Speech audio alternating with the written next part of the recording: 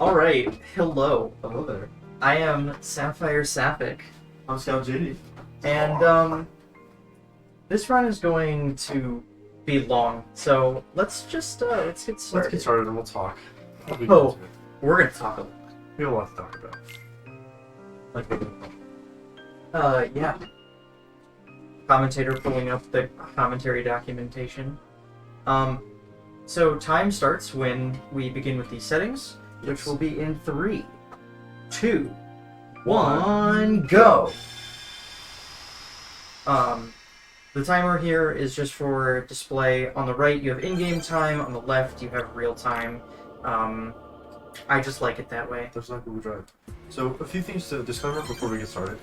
We're probably not going to be censoring ourselves much during this submission recording, but during the actual stream, we're going to be polite, PG-13, and try not to cuss out the audience too much.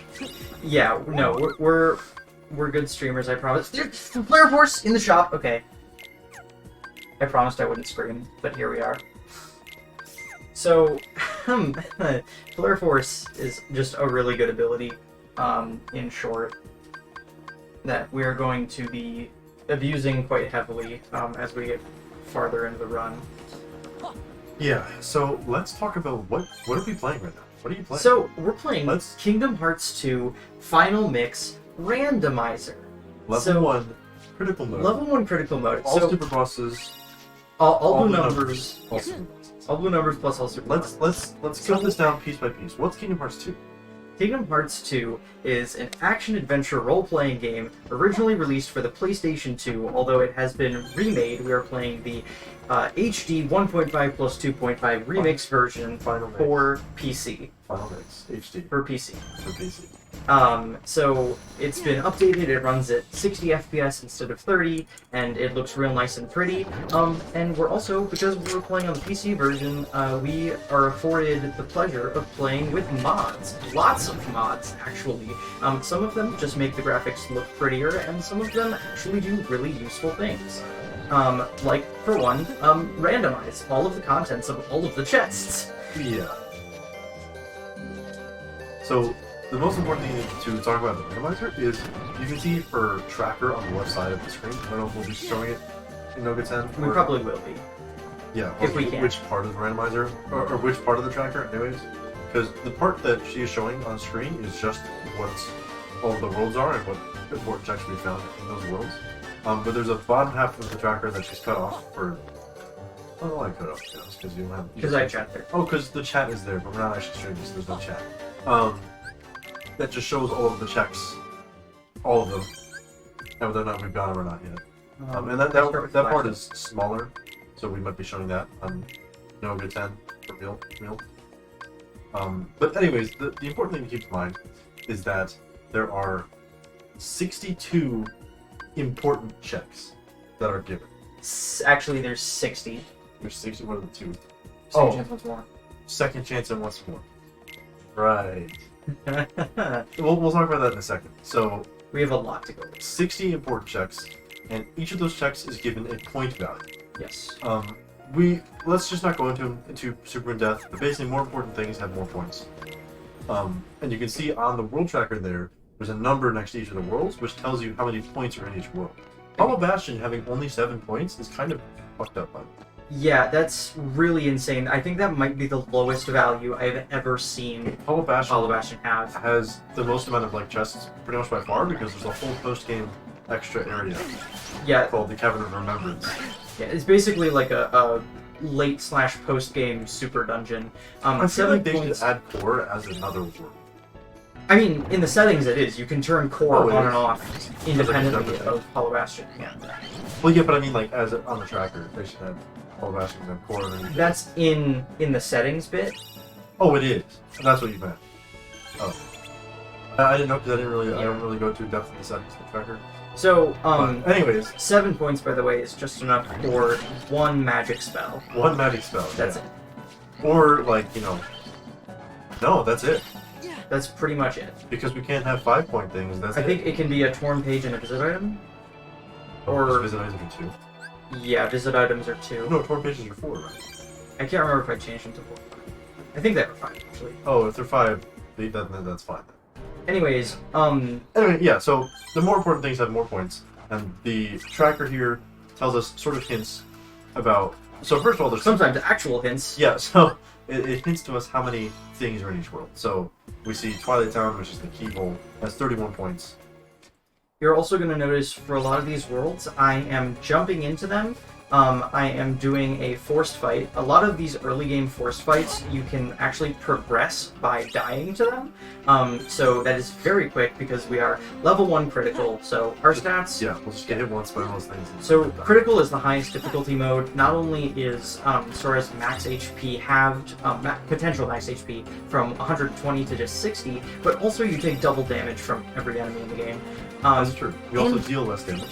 Or no, you deal more damage, sorry. You do more damage, but you... gain less experience. Which doesn't matter, because as you can see...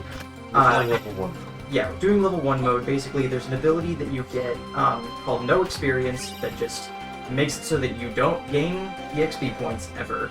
Yeah. And you might think that, oh man, being level 1 sucks. But being level 1 isn't the most important thing about level 1 mode. The most important thing about being level 1 is that you don't get anything from leveling up. Which means you don't get any abilities that you would normally get anymore. Which means... Most of them, honestly, don't really matter that much. It's just second chance and once more. Second chance and once more being pretty much the most useful 2 abilities in like the entire damn game. Second chance makes it so that if you take a hit, if you take a strong hit, instead of dying, it leaves you with 1 HP. And once more lets it so that if you ever get comboed, basically, if you're getting comboed, it will just leave you 1 HP during the entire combo. So you can just see, if you're in hit stun, so like you're getting hit by a combo, if you're in midair, you're getting hit again and again and again and again, you're just going to stay at 1 HP the whole time until you get knocked out and you're not in hit zone anymore. So as you can see, I died in 2 hits there because this is level 1 mode. Yeah. So, it doesn't, you know, she can get HP upgrades and stuff still, especially because it's a randomizer. So she won't die in 2 hits to everything all of the time, but right now, she'll die in 2 hits to everything all the time.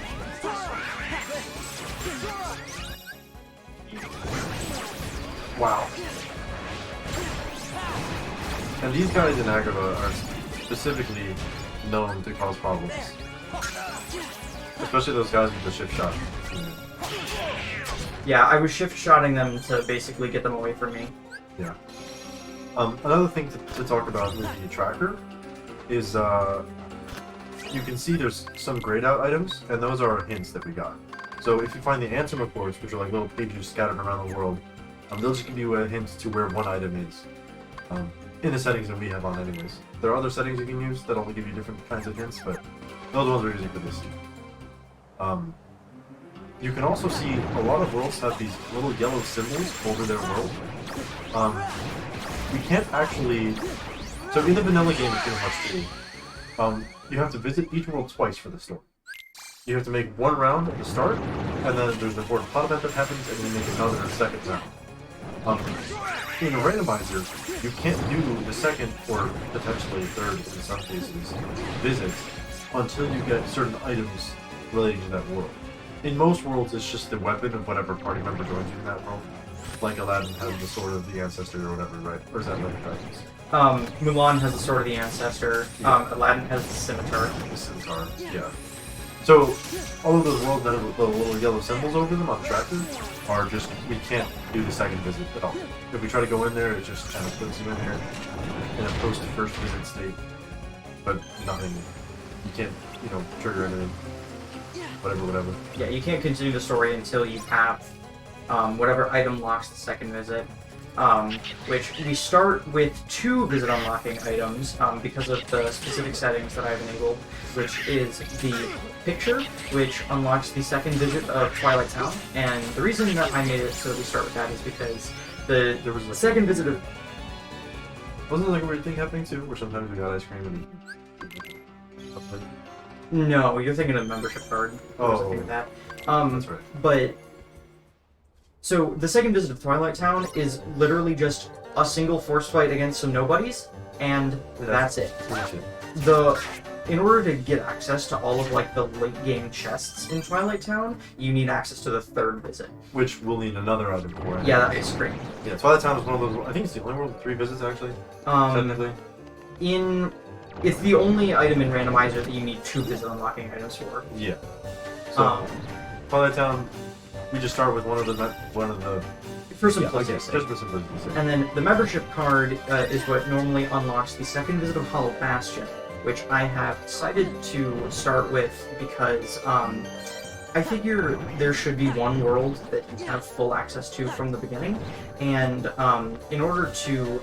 The first visit of Hollow Bastion is very short. You just need to complete a forced fight in the Bailey, which normally is very easy, but on level pretty 1, soon, it can be very difficult depending on your toolkit.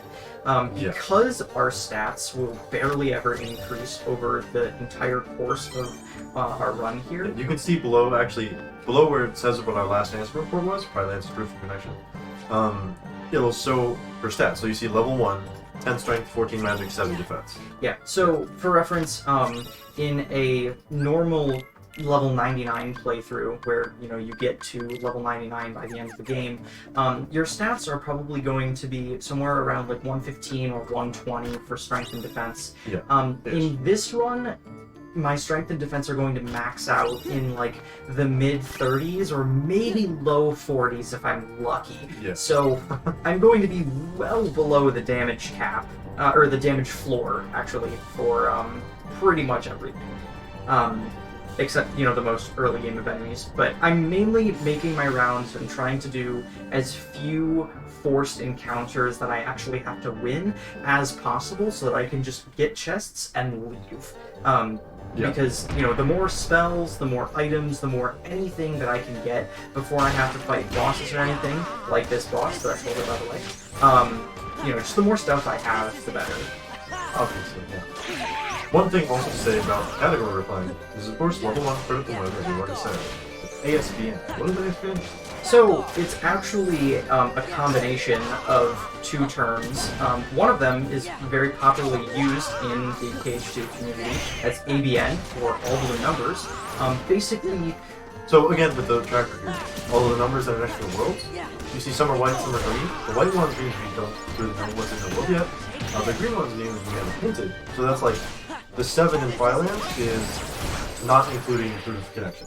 Yes, because that's worth 15 points. Yeah, so the green 7, we know that there's only 7 points that we don't know about. Yes. And if the number is blue, it's going to be a 0 because we've gotten everything covered. Yeah, basically... So all the numbers is get every important check. Yeah. To put it simply. I mean, not to put it simply, that's literally just what it is, all blue numbers, is to get every important check in the game. And then... ASB is a term that I came up with, actually, specifically for my NoGA10 run that I did. I NoGA10. And it stands for all super bosses. So, because of the fact that we have to get every important check in the game and also unlock all of the super bosses, this is basically the randomizer version of 100%. Yeah, and with the super bosses, it's like 120%, or rather 115%. Right, so there are 15 post-game super bosses. I wish I was joking. And they all have their own little... Download Cure! Don't cure me now. That's cool. You got content. So now you can actually probably get a proof connection. And you probably can get that anyways, because most of the chests maybe. are that's one. I was gonna say, I didn't do the forced fight. There is a forced fight, literally in the second room of the first visit of Pride so Lands. Pride Lands is kind of a popular choice to go to pretty early on, because it's got a lot of chests that are just kind of really easily accessible. But, yeah, like she said... Level 1, they're not so easily accessible. Yeah, immediately in the start of Pride Lands, there's a big forced fight against 2 big living bones, that's what they're called. Big, like, T-Rex looking Heartless that are just kind of there and they'll mess you up. They will mess you up. Normally, if you're playing like a normal randomizer, if you're like level 15 or something, just... Oh my god, we know where all 3 crews are. Oh wow. So, we just so gotta this, hit... this isn't super important in the category we're doing, ABN, but for randomizer specifically... So the whole point of the randomizer is that you need to collect all 3 troops before you can go to the final boss. Which, again, because of the circumstances of how we're playing the game, we will be getting a lot more than just the 3 troops before we go to the final boss. But you literally cannot open the final door until you get all 3 proofs. Like, that's just a setting in the randomizer. Also, Reflect element there, that's huge. Reflect is basically the best defensive spell, and also one of the best offensive spells in the game. It's just, it's very good. Like, it's ridiculously good, and we will be using it to its fullest a lot. In my first casual playthrough, I never really used Reflect at all, so I didn't see it used. But as I started playing Randomizer, I was like, oh, Reflect just lets you win, and you lost by it. Pretty much. Anyways, so we have a setting enabled called Yeet the Bear, in which we will be eating a bear. Yeah, basically what the setting is 100 Acre Wood is a sort of optional minigame world in Kingdom Hearts 2, like the original KH2. But in the settings we have turned on right now, we do have to collect all 5 torn pages, which lets us get to the next, like, each area of 100 Acre Wood. And at the very end, when we throw Winnie the Pooh off the cliff, pretty much, we'll get the proof of non-existence. Yeah, so we know that the 3rd proof is always in 100 Acre Wood. Yeah, basically it makes it so instead of needing to collect the 3 proofs to win, we have to collect 2 proofs and all 5 torn pages. So it gives us more shit to collect before we can actually beat the game. Is like the whole point of that. And but again, in ABN, we're going to be collecting everything anyways. Yeah. But for example, if we were doing like an 80% race, randomizer race, which we do sometimes, we would, you know. We used to do them a lot more before I became absolutely cracked at this game. Yeah, she decided to play this game pretty much every minute that she was awake for a few months, and got way better than me. Yeah, so now it's not really fair when we do races a lot of the time. But that's fine. I'm still pretty good, I think. Oh, I just realized a byproduct of turning answer reports into non-hintable items means that they're worth 0 points. Oh. So I'll have to fix that for our next seed. That's true. I was wondering, it seemed like there weren't that many points, like overall. But I guess they are pretty evenly spread. Acre Wood has 34, which is a lot. It's a decent amount. I mean, at least, you know, the proof is there, so we know there's 15 already. But, no. That leaves, what, 19 left? 19 points, yeah. So, 19 points, there's 3 chests in each area, plus 6 chests in Spooky Cave. So 4 times 3. Well, there's only... I don't know. There's only... Well, okay, I guess there's... Starry Hill, there's the bonus item. There's 2 chests, and then 2 bonus items, one of which is the proof. Yeah. You can also see I'm equipping Mega Elixirs to all of my party members on auto-reload. This is basically just to help make sure that I don't die. I almost told you to type quickly. That's a KH1 thing, baby. Alright, so once again, this is one of these forced fights that I can progress by dying. So I'm going to open these chests, smack a boy, and die. Yay. We're nearing the end-ish of the opening checks. I'm kind of just going around and, like I said, opening as many chests as I can using as little effort as I can. Yeah, we're already 20 minutes into this, and I feel like we haven't talked about it yet. There's just so much to cover. This game is so intricate and deep and complicated. Especially, like, honestly, I feel like I can't even talk about, like, what's happening on screen is happening faster than I think. We haven't talked a single thing about what she's actually playing yet, really. Go ahead and review back the notes, probably. For what? Just for everything? I mean, there were a bunch of opening notes. Yeah. I mean, we didn't really talk about our mod setup. That's true. I mean, the most important ones are obviously the randomizer. We have certain things that, for example, actually, talk about critical rebalance. That's probably one of the more important. Right, so Critical Rebalance is a mod that actually I made that aims to rebalance the game in a level 1 context, in a randomizer context specifically. So it changes, namely, the way that magic scales as you go throughout the game. So instead of getting... You veteran players of Kingdom Hearts will probably notice that I have way less mana than is normal to start out with. So I made it that way so you basically get more MP as you learn more spells. And then also Sora will increase in power only slightly, but will increase in power based on what important checks we find. So the most notable things is, spells are important checks, and finding spells will give you a increase in your maximum MP, and then also, finding the proofs and the promise charm will give you extra armor and accessories. Yeah. Oh, by the way, the proofs, like we said, you need all 3 proofs to be able to reach the final boss and do the final area. But if you get the promise charm in the randomizer, if you have the setting turned on anyways, if you get the promise charm, you can skip the entire final boss gauntlet. There's like 6 bosses you have to fight. And just go straight to the final boss, which is really nice. By the way, 6 is not an exaggeration. No, it's literally 6, I think. Right? It's Roxas, Zigbar, Syx, Luxord, Memories in this. Memnus, and then Final Sentence, yeah. Well, there's one more, right? Zigbar, Syx, Luxord. Hold on, it's Roxas, and then Zigbar, and then Syx and Luxord. And then Luxord, and then Syx. Yeah. And then Memnus. Okay, so there's 5 bosses. 5, and then the actual final. 5 bosses that we skip, along with the whole end of the world area. Yeah. The world that never was. End of the world is different. End of the world is KH2. End of the world is different. World that never was. The world that never was. The world that ends with you. No, that's another different thing also.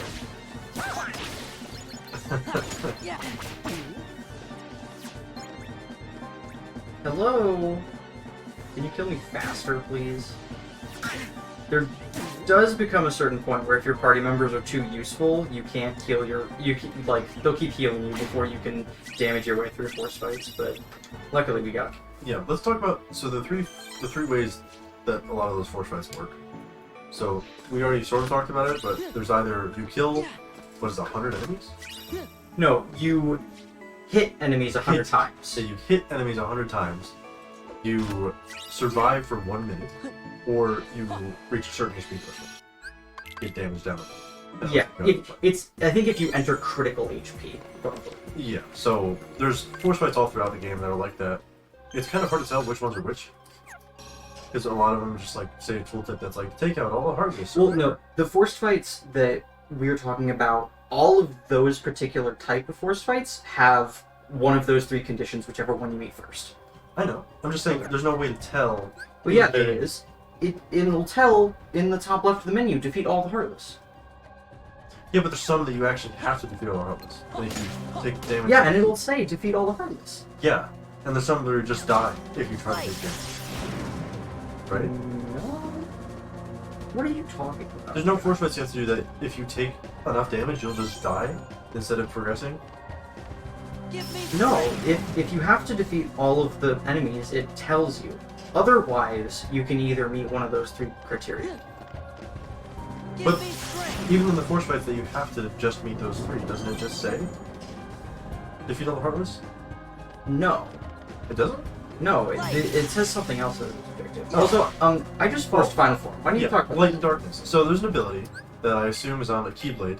Yeah, it can only be on a Keyblade with these settings, actually. Oh, okay. So that the settings we have on right now can only be on a Keyblade. Light and Darkness. Basically, there's a chance. What is it? Every time you use a form, you go to anti-form? So anytime you would go into a form, it will force you to go into either anti-form or final form. You can only go to those 2. Let's talk about dry forms in general, because we haven't really talked about them. That's true. So dry forms. There's notes on that. Yeah, you see in the bottom left, bottom right of the screen above the empty bar, there's a drive gauge. So that drive gauge we can find drive gauge upgrades that'll make that number go up by 1. Oh, I got scanned. Max is 9. And dry forms are basically alternate forms that Sora can go into that will increase different stats and change Sora's abilities, basically. So that right there is Wisdom Form, which is blue, which enhances all of Sora's magic capabilities, and Sora's really, slidey boy floating around. Sora can't swing his Keyblade in Wisdom Form, he just did little weird shots instead. I don't really know why. It's weird, to be honest. I think they're based on your magic damage, actually. That's why. I mean, yeah, that makes sense. But Yeah, so there's 5 different forms in the game. Technically 6. Technically 7, but let's not get into it. Six. So there's Valor form, which is based on strength. There's Wisdom, which is based on magic. Limit, which is based on Sora's KH1 moveset. Master form, which is a sort of combination of the two. And Final form, which is just... You can say Master form is based on air combos, actually, because you can't do ground combos in Master. That's true. Master form is based on Sora being in the air, being a little floaty boy. And Final form is just the ultimate form, basically. You said the F word. I did. I did say the F word. Floaty is a bad word. It's a controversial term in the Kingdom Hearts community. Anyways, and then of course there's anti-form. I already said final. Okay. I already said final form. Anti-form is basically if you use your drive forms, every time you use a drive form, there's a bigger and bigger chance that you go into anti-form instead. In Kingdom Hearts 3, it's called Rage form, which I guess is a more accurate description of what it is. I guess kind of. I mean, it's supposed to be. It's the darkness in Sora's heart. It works differently in Kingdom Hearts 3, but in Kingdom Hearts 2, it works mechanically to be a punishment for a player overusing drive forms. Also, 3 pages already. Which one? Yeah, one more and I'll be able to go to Spooky Cave. Anti-form, it's honestly kind of fun to use though, because Sora's a little darky boy, and he's just like doing some really weird shit in anti-form. Yeah. His combo finisher is like a big like ball of darkness that explodes. I don't know. It's weird. Also, in the game files, it's referred to as darkness, or not darkness form. It's referred to as heartless form. Heartless form. Yeah, which I don't know. that's just a cool fact. Yeah. But with the light and darkness ability equipped, like she had on her Keyblade earlier. I don't know if you're still using Guardian Soul. No. When you go into anti-form, you have a small chance of actually going into final form instead, and unlocking final form to use. It's actually in the vanilla game. I believe it is after the cutscene after the fight with Roxas in The World That Never Was. Anytime you would go into any drive form, there's a very small chance that you will instead go into final. It's not just anti. It's basically light and darkness is it's supposed to help you unlock final form, because when you are using light and darkness, you can only go into either anti or final, and every time you go into anti, the chance that you will go into final is bigger. Yes. So you saw her earlier when she went to whatever it was very quickly. She was going in and out of that one room to reset her drive. Because there's rooms in the game where not only Goofy are like walking around as NPCs, you can talk to them. And they're not party members. They're not party members. Yeah, they're walking around as NPCs. They're not part of a party. And in those rooms, it'll reset Sora's state. And if Sora is in a drive form, it'll revert his drive and also refill his drive gauge back. That's it. If you reverted first, it would use up the drive that you used to go into the form in the first place. Yeah, so it's like if you just go back and forth between those two rooms, you just get your drive all the way back. Conservation of resources, pretty much. And it's also pretty necessary to actually unlock final form in that case anyways. There are other, sort of cases where we're going to be using that and seeing that, but that's probably the most notable one, to be honest. We already have 3 forms unlocked. We haven't found the actual final form item. So why is having 3 forms really important? The drive forms also... So Sora can level up, obviously, not in this version, because it's only level 1, but you can also level up Sora's drive forms. So more you use the drive forms, and there's specific ways to get experience points for each one. For example, Valor form is the number of hits you can visit while you're in Valor form. You have to be in the form to get experience for it, for any of them. But they all have different ways of leveling up, and their level up rewards are also randomized, of course. So, the most important thing about leveling up drive forms is that you can only level up drive forms. Their max is 7, but you can only level it up to 7 if you have all the other drive forms. Because having a form will add that Lance Soldier really didn't like you. But the maximum level of your drive form is equal to 2 plus the number of drive forms you have. That's it. yes, exactly. It's a more concise way to say it without trying to say it longer. So we have 3 drive forms right now, so we can level it up to 5. Yeah, and you can actually see in the top right corner of the tracker it says max 5. Yeah. Just so you don't have to do a simple magic, just look at the number instead. Yeah. Also, you want to talk about limits? Because we just saw our first limit, Bushido, which is kind of bad, and I meant to use Duck Player, but... So limits... Sorry, Logan. I love you. I love you, Warren. So some limits are... We'll see what you're... So, Sora... When Sora uses a limit, you'll see a limit gauge appear in the top right of the screen. That'll count down slowly or quickly, depending on what you're doing. And using a move from the limit will actually temporarily stop it from decreasing. You'll see when she uses Duck Player or whatever, it'll pause the timer for a little bit. Using a limit, first of all, takes all your MP. And your MP does not recharge while you're using it. But you can just throw like a, an ether or mega elixir or whatever, and just get your MP right back immediately, so it's not a big deal. Especially randomizer when we have about 1 billion mega elixirs because they're the only junk item in our setting. Yes. So anything that is junk will just be a mega. What? Actually, there are other junk items. But the only useful junk is yeah, mega elixirs. Yeah. So that's probably why if you've been paying attention, you notice there's mega elixirs everywhere. Yeah, so limits. The most important thing about limits is that you're completely invincible when you're in a limit. And Duck Player specifically is a really good limit for tons of reasons. But most importantly, Sora is completely actionable during the entire limit. So you can just have the limit going, and you can just be moving around like you would at any other point during the game. Your paint shop twofold. But you're invincible. And also, Donald is their Tree Rocket. Most other limits that aren't Duck Flare or Comet, which is Donald's other limit, will lock you into doing very specific actions, or like you see when you do with Bushido, there's like all of the buttons you have access to are just limited buttons. You can only do the attacks of the limit. But specifically in Duck Flare, you can do whatever you want. It's Duck Flare and Comet. Donald's limits are the only two limits in the entire game that behave that way.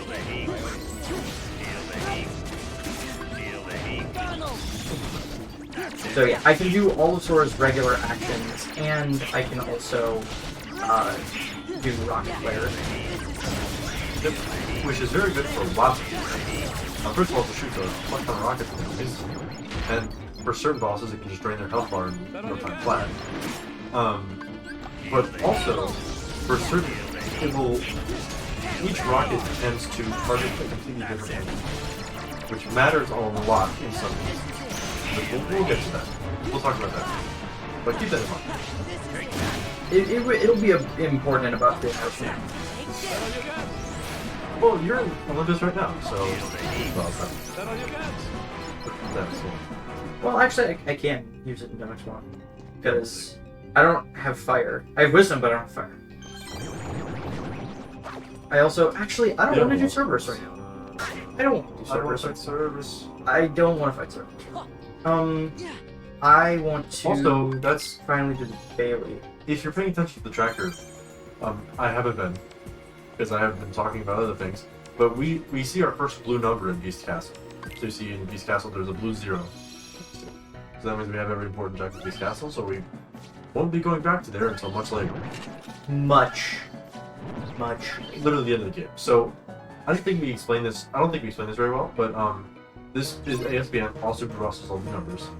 But to be able to fight every single Super Boss in the randomizer, we need to complete all of the story beats for each world to unlock the door to the Super Boss world.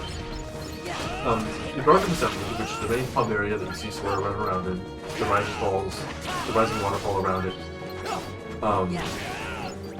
That hub area in the vanilla final mix is actually each of those doors is a door to one of the Super Bosses. But because the randomizer uses it as a hub to go to all of the worlds instead, they needed to put a Super Boss somewhere else.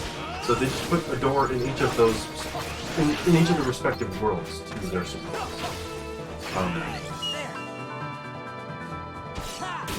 Yeah, you want to explain dual stance real quick?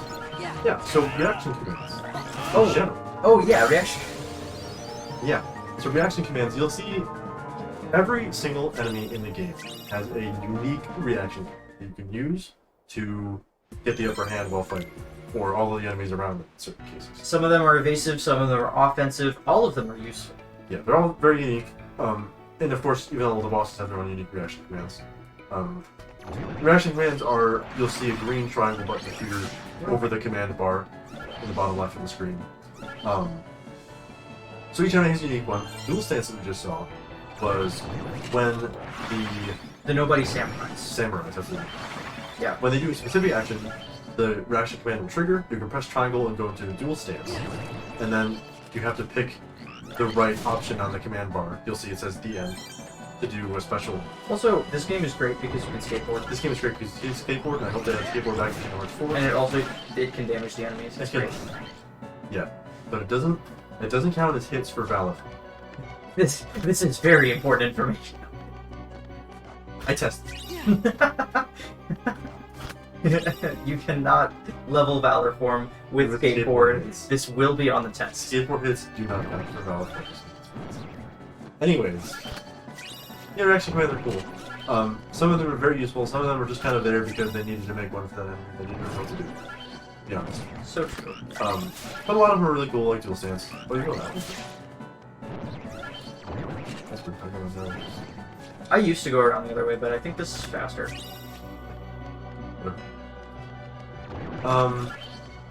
So I did the Bailey so that I could unlock all of those chests in the maze, and there's a couple other chests down here too. Yeah, you are blue numbered for professional.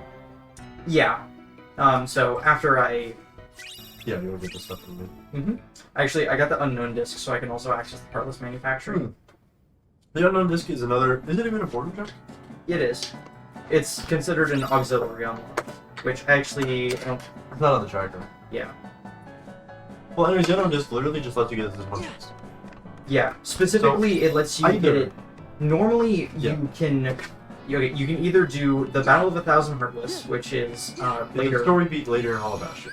You can either finish that and then come back to here and get that chest. Or if you have the unknown disc, that door's just open and you can just go down. Get the single chest. Yeah. Which I got the unknown disc in the Hollow Bastion maze, if you didn't notice. I did see it, yeah. Alright, so now... So this is the 4 star we were talking about earlier, the first one in Firelands with the 2 living bombs. Because we have some Reflect and Thunder and other magic... No, I missed the rodeo. We are probably doing fine. Somebody come quick, dude! But they do a lot of damage and they're very fast. Also, if you can't tell, the battle quotes are just non-stop happening in this game, and they're ingrained into my head. Yeah, so all of the bosses and Donald and Goofy and everyone, you know, all of the pretty much any humanoid character will just be talking the entire time you're fighting them or fighting with them. It's a little bit, honestly, it's a little bit less in Kingdom Hearts 2. Kingdom Hearts 1, I feel like has. I feel like it's worse in Kingdom Hearts 2. In certain boss fights, yeah. I think it has like the organization members. It's both grating and endearing, I think. Yeah. Can you just attack me? But all of these quotes will be, if you play this game more than 2 or 3 times, they're going to be ingrained in your head for the rest of your fucking life. Yeah. You got to see this with Hades a little bit earlier. Feel the heat. We didn't even talk about his little dance. Yeah. Yeah, I don't know if you remember. Rodeo? We will see Hades again, but when we do his actual boss fight. But you'll notice at the start of his fight, he does this like weird little dance. He says, "That's it. That's it. Guilty." And it's just, you know, like, come on, it's like, Rodeo me? It's rodeo me. Rodeo? So, okay, rodeo is the living bones reaction command where you can ride it, and then you can suplex it, and it's great. And now that we only have one left, we can just thunder spam it. Okay. Because thunder is really good.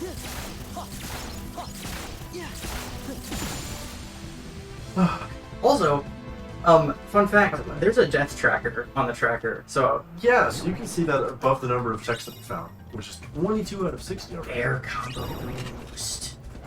Okay, so the combo boosts are very helpful. So, we were talking about... You mentioned damage floors earlier. You can also... I'm going to... Before he explains all of this, I'm going to preface this whole section with, while there are items that are literally called important checks in the randomizer community, there are also a lot of other items that aren't considered important checks that are still, you know, necessary to have or very useful, and Combo Boost is just one of those. Yeah, especially for level 1. It matters a lot. So you can go ahead and explain that. So, she mentioned damage floors. I also have all of my combo pluses. Oh, I didn't even... That's... Wow, you're not gonna... I don't have Combo Master. I never equip them until I have Combo Master. I guess that's right. Weird, I guess it's fair. Anyways, so... Each enemy, right? Not just each boss? I think they're not tested on the basis of individual enemy, but Yeah. I think each enemy does have its own individual damage floor and cap. Yeah, so each enemy, each boss, and again, at least each boss for sure, has its own damage cap and damage floor. So, damage cap means if your strength is like 80, Strength or magic. yeah, if your strength or magic is like 80, but the boss's damage cap is like 30, you won't be doing more than 30 damage to them, ever. Yeah, so basically, if you have 30 strength, you'll be dealing the same damage if you have 80 strength. If you have 30 or 80 strength, doesn't matter, you're going to be doing the same amount of damage to it. And damage floor is of course the opposite, where if the boss's damage floor is let's say 20, and you have 10 strength, you're going to be dealing damage to it like you had 20 strength. Yeah, which is very important because all of the super bosses have damage floors around 70 or 80, and like I said, our strength is never going to go higher than maybe 40 if we're lucky. Yeah, So we're always going to be doing the minimal amount of damage possible. to the super bosses. Basically, to every boss that's at least second visit and above, most likely, the minimal damage possible. There's Most a likely. couple story bosses that will actually go over the damage cap for, depending on when we do them, but Yeah. it's a lot. What you need to know mostly is that we're going to be under the damage floor for the super bosses, which is the most important thing about this one, for sure. It's a lot. So Accessories and armor, obviously, as you're seeing here, help a lot. And a lot of the different accessories and armor that we have will also give really nice extra effects. Like Shock Charm Plus gives a Thunder Boost. Which, we didn't talk about Combo Boost. Oh, So yeah. Combo Boost will make it so that when you do a combo finisher, it will do more damage based on the amount of hits in your combo. And that can exceed the damage cap, right? The boosted. I don't actually remember because I know that elemental boosts can, but I don't know I'm about. pretty sure combo boosts can actually ignore the damage cap and just do a major fuck ton of damage. Only If you have. it'll only apply to your finisher. That's what I said. Yeah.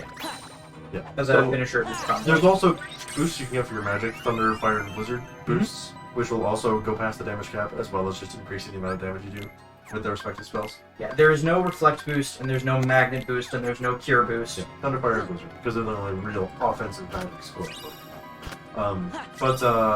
Also, if there was a reflect boost in this game, It would be broken. It would be so broken. I knew there was going to be early boost. So...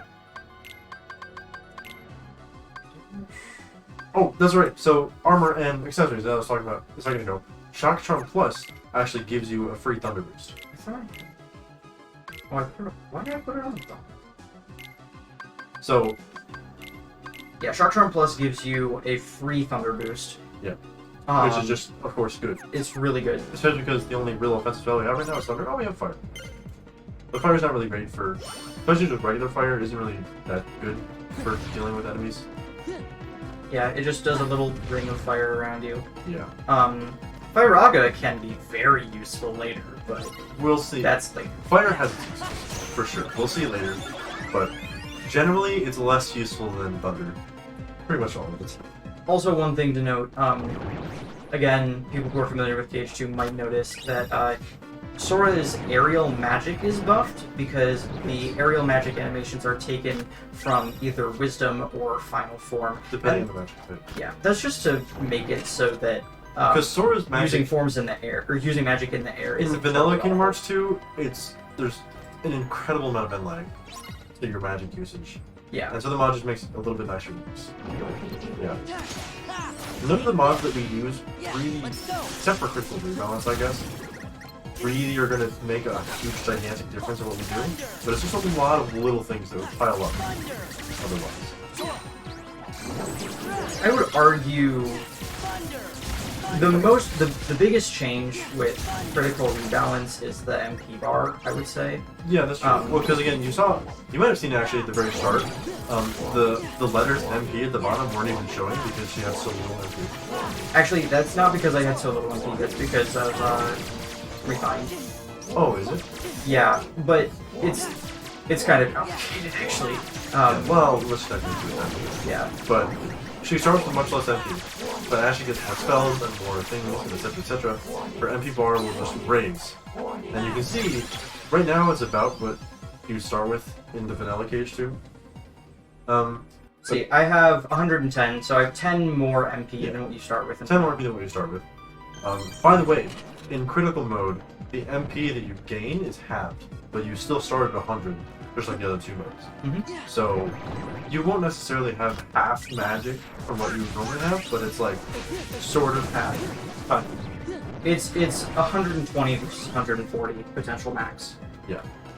In Because critical, there's 4 MP upgrades that either give you 10 in standard beginner or 5. But in critical rebalance, the MP that you start with is actually based on the mode that you're playing on, the difficulty mode, and whether or not you're level 1. Yes. So in level 1 critical, you start with I'm gonna do Murder actually. Yeah. You start with 50 MP, and then each spell will give you 5 additional MP. So also, the 100 acre wood minigames, we haven't seen any yet. But it's part of the randomizer, right? Yeah. Yeah, part of the randomizer quality of life upgrades that it does is the minigames are at 2 times speed. So you'll see a little bit of quick action here. But yeah, you'll notice, back to critical rebalance MP, you'll notice her MP bar will get insanely large compared to what it normally be in vanilla mode. yeah, it kind of depends on a couple things, but we could potentially end up with as much as 250 maximum MP, which, honestly, that sounds like it means a lot, but it mostly just means you can cast more magic Without using a magic. without using magic pixels. Yeah, it's not really that helpful. It's just nice. Imagine critical rebalance style MP in KH1. The joke here is that in Kingdom Hearts 1, there's not actually a separate stat for your magical strength. It's the damage that your spells deal and the effectiveness of your spells in general is based off of your maximum MP. So KH1 is a little weird in that sense. It's so weird, yeah. Final form, wow. So you can also get like Final Form as an item in the randomizer, or you can forcibly unlock it using Light and Darkness like I chose to do earlier. Also, we just got the Keyblade called Bond Flame, which I will notice. Isn't that Axel's Keyblade? No, it's a Keyblade that is based on Axel's design, but it's not the Keyblade that Axel wields in KH3. Because I saw a joke someone made the other day that was like, it showed Bond of Flame 0-0 dodge slash. This is the Keyblade that Axel uses in the KH3 fights. It's not. Yeah. Still 0-0 dodge slash. 0-0 dodge slash? That's what the image screenshot that I saw. Oh. I don't know if it's randomizer or what. Also, the joke here is that dodge slash is unanimously known to be the worst ability in Kingdom Hearts 2. Luckily, using the power of mods, dodge slash isn't in this game anymore. It's just not. It's the worst because it's like a really weird. So there are a lot of abilities you can get that will change your combo in different ways, and dodge slash is one of those. But it's like a really weird kind of slow slash that leaves you vulnerable more than it attacks enemies, basically. Yeah, it's supposed to kind of cool to look at him do it, but like that's the only positive. It's supposed to be able to hit several enemies, or not several enemies. It's supposed to be able to hit several times with the one like swing. but a lot of the times, like especially against humanoid bosses, several of those hits can just whiff, and so bosses will break out of your combo because you equipped the wrong ability. Yeah. So it's just bad. It's just bad.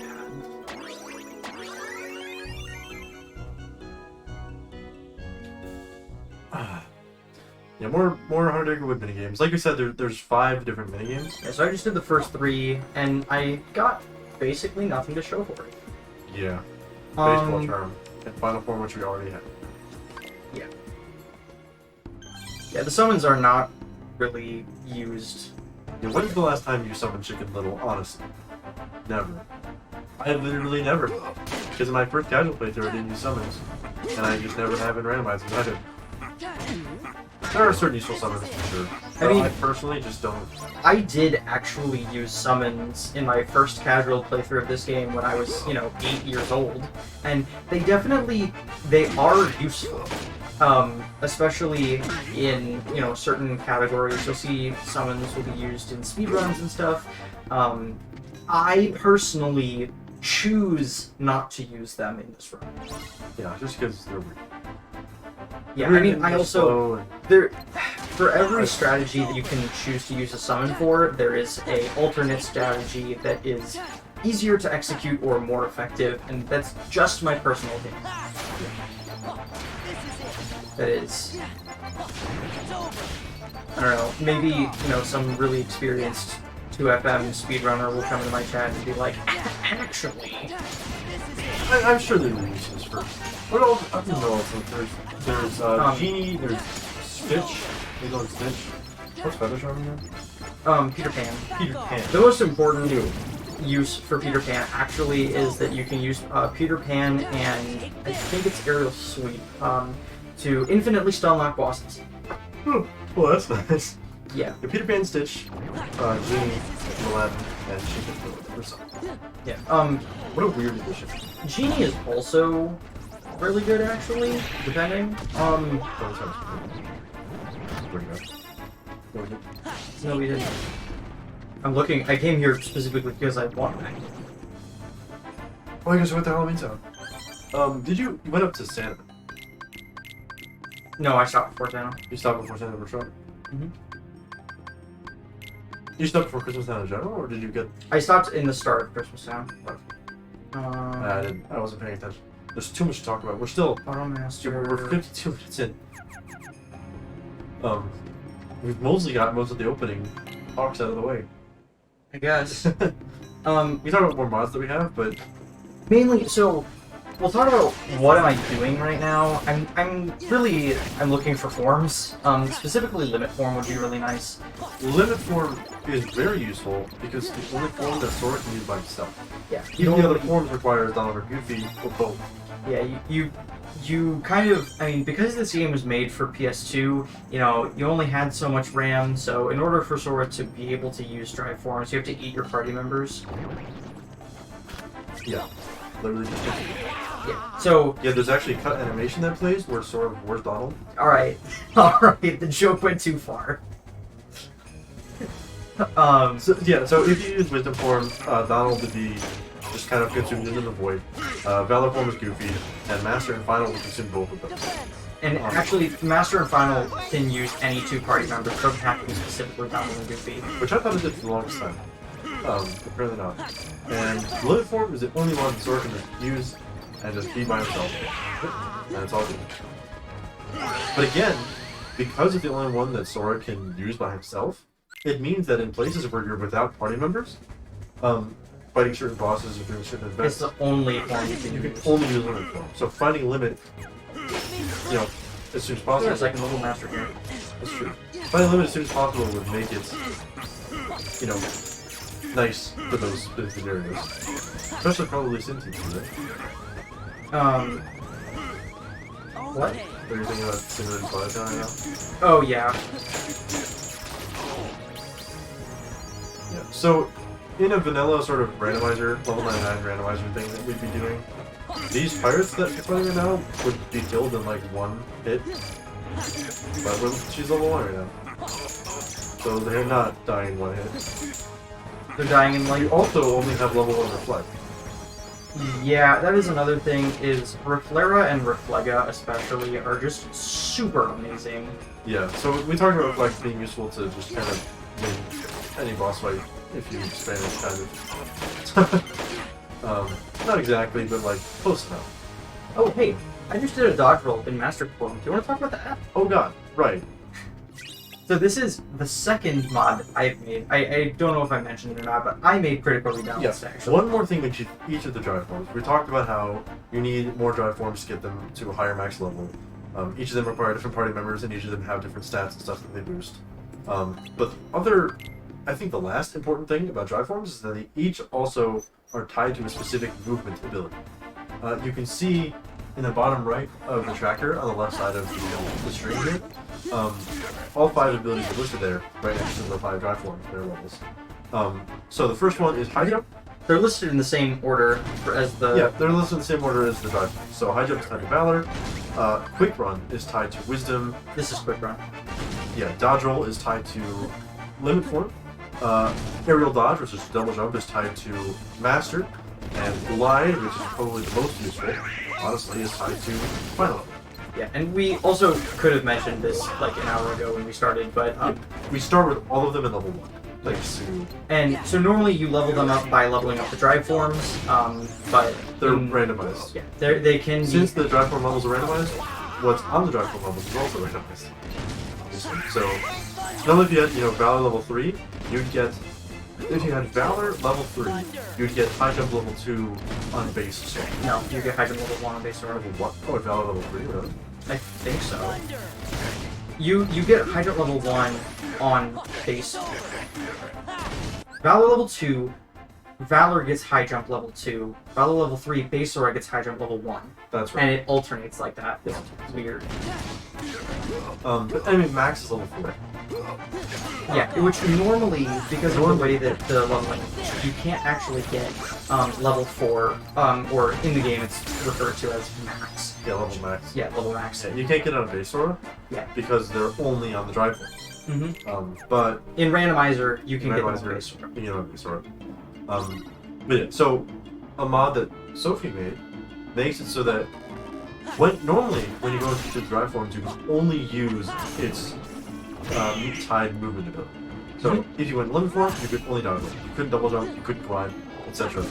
But with the mod that Sophie has, It's called 4 movement plus plus. 4 movement plus, double plus, plus, plus, plus. Okay. Final max HP. No. 2.8 final ever for a while. Can you stop?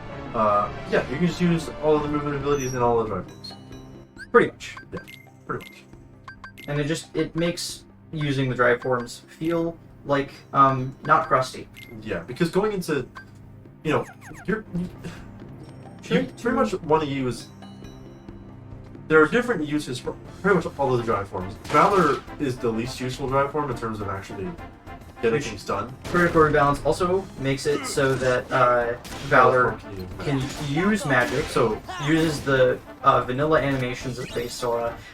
Credits to Zerf, because Zerfing is the one who actually made the original Valor Magic mod, and I simply utilized it for Critical Rebalance.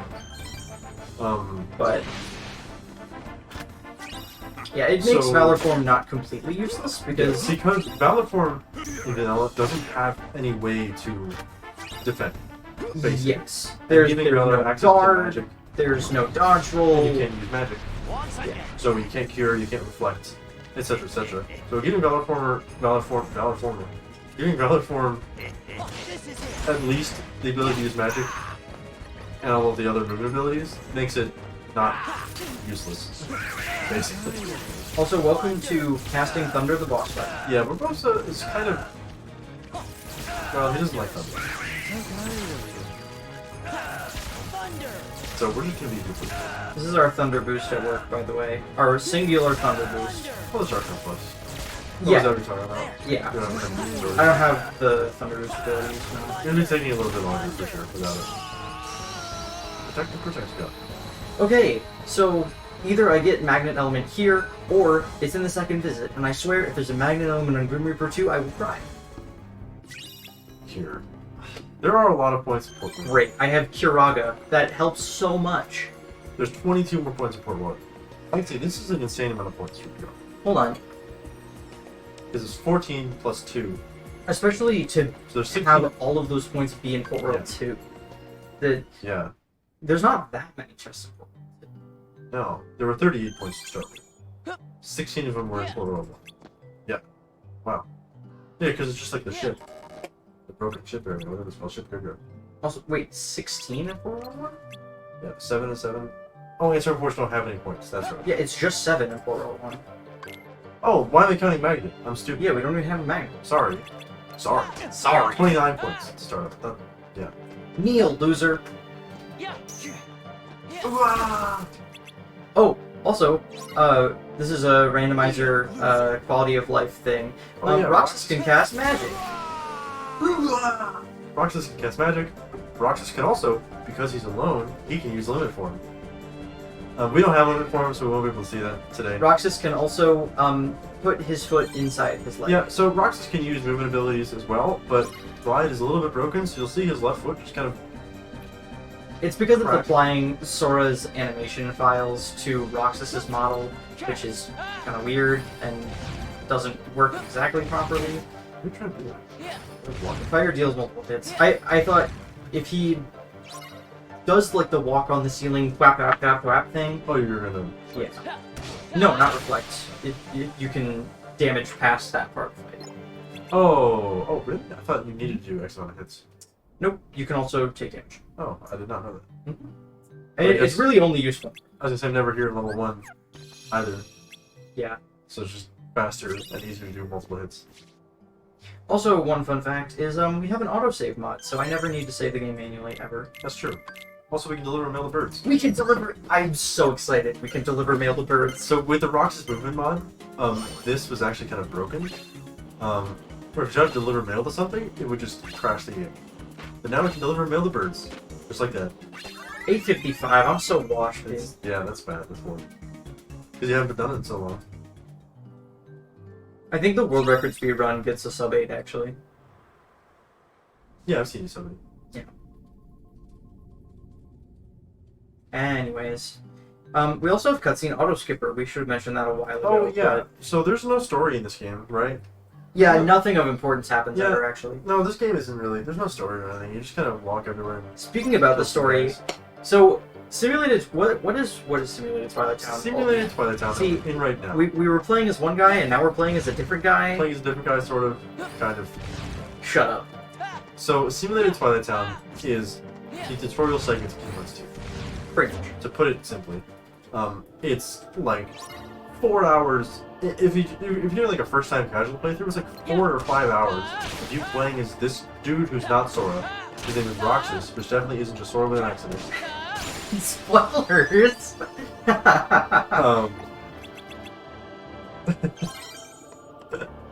And yeah, so we're just going through it, getting all the chests, getting all the checks, and skipping a lot of cutscenes. A lot of cutscenes. Like, so many cutscenes. Because the story of this game is incredibly complicated. Yeah. Which, by the way, the cutscene auto skipper mod doesn't really save any time on its own. Well, because you can skip the cutscenes manually. Mm-hmm. So it saves like maybe half a second every cutscene, which it does add up. But it also is just like, I don't want to pause and hit down and X every single... Yeah, I don't have to worry about whether or not I'm frame perfectly skipping every cutscene myself. Yeah. So it's just nice. So yeah, we talked about, a lot of the modding upgrades. And most of them are just little quality of life things like that. Which they do add up, because, we probably have... If all of these mods were gone, this run would probably be like an extra hour. Honestly, yeah. Like, this section here is like a little tutorial for reaction commands, and that plays at 2 times game speed, and it just makes it take so much less time, and also be so much less annoying. Yeah. We're gonna get the face slam death. Yeah, in order to do it, you have to kill him before he thorn cages you. Yeah. So, you notice this is the second time we're doing this. In the vanilla game, you just kind of do this as many times until the Twilight Thorn is dead. Until you learn how to reaction command press triangle. That's right. But in this case, dead. In this case, we weren't able to skip the second one. If you kill him fast enough, you can only do it once, but... Yeah, you need, like, some... I would need better magic, or, like, Trinity Limit or something. Yeah, level 3 Thunder would probably do it, but also, your magic stat is only 22, because we're level 1. And we're going to stay level 1 forever. Yeah. I'd better listen to the rules. Sora! So this is Struggle. Struggle is a little mini-game. You can struggle as much as you want now. I'll be loving every minute of it. Shut up. In which you hit people and balls come out. And you collect more balls than them. Dude! You don't have magnet, which sucks. I know, I also don't have limit. Fire wins. Yeah, I forgot how good fire is. So you have to either survive a minute and at the end of that minute have more balls. Yeah, more balls than your opponent. Or if you collect all 200 balls, then the match just instantly ends. Yeah. And fire, right now with our capabilities, fire is the best way to get it called out. When they're stunned, by the way, their HP bar goes all the way down, they'll drop less balls. But Kinda doesn't matter. Doesn't really matter. Fire has so many hits that it's like fine. Yeah. Which, by the way, the best strategy for those, which I might show off later for the fun of it, it will allow me to use limit form to beat the fights between like 4 to 6 seconds. Yeah.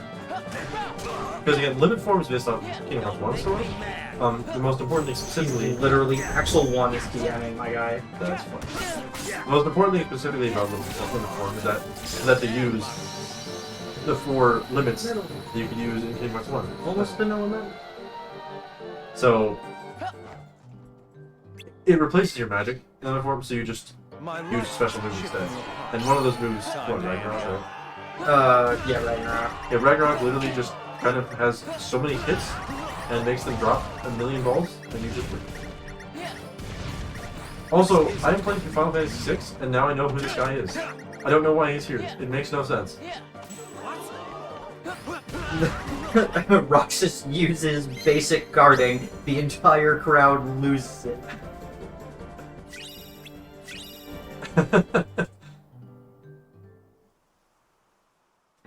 Anyway, that's Anyway, how have I still gotten no points? yeah, there's no. It's all in the mansion, I guess. Mansion or It's probably both your drive forms. It's both your drive forms in the front page. I don't.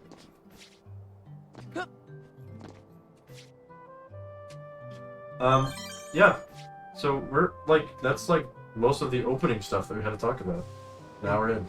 Guess so. Oh, hey, go back into the train station and get these chests, otherwise you will be locked out of them until you finish Simulated Twilight Town. That's true. I figured that one out. I didn't know that it would lock you out of them until the very end, but I found out this is the fastest way to get them. Yeah. In the vanilla... Because I just like, I accidentally went back into the train one time. And I was like, oh, you can just do that? In the vanilla game, every chest in Simulated Twilight Town is technically permanently missable. Yeah, because once you're finished with the tutorial, you can go back there. Obviously. Because Roxas dies. No, he doesn't. He doesn't die. That's right, he becomes himself again. Sword of War's. Alright. Alright. I've had enough. Sword of War is a lot of people making it. That's enough. Sorry, that's separate. Am I crazy? Yeah, I'm crazy.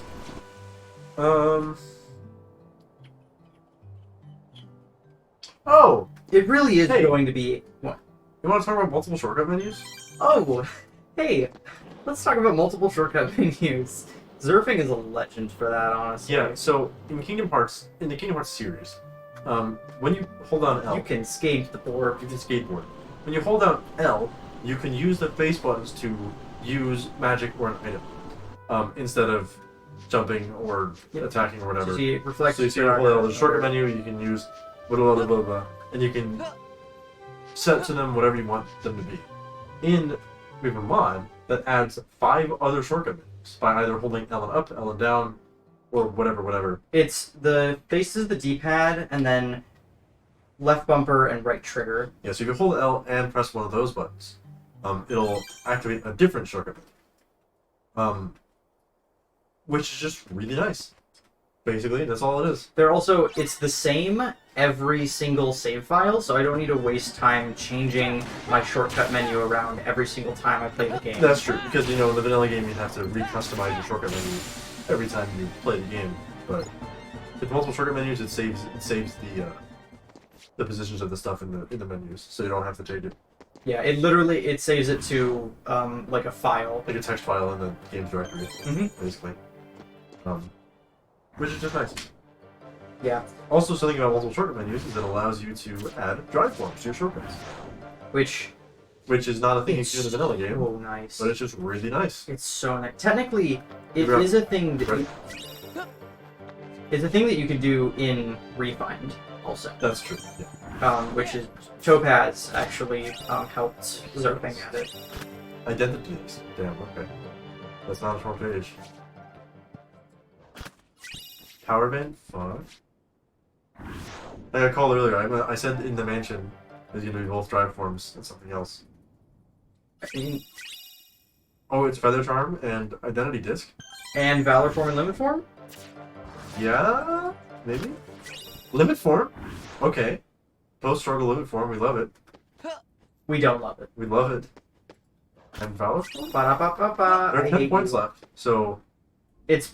It has to be either like a form or like 2 pages or something stupid. Because there's not only that many checks left. There's only 3 more checks left. So it's probably Valor. I guess I'm glad you went here sort of somewhat really. This is not bad. Nice. The way Limit Form gains experience, by the way, just to mention it while we're here, every time you use a finisher in Limit Form, it gives you 1 experience point. Did you know that if you come here, I will make it all stop? Burn, baby.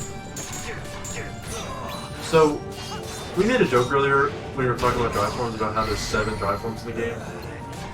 This is technically the 7th. Roxas using dual keyblades is technically a drive form in the game.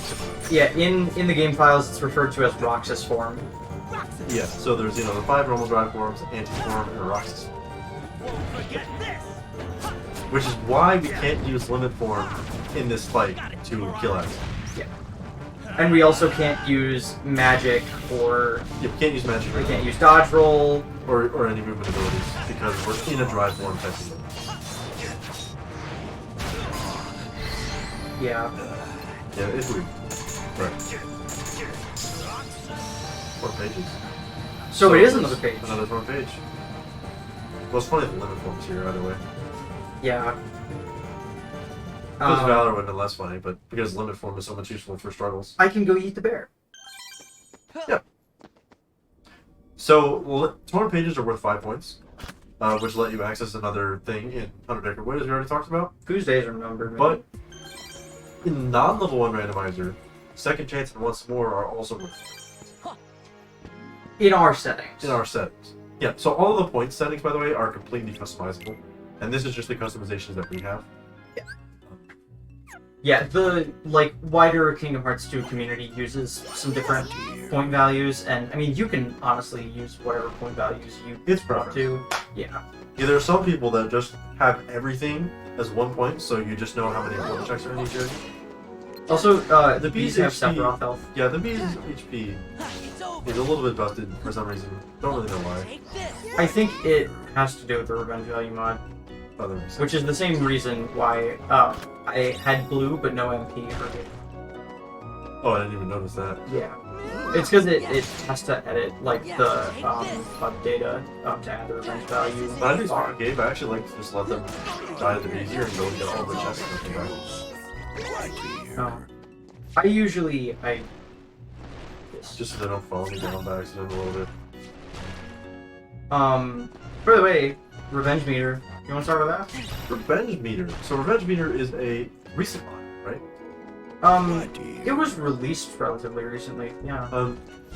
So every single thing that you do in this game, every kind of offensive capability that you do, has a value tied to it called a revenge value. So every hit of Source Keyblade will add a specific number to a boss's revenge value. And when that boss reaches a certain number, most of them are 12.5, right? Yeah, most humanoid bosses in the game have a revenge of 12.5. Yeah. So once you hit that number, so I think Keyblade hits are like 1. Yeah, most regular Keyblade attacks are 1. So once you hit someone with 13 Keyblade hits, and they go past 12.5, the bosses will do an immediate retaliation. And they'll do an attack of some kind. Although, like, finishers are worth like 3, for example. Yeah. So, yeah, everything has a different revenge value tied to it. Finishers, attacks, magic, etc. One important thing to note is that the initial hits of fire don't add revenge value, and so the boss will never retaliate. So, kind of. It's specifically, yeah. Specifically, yeah. You can tell that I know what I'm talking about. I mean, so, I know about it, but I always forget halfway through. But I know it's specifically for... Yeah, go. Bear yeeted. Bear has been yeeted. 609. Funny number. Anyways, so it's... And there's the last proof. Yeah. In order for a boss to take... to get added revenge value from fire magic, they need to be hit by all of the hits of the fire spell uninterrupted.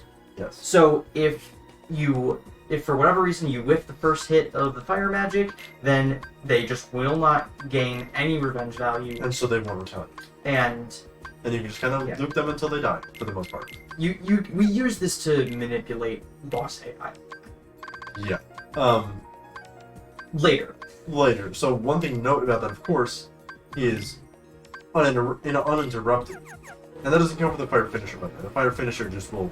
Yeah, it's only for the basic fire hits. But, if you're in final form, Sora has lots of little things spinning around him. Actually... Well, I can't go to Portobello. Oh, you can't go to Portobello. Because I need the visit item. I don't have a hint to do. Oh.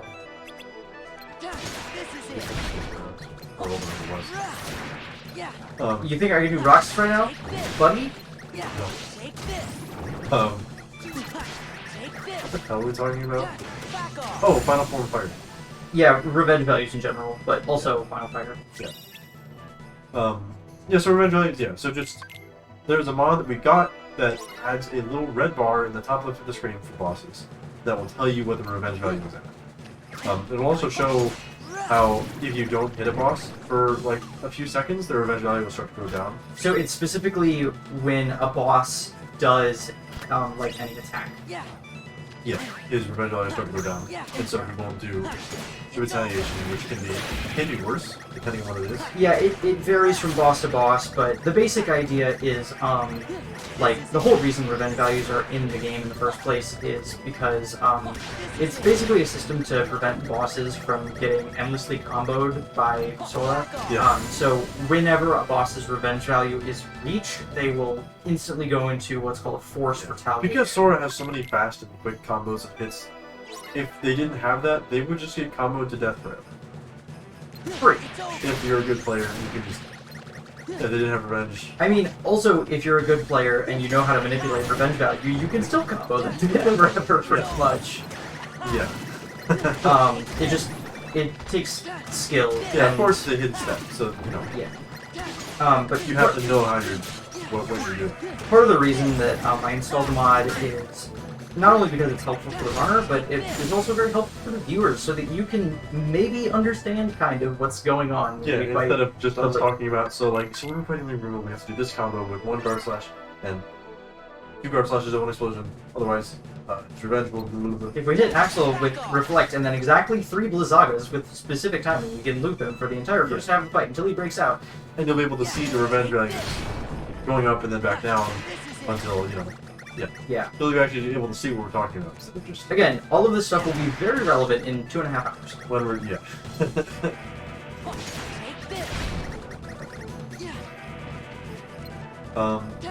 So yeah, like we said right now, we know Port Royal has like 22 damn points. So Port Royal also is the only place that Valor can be in, I think.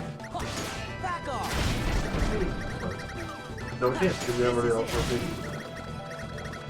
4 No, it can be in Valor. You're right. No, because if you take 10 out, there's 7. 7 is a spell. 7 is a spell. Stupid. Okay, yeah. So And also, we don't have like any damn spells. We have 2 magnets hinted, but we can't get them yet. So, I might be able to get the first magnet if I go back to Halloween Town. I thought you finished the first visit. No. Oh, that's right, you did. Oh, in which case the Port Royal visit is like that. There's 2 points. I should go back to Halloween Town. I honestly, I just want to do Shiny Skip. That's fair. You have level 3 everything except for Roxas. Wow. Yeah. And level 5 Master is more than enough for sure. Yeah, that's a quick movement ability.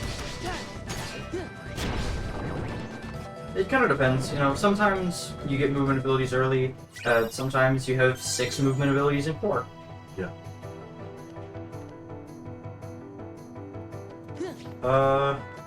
A lot of these worlds we've already done the first full visit of, and we can't do the second one because we don't have their unlocking items. In fact, we only have 1 visit unlocking item that we can get from the start. Let's go. Oh, no, we have 2. Your Power Thing and I just did this. Back off. Give me strength. Because Space Paranoid's Identity Disc can only be a spell because it only has 7 points, and all of the 5-point items are already gone, so we can't have any other odd numbers. Yeah. Back off. There's nothing below Let's go. 5 points that has an odd number. Basically. So we know that a 7-point world, it can only have a spell or a torn page and something else. And a 2-point item. The logic of the points is just something that you need to... Again, it's preference to what you want the points values to be for each important check. You kind of learn how to familiarize yourself. Yeah, these are the ones we're used to, so... That's all the numbers in Land of Darkness. Getting a Thunder and Fire is nice at least, but I'm still going to do Shiny Skip. Yeah, just go shit. Yeah. Follow that.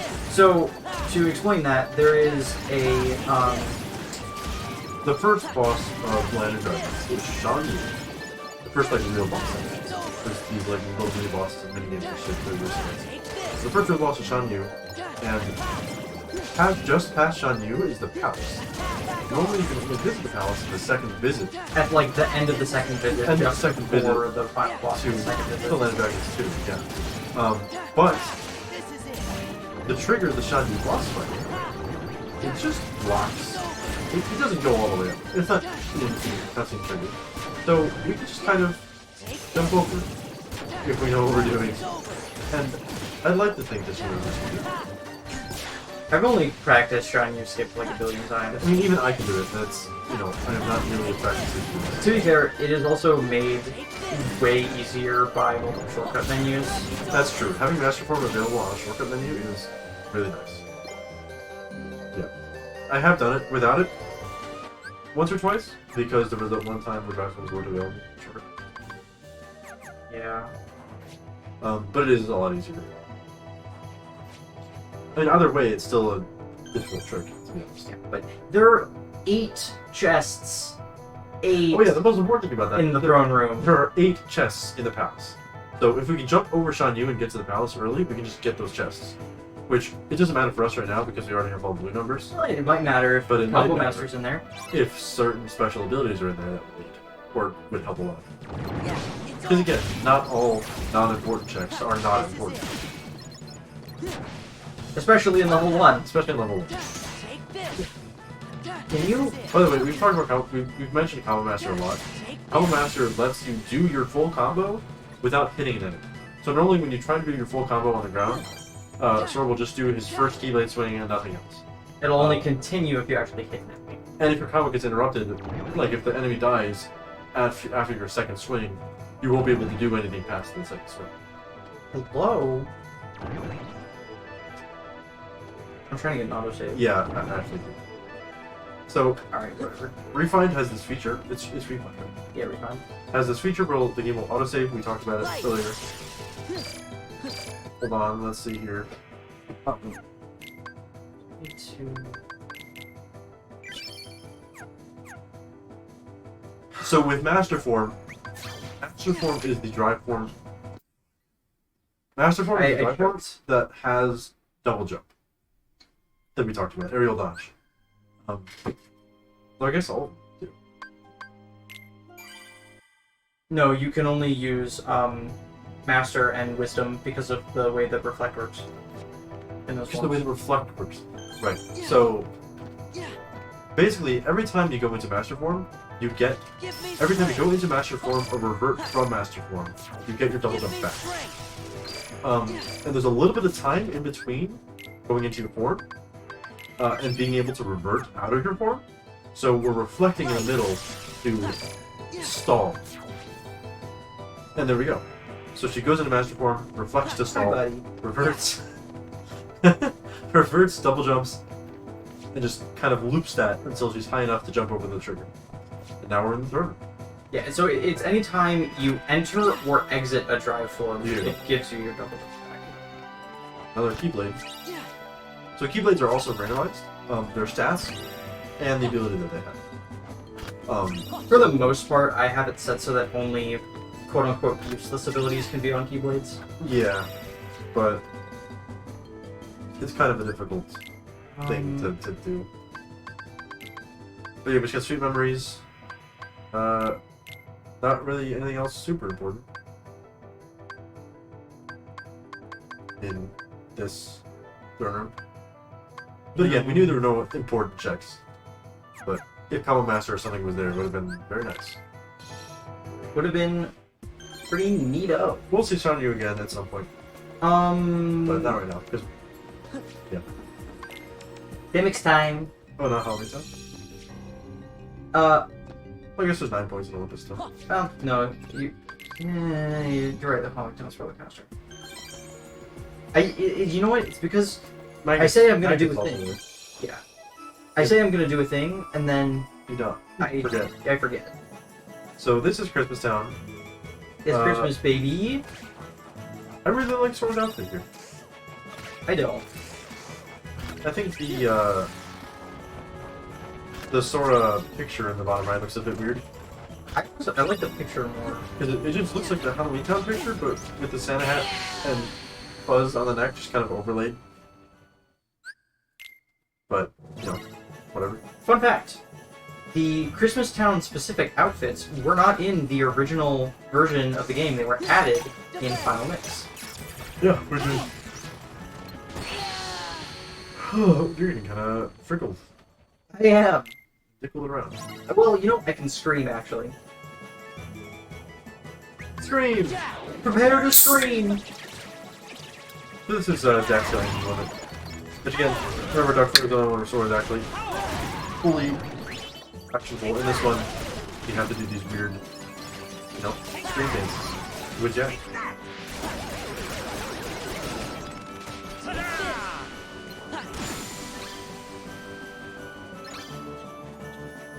Yeah, it's no Duck Flare, but it is Just about pretty a game. good.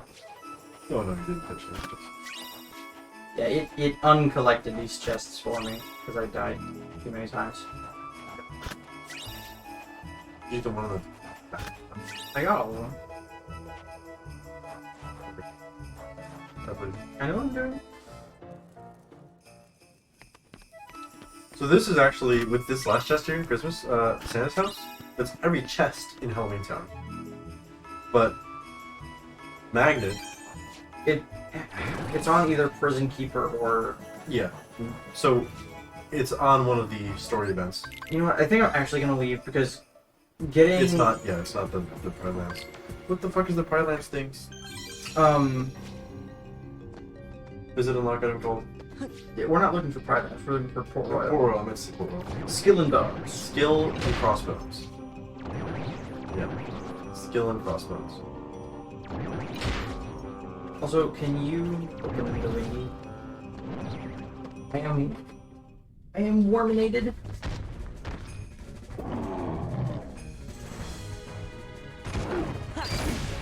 So this is Cerberus. Cerberus kind of sucks. That's all I have to say. Take this. I've recently started playing Kingdom Hearts 1 randomizer, and servicing Kingdom Hearts 1 is way harder. That's true. He's like so much bigger for some reason. I guess because Sora's so small? I don't know. Somebody tell me how I got so small! Yeah, Sora's way smaller compared to service in Kingdom Hearts 1. Like, really difficult to get any shoots. It's got the Sorry Hill, man!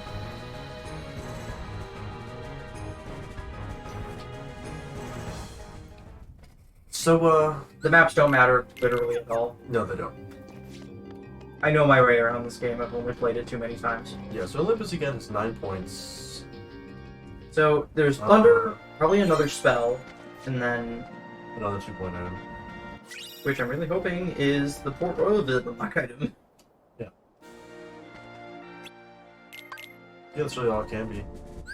Oh, is Promise Charms over 15 points? Yeah. That's why they're in Twilight Town. Back off. Huh, this is it. I don't have Ha! It's Claw. over. Can you go? No. Oh, they're not. They're not. What could... Oh, the visit item. Yeah.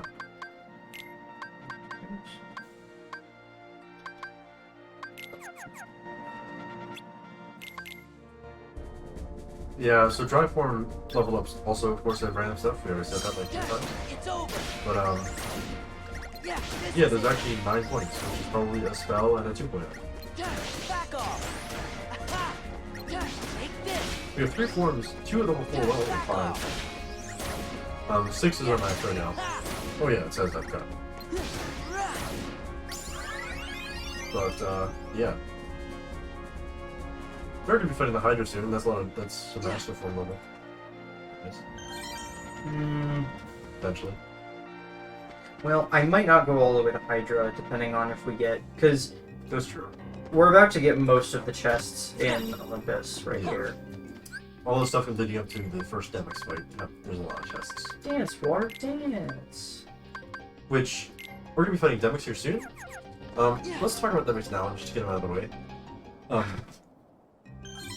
The basic, at least the simplest things about Demix. So, Demix... First thing you need to know is that Demix is, in fact, the Master of Masters. Shut up, I hate you, die. You want to get those chests? I can't. I tried. What? I have to go up the other What do way. you mean you tried? I fell. Yeah, I fell because I don't have high enough quick run plus aerial dodge. I'm just going up the other way. That's so weird to me. You just made it. I'm proving a point right now. You can just make it. What? What? Let me see the controller. No, it's not Spyro. You can just make it.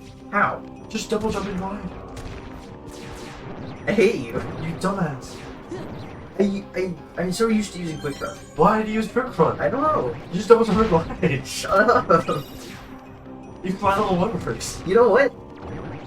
I can beat all the super bosses on critical level 1, therefore, I don't have to listen to you.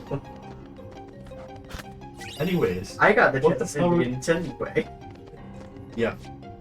Are you doing anything else the intended way in this damn game? You just jumped over and shot you. Water dance. Can't talk to me about the fucking intended way to do shit. Anyways, this is Demix. He dances water dances. We're talking about the dark player targets individual enemies. So Demix literally just sends a bunch of random individual enemies.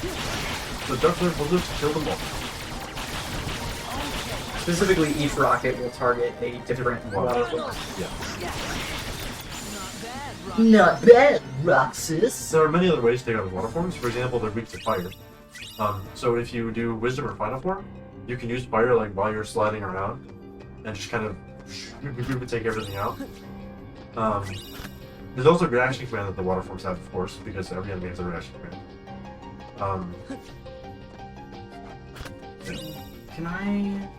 But the reaction command is much slower compared to the other 2 options that we have available to us.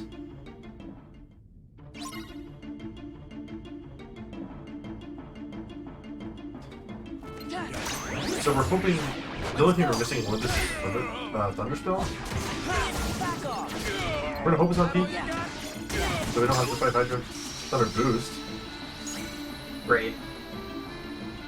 but that's all the chests in Olympus, right? No? Yeah. So it's either on Hydra or on a Hades fight or on some other story beat. You know what? I'm gonna actually. I would just leave.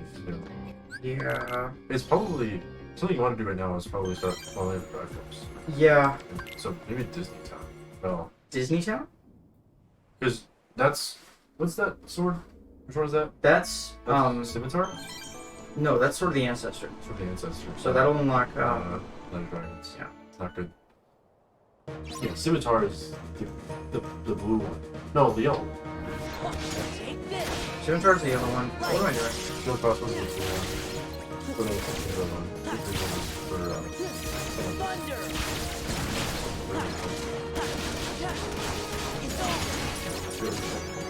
okay. The other this one? Back off. Battlefield is 4. Battlefield is war. It's over. Take this. It's war. It's over. Also, the Keyblade that had light and darkness on it earlier when we unlocked Final Form was Guardian Soul, and is the Keyblade based on an Oran. I was going to say orange Keyblade, but that's not. It's not Oran's Keyblade. It's not. Oran does not have a Keyblade, as much as that would be cool. I'm going to commission someone to make a Final Fantasy X mod that just replaces all of Oran's weapons with Keyblades. It's Guardian Soul. Oh, just Keyblade. Just Keyblades in general, but like maybe his default weapon can be Guardian Soul.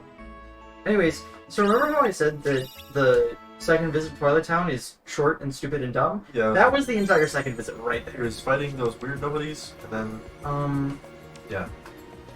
You can do this. Oh, you didn't finish Haggerman. Oh, did you? Oh, you didn't go down at all. Yes, because I can level Wisdom. Wisdom. And Yeah, we don't have Valor Form. Again, Valor Form is probably in Port Royal or Twilight Town 3. Port Royal 2 or Twilight Town 3. In fact, there's literally nowhere else it could be. We have so many blue numbers already. We're all I don't have that. Thunder. You don't have many. Well, half the enemies here are immune to fire. Thunder? Okay. Thundara. That's nice. Especially because we know where the last Thunder is, I guess. But also...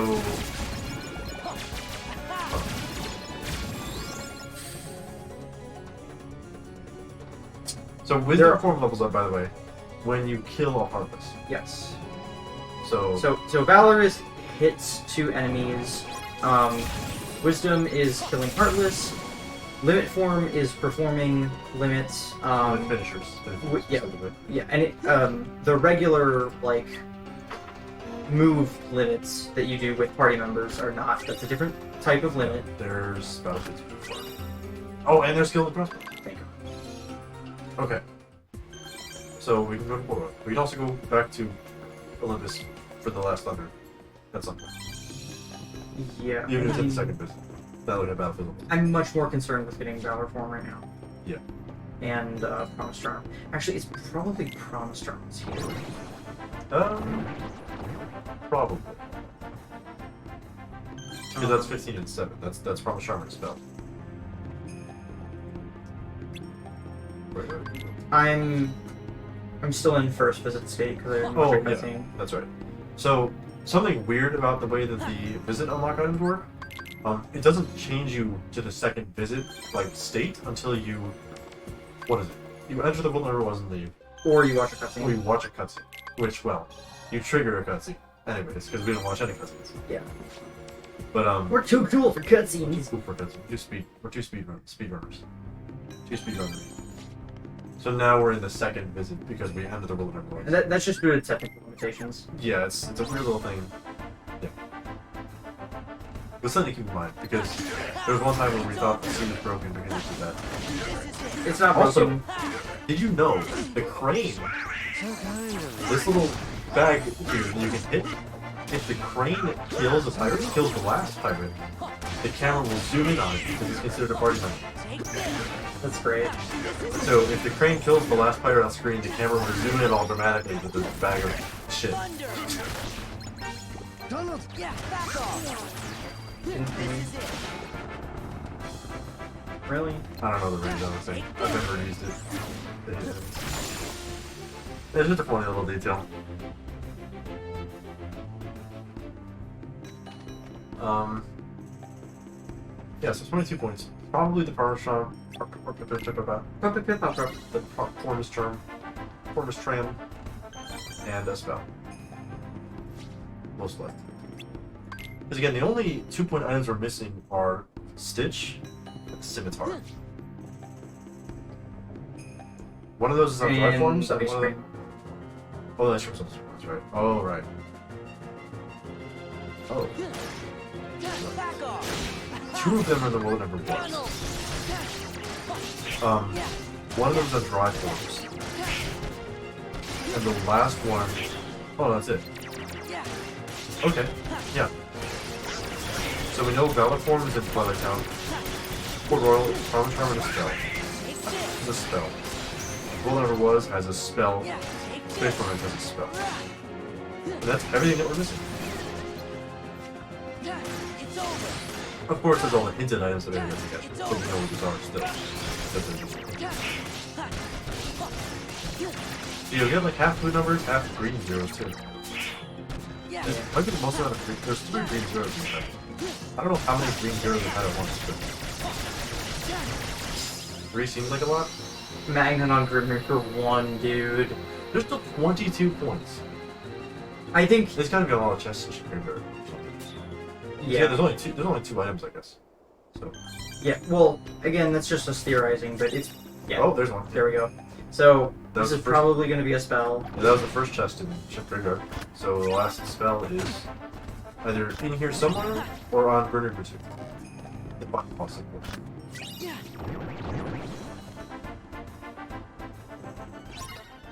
Hopefully it's another reflector or another magnet. I don't max, that's fine. I would really like a reflect right now. Is there another chest right here? No, it's too. I know what I'm doing. Thunder. So, High Jump Max was actually High Jump Max. Reflect. Okay. Nice. Goodbye. I am not fighting Grim Reaper 2 right now. No. We'll discuss him when we get to it. There's another mod that I made that I'm not using because I hate myself. Yeah. Ice cream. Really like It's to either on dry form or Roller Woods.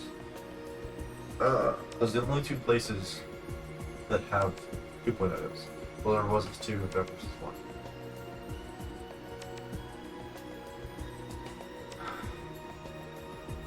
With her Flare, you might be able to take out Roxas.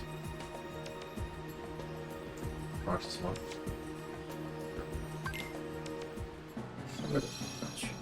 For what? because I can level my forms here. You can level your forms here. You don't have Valor. I don't, but none of the forms that I have unlocked are max level. And Let's Yeah, go. that's true. I can also get a lot of things in 4. That's true. You'll need to do it eventually anyways. Do you need to do core for damage too? No. So transfer from members we might not even see this. Yes, we will. Nice recall. Transport to Remembrance is turned on. I have to do it. I thought you just said you didn't have to do it for damage to show up. For damage to show up, no. But there's an item there, so I have to get it. Oh, that's the way you're doing this? Yeah. It's Because not, you're not getting all the numbers, you're just hitting every single chest. pretty much, I mean, it kind of, like, there could be an important check in Transport. Yeah, but it's not. You really don't want to do it for sure. Where did you come from, Mr. Man? I had a blue command menu.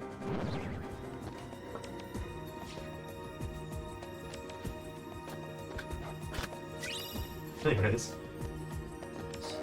Yeah, so again, we're just looking for the ice cream, which unlocks their visit to Twilight Town.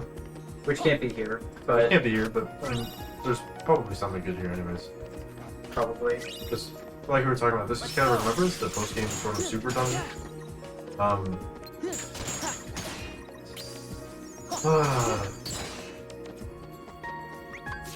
And at the end of Cavern of Remembrance is a place called the Transport Remembrance, which... Ooh. I suck. Dude, I had it. I just choked. In normal non-level 1 seeds, I also, because there's no glitches allowed, I can't do the traditional version of Skip. yeah, that's fine. That's true. We can talk about that later, I guess. there's... No, I'm thinking about... I would have to do the first force fight. I'm not doing the first force fight right now. Oh, I thought you were just gonna go through the thing. No. I thought there later in core there's a shaft that you can master cover up. Right. Anyway, at the end of Cabin Remembrance is Transport to Remembrance, which in a non-level 1 seed, that would be where we level up a lot. Basically. It's just a big hallway full of, there's like, what, 3 or 4? 3 of them? There's 3 force fights. 3 different force fights and just a lot of nobodies spawning at very high levels. Yeah, I believe the battle level is actually 99. Yeah, which is the highest in the game, obviously. And in the vanilla game, that takes you to the Garden of Assemblage, which is the room where you fight all the super bosses, the big hug rooms. For whatever reason, my brain was expecting you to say Garden of Remembrance. The Garden of Remembrance. Not correct. The Garden of Eden. Start I'm the Garden of Eden. and receive the light. 1985. I think that'll do Demix 1, Finish 2. Demix 2, You already did the next one. Demix 3. Anyway, so yeah, because of level 1, Damn it, 4. Transport to Remembrance obviously levels up. And we could level Final Form there, because the way the Final Form levels up is by killing nobodies. Nobodies and Heartless are 2 different types of enemies, by the way. They didn't really talk about that. I guess.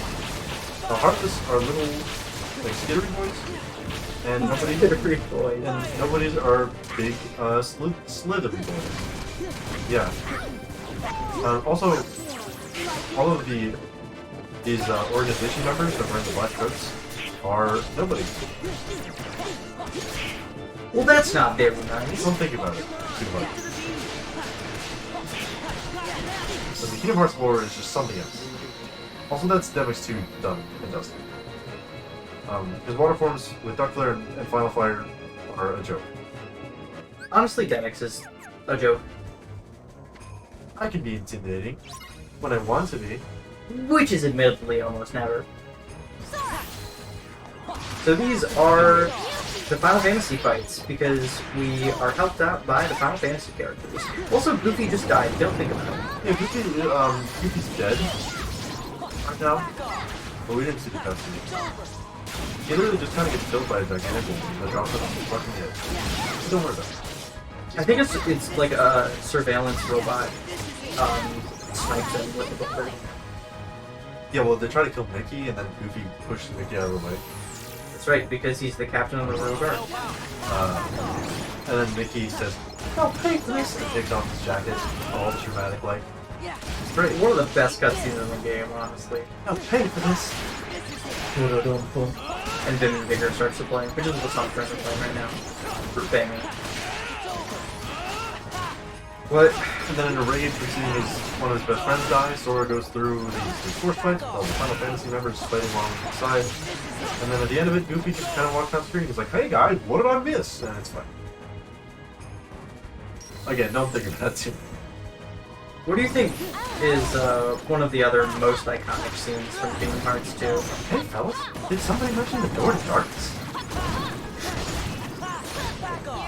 And then fucking Sora's exaggerated expression.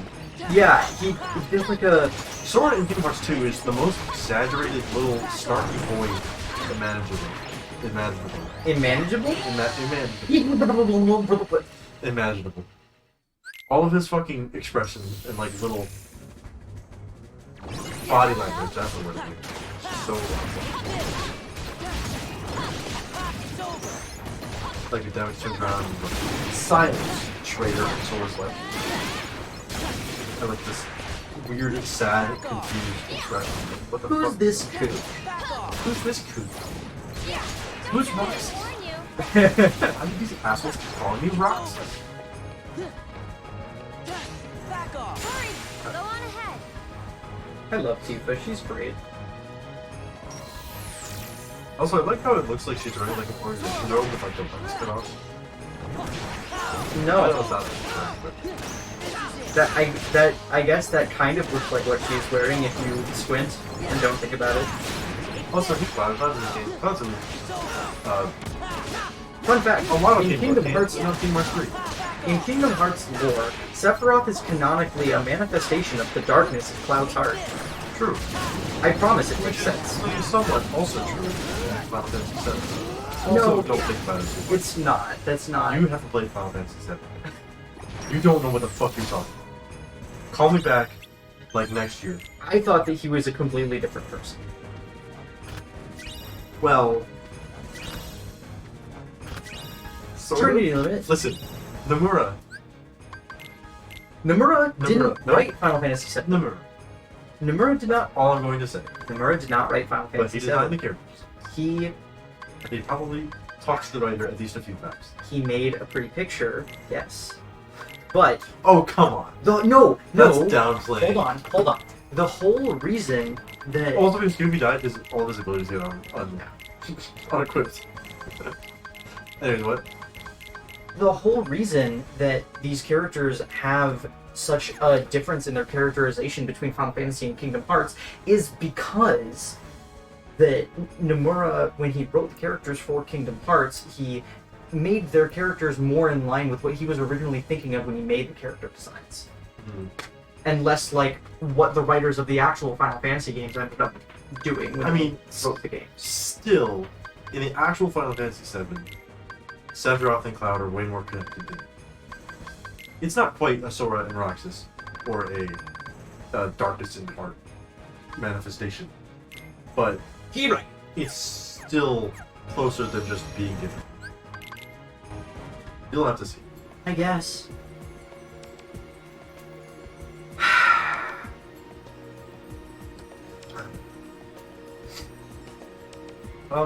I'm coming to the slow realization that I guess I'm gonna fight Roxas. Yeah. Drive forms I have. don't really want. Drive forms might have a visit unlock item. I don't want to do 1K before I get Valor if I can avoid it. Yeah. Well, Valor is in Twilight Town. Yeah, but I'm But- hunting for the ice cream. But you need ice cream, right? Which either in the will never was because there's two Back off. of those 2.9 and 2 or hunting forms. By the way, this is Roxas. Do you remember we played this in like an hour ago? Yeah, now we're fighting. He's angry because we tried to make it so the heat doesn't exist anymore. Also, one thing to note, in these stained glass platform areas that we've been seeing a little bit, Die to the occasionally, heart. they call it the dive to the heart. It's called a lot of different things, but mostly it's known as a dive to the heart because we are literally inside Sora's heart right now. Anytime you see a stained glass platform like this, it's inside someone.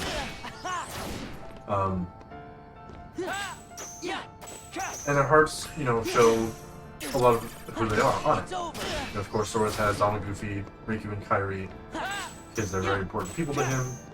And it's got all the crowns, etc., etc. And actually, in Birth by Sleep, we see Sora when he was like 5 years old, and his heart.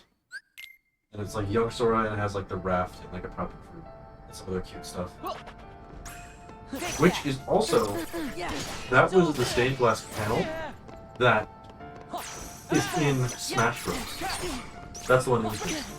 Yeah, Because it didn't have Donald and Goofy on it, I know. I think. It doesn't have Donald Goofy on it, you're right. And I think that's the reason why they used young Sora. This is it. It's over. I knew you though, I was just telling you, I was just saying. The Roxas is probably, in a casual playthrough, This is it. this version of Roxas might be the hardest boss that you fight. But we will be seeing a harder version of him later as one of the 15 chibi bosses. So I'll just say this now. All 13 organization members have a super boss version that we will fight later. So there's 13 of the super bosses spoiled for you, I guess. Yeah, all of the It's over. little funny fellows wearing these black cloaks. You can't guard them. I'm just glad that his lasers don't insta-kill me. Yeah. Did you just win? I forgot that I have control. Yeah, that's why I told you, because I noticed you haven't used it at all. Hey, you should talk about why Arthur Kingdom is stupid. Arthur Kingdom's stupid. Why aren't they? I've never used them. Only the finisher of Ars Arcanum and Revenge Value. Oh yeah, look at the Revenge in the top right screen. So, we're kind of talking about Roxas, but his Revenge Value isn't going up. Because apparently in Ars Arcanum, which is one of the limits of limit form, it doesn't fucking add Revenge Value. That's really stupid. Better... yeah, back off. Oh! Back off! Back off. Damn. That sucks. Okay, well now that I remembered that I have Final Form... Limit form. Limit Form. Yeah, this should be fine. I forgot to reflect. Roxas, yeah. If you're playing a casual playthrough, Roxas is probably the hardest boss to fight. He was added in the final mix version of Kingdom Hearts. Yeah, so there's like a cutscene of Sora and Roxas fighting that plays in the vanilla version, but in the final mix version, you actually get to play. Yeah, it's super hard. Roxas has 2 Keyblades, you have 1. It's unfair. Light. Take that. Yeah, this is it. This is it. Yeah. Ooh. Take that. Ooh, DM. Okay.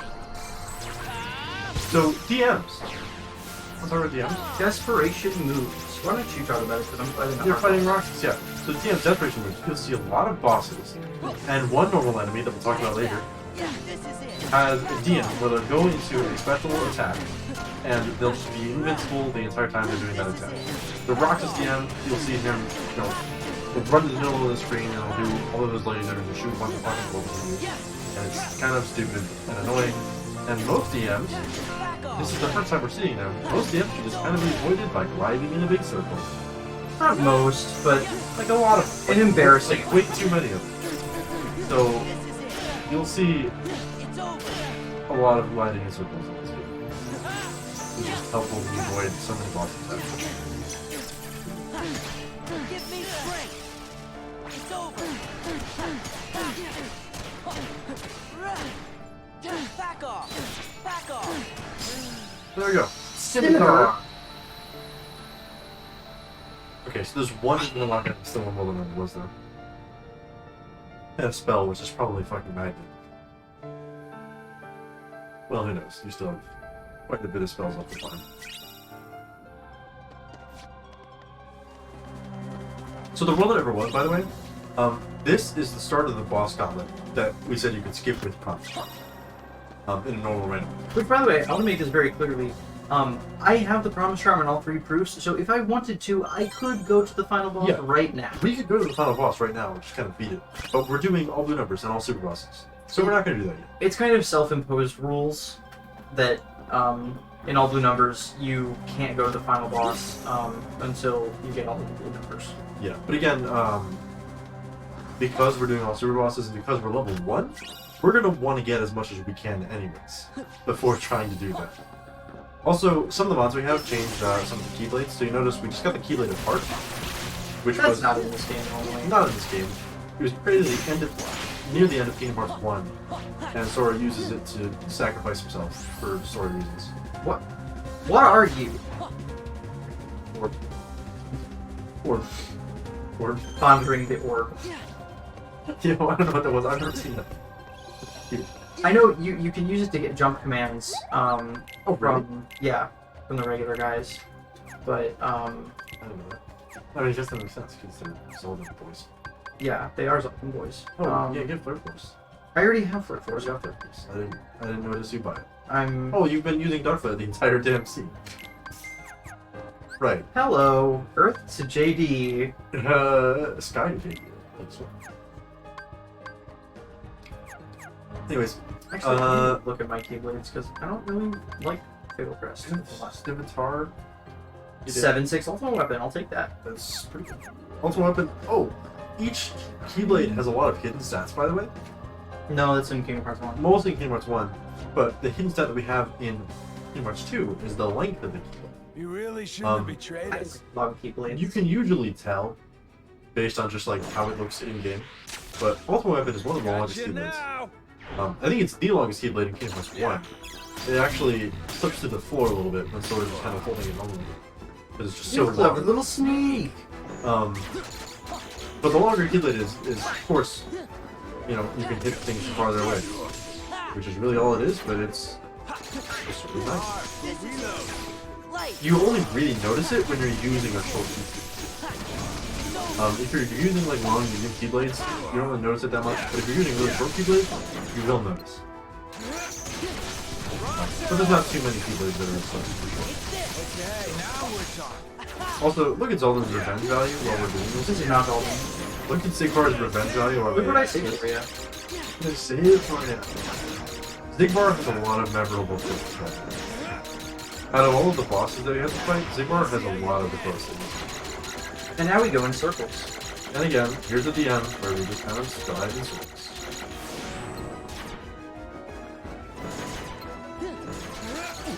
Ooh, goofy. If you just say it, you're right. I don't have horizontal slash.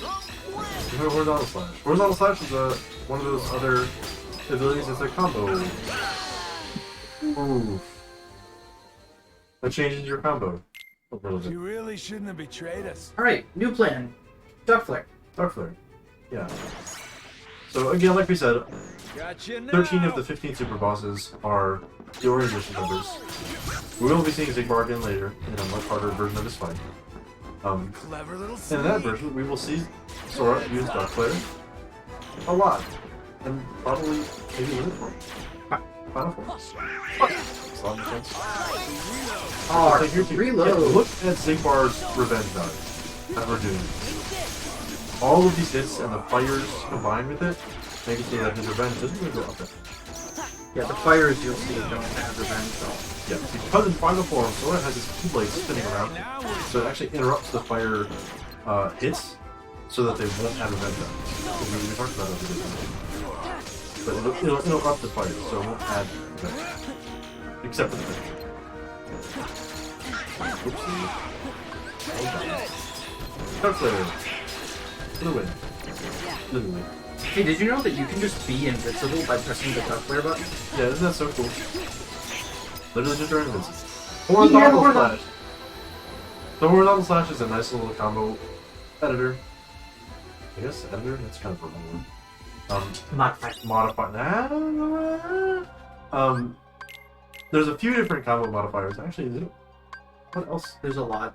What else makes it so when you press square? So, It's just horizontal. retaliating slash. Retaliating slash.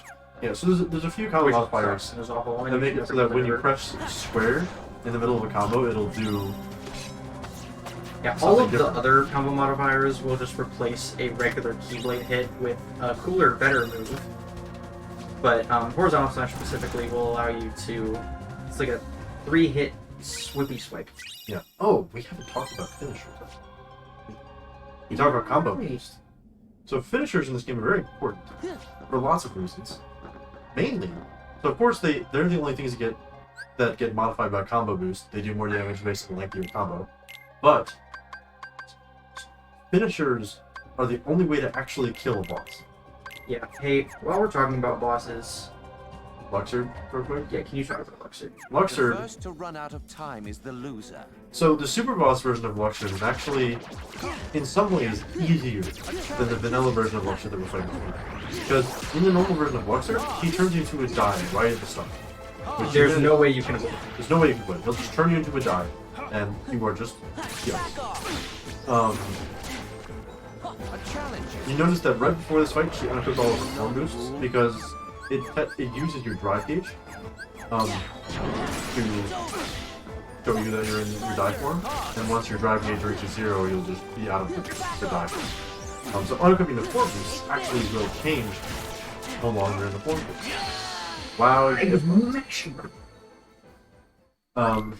The first to run out of But time as I said, is the loser. just to continue what we're going on earlier, you'll see if you actually damage Luxord with fire and die form, your form gauge will go down by a lot. That goes for all drive forms. Dealing damage to enemies will always decrease your drive gauge. Yeah. But of course, it's very risky while you're dying. A Luxord can also turn you into a car, and it's the same sort of mechanics. But if we're good, if you're good The at first the to game, run you out want of to see that. time is the loser.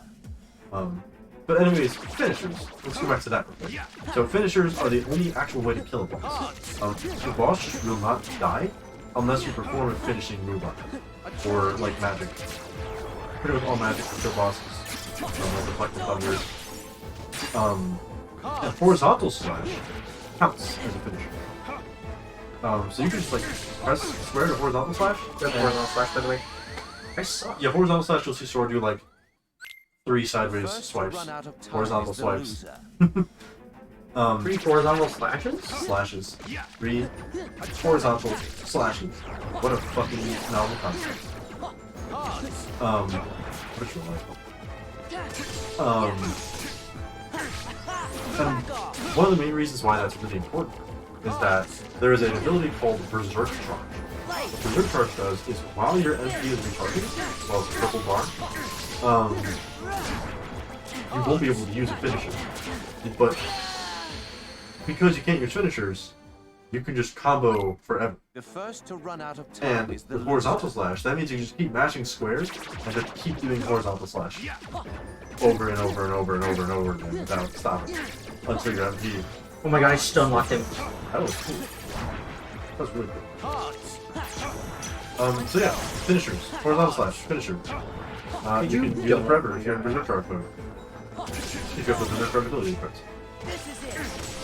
Yeah, that's how it goes. It's over. This is it. Yeah, I don't exactly know why Kingdom Hearts 2 team decided to make it so that finishers are the only way to kill bosses. But of course, it does add sort of style points.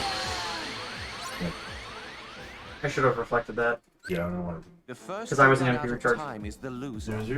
I tried to dodge roll it, but... Yeah. Dodge roll is just very good, by the way, because it gives you... You're way invincible for super many and super frames. way longer than you might think. So, all of the movement abilities, by the way, and guard, are on the same button. Glide, dodge roll. No, glide roll. Here's glide roll first. I don't think it can work. Yeah, all of the movement abilities are on the same button. So, the difference between dodge roll and quick run is quick run is like if you're holding forward. Do you know the rules? Sorry, no, if you're walking forward and you just tap square, you'll dodge. If you are holding forward and you hold down square, you'll quick run. Okay. And there is a very big difference between the two. If you're stationary, If you're stationary, it'll guard. yeah. Look closer. There's a very big difference between dodge roll and quick run.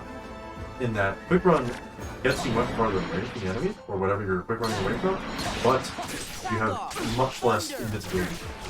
Like, way less. Do you know the rules? Dodge roll, you're invisible for so much longer than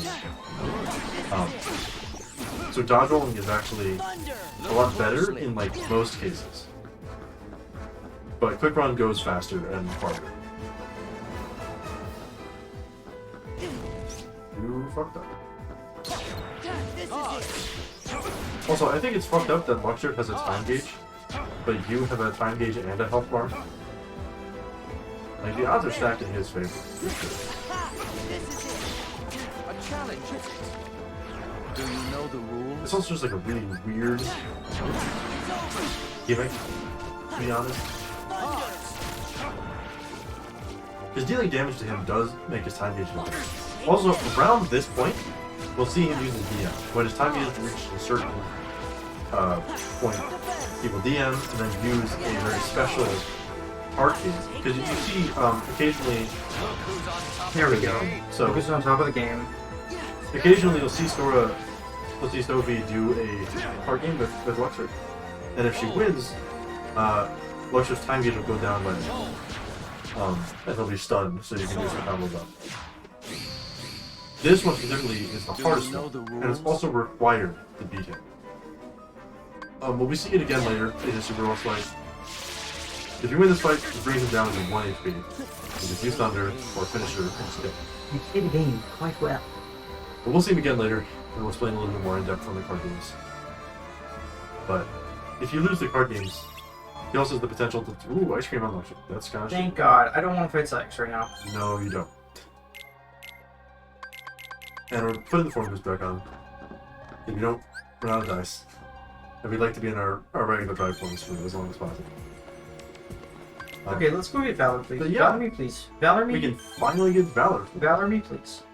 And also, our second to last spell. That is needed. And also, 4 million chests. That's true. There's a lot of shit here. I play combat masters. I'm choosing driver cover here because there's a million nobodies in this station area. What is this place called? The tunnels? Yeah. I think it's just Roxas.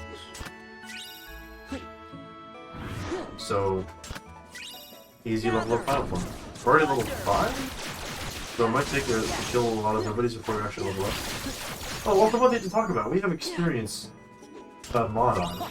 Experience multiplier. It's a quality of life thing, part of the random. Yeah, quality of life, part of the randomizer, experience multiplier for the dry form and for regular Sora, but it doesn't matter because we're level 1 for regular Sora. Yeah, actually, for level 1 specifically, I have it turned to 0.5 times EXP for regular Sora. Oh, dude. Yeah, just in case. Doesn't really matter. It just, yeah. Fun facts. I didn't know that. I mean, it doesn't matter because, whatever. But yeah, those settings again are just preferences. But I think it was valid for them. What's your setting for drives? Times 5? I just fiddled with them actually. So they're a little different. But times 5 is what quite a few of them are at. Oh my god. So yeah, so we're basically just gonna level up faster. That's all you need to know. I'm gonna do the Force Nobody fight here, so that I can level up Final more, and then I'm gonna So final level go to 6 okay. with Valor form, that's all of our forms. So now we can actually level up all of our forms to level 7, which is the max level. So with final form again, it's just killing nobodies. So going to kill more nobodies. Twilight Town 3. Keyblade spinny. What's in Twilight Town 3? The mansion? The chests in the tunnels and the mansion. Yeah. Which is a lot of chests. Which, fun fact, the chests in the mansion in simulated Twilight Town and the chests in the mansion in real Twilight Town are meant to mirror each other in kind of the same way that Roxas and Sora are two sides of the same person. Kind of. Literally. Kind of. We're not going to talk about Ventus. Ventus is not in this game. Ventus is my little baby blind alley. Even if Ventus' likeness is in Hey, the Mickey game. is here. Oh, We haven't actually seen Mickey yet. Monarch Michael. Mickey's been in a lot of cutscenes that we've seen so far, that we've skipped so far. The end. But Mickey's here fighting with us for just a little bit. Because he is.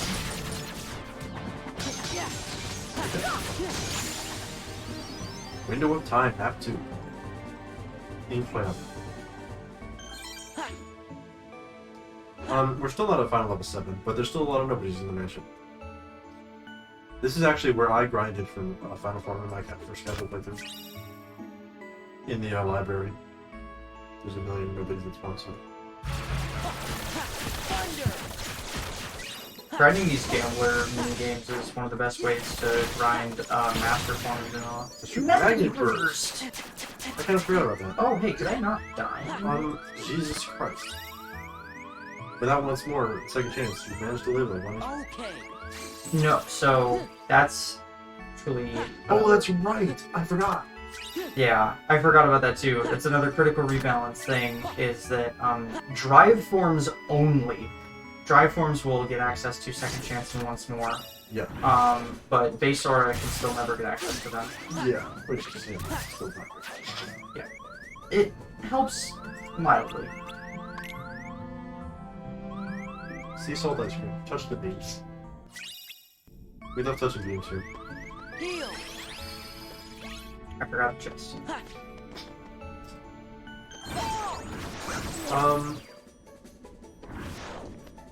Yeah, we're almost all the numbers. Almost. All the numbers for 1, 2, 3, 4, 5, 6, 7, 8, 9 worlds. And then the real game begins. And then the real game begins. Well, first of all, we're gonna have to a full clear of all of the rest of the worlds. Even the worlds that have blue numbers, we're gonna have to full clear them completely in order to get access to the super bosses. We talked about this before, but just mentioning it again, just so you remember. Light. Gather. We have valor for now, so we can level valor. It's so cool. Gather. We'll need it, potentially, if it has... Take this. Oh, we won't. Back off. Never mind. There's still 2 more points left on. Still has Stitch. Take this. Because the other thing Yeah. Yeah. So definitely Stitch isn't needed. And now it's gonna revert me, and now I'm gonna level up Limit Form, and I'm gonna fight along with my friend Lee. Sorry, that's the wrong person. I mean Axel. Ha ha ha ha. Let's go. Light. More. You still notice, his Yeah. red costumes, if it'll not touch the bottom of the plane.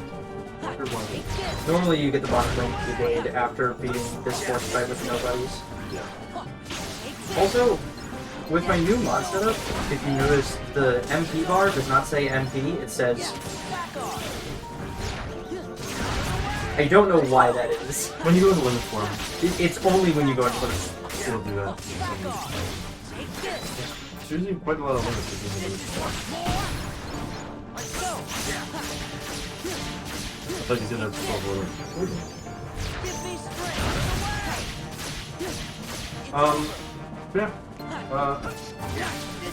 Normally, this is the part of the game that would take you to Roland was, which is the final area of the game, where you saw us fight Roxas earlier and Lecture, This is it. the card board. But obviously, in the randomizer, that's just the end of Twilight Town, so it takes you back to the Garden of Assemblage Hub To go. to go in. Where am I going? Okay. Space Pyramids or... Okay. Space Pyramids. Has your last mark? No, has your last reflect. Sorry. Let's go. So you want to start with 1K? Gather. What's a 1K? This is it. So this is 1,000 Heartless. That's literally it. Oh my god. In the vanilla game, this happens, of course. We fight them X2, we see Goofy die, we go through the Final Fantasy fights. We are in a room, then it leads out into a room with a save point, like 4 chests, and then we do in 1K fight. 1,000 Heartless. You have to kill 1,000 Heartless. That's literally it. Normally, you don't have access to Donald and Goofy. We have a mod that just sort of adds them back. Specifically so we can level guard. That's another mod made by Zerfing that I incorporated into... Right? Yeah. Oh, it is part of the plus, but I also incorporated it into Perfect Balance. Let's go. So, like you remember, we talked about earlier, you can only go into drive forms if you have Donald and Goofy with you, or 2 party members. So, normally you're not able to level up drive forms here, and all you can do here is just kind of... You can level up limit. You can use limit form, and you can just like kill a bunch of Heartless, and that's like about it. But that mod just makes it so that 1,000 Heartless is actually just, you know, for useful in some ways, instead of just like a slog, I grind. There's also another mod that makes it so they drop drive. That is a new quality of life thing In the newest version of Randomizer. So, we didn't actually mention this yet, but Master Form, which is the last drive form we've mentioned before, levels up when you collect those drive forms. But normally increase your drive gauge. You can actually see in the bottom right corner, her gauge hasn't dropped from the lead. Basically, because Master Form is just... Master Form has a drive in version 100, doesn't it? So, basically what the randomizer quality of life mod does, it makes it so that they drop money and drive. No, all enemies drop money. Drive Converter converts money into their orbs. Yeah. Drive Converter will convert money into drive forms. And it makes it so that all the enemies will drop. So... By the way, did I say about the camera manipulation here? No, I didn't know about it. Yeah, so I'm spinning the camera around a lot. That's how I got like 750. I haven't even seen it come. Yeah, So the reason that my camera goes spinny isn't because I'm trying to make the audience motion sick. It's because the Heartless will only spawn new Heartless in while they're off screen. So basically, I'm giving the Heartless the most opportunities to spawn in and immediately die to my Magnera. Yeah, his magnet is really good. That's it. That's the whole success. Gather. Magnet is really good. Yeah, Gather. Magnet's not very good, but Magnera and Magneta are amazing. that's true. And there's one kit. 1,000 bucks kit. Now all of my drive forms are maximum level. That's true. And you got 5,000 bucks for it. Mickey was like, wow, you killed 1,000 Heartless. Here's $5,000. So true. That's $5 for each Heartless. That's shit. So false worsty. $5 for each person. Also, my Oh, you didn't fight the... Also, Magnet Burst. What? We didn't talk about that. We don't have Combo Master yet. So you're not equipping your fucking buses. I'll It's fine. Make it up. So you literally have every single one. no. I think it, So Combo Plus will literally just add hits to your combo. There's Combo Plus and Air Combo Plus. there's also finishing plus, which will allow you to do an extra finisher. Because of the randomizer quality, like we start with one finisher plus. So this little Heartless boy, little Heartless Space Paranoid boss, is a little bit special in that he's a very fucking fast Prince boy. But with the power of data manipulation, it's pretty simple. And then kill. Yep. Oh my god. Then horizontal slash. So this is a Berserk charge and horizontal slash, so we're just constantly horizontal slash. It's kind of a weird boss. It's invincible way more than you think. Like right now it's like invincible. And if you freeze it while it's invincible, obviously it'll just be invincible. So you have to kind of time your freeze as well.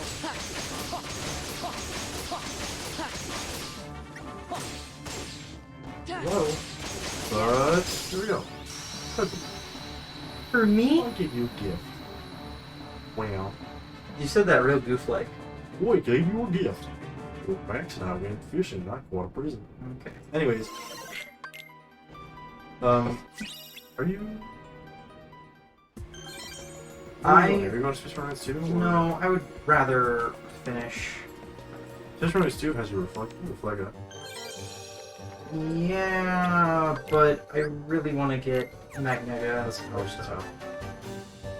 Yeah, I know, but I mean, I have to finish everything anyways. I just specifically the Solar Sailor sucks. Ah, that's true. I would have at least gotten Magnetic before doing Disney Castle because I hate. Magnet honestly doesn't really help for this that much. It's not as rare. No, Let's go. it really Type of the cars that are only set with the Magnet when they're in DM. Magnera is fine for that. Honestly. We didn't even talk about pushing the mouse. You suck. Let's go. I mean, I'm unfriending you on Facebook. everyone can see that you're pushing the mouse. You're doing it kind of weirdly. I don't know why you kept using Fade. Because it prevents her from doing Pearl, which moves her. Pearl will This move way. her from. Let's go. So It also will move the enemies away from you. anyway, we pushed the mouse. go. It's a very important part of the randomizer. So we did it a little bit suboptimally, but it's like fine. Let's go. We can't push the mouse in this room, sadly. This way. The walls are too jagged and it's too far away. Such a big room for no fucking This reason. way. But we can at least Let's go. optimally call her over and use Faith to blow the Yeah, power so- towers. What the hell are these things called? Bolt towers. Bolt towers. Yeah, so we use Faith to blow the bolt towers away, but we also use it because using Faith will like reset her AI and allow you to call her over immediately. Otherwise, you would have to wait in order to be able to call her over again. Yeah. This way. And it's just annoying and bad and stupid, and I hate it. Let's go. So once she hits the throne platform, you can use the finish command with her, and she'll light and cast down all of the Light! heartless. Give me power! Give me strength. I'm talking about the Mickey. I know. Mickey doesn't say give me strength. He says like give me But I said- Ah! Anyway, Timeless River. This No, is, your headphones are not broken. That is just how the game sounds. yeah. Timeless River has some really fucked up sound. The Japanese version is even worse, honestly. Really? Yeah, I was listening to the Japanese voices of some of the characters here. It sounds like they've been put through a damn blender. Oh, that's right.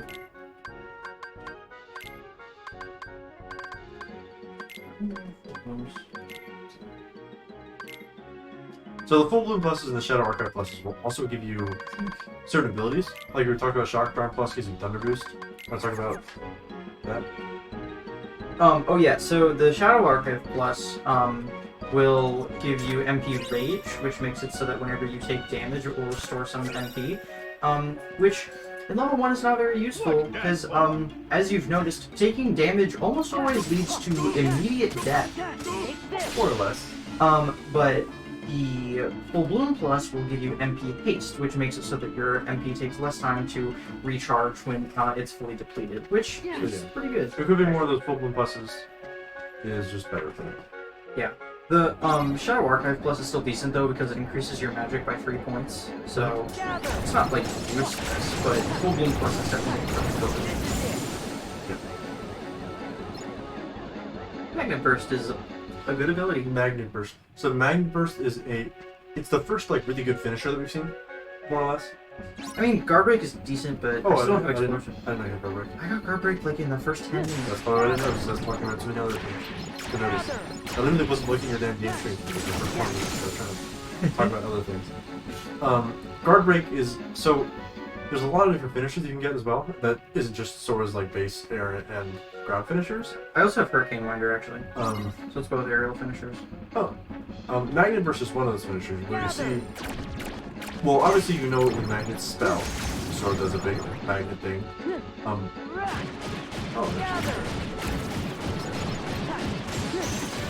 It's just mildly convenienced on lower enemies for a minute. Magnet Burst is a finisher for the air combo that will literally just do like a magnet, but on Sora, it'll summon all of the things to Sora and you can just kind of kill them all. And it's really, really good. For a lot of reasons. One of which we won't see, because we're not... Why did I go back into the little bit? I don't know about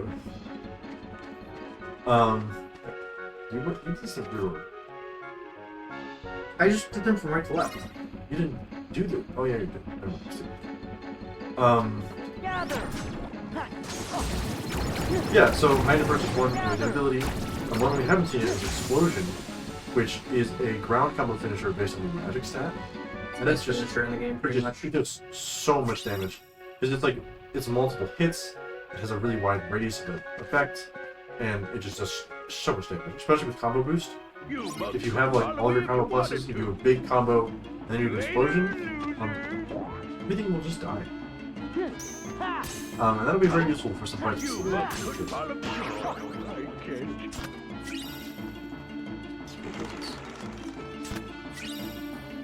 Oh, you can do that. Oh, and another combo boost. I think that's my first ground combo boost ability. I think so too. Anyway, we almost have all the spells we can. We're missing Reflega and Magnega. Reflega is the more useful. Yeah. So we have hints for Fyraga and Thundaga. Well, we know where everything is. We've known where everything is for a while. Yeah, I guess. But, yeah. Oh no, I do have both now. Okay. Yeah, we know the Reflect is big for Oh no. We have hints for the other ones. What's that for? Sword of the Ancestor might be on Anime Man.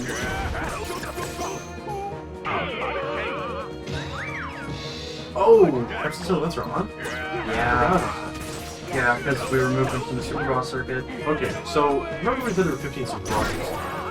Well, There's actually 20, kind of, but we threw 5 of them in the trash because we hate them. yeah, so there are 5. Okay, so in Kingdom Hearts Chain of Memories, the game before. Sora commits murder. Sora murders a lot of people. So in Kingdom Hearts Chain of Memories, we get introduced to half of the organization. Organization 13, of course, being like the main evil organization in the first phase of Kingdom Hearts.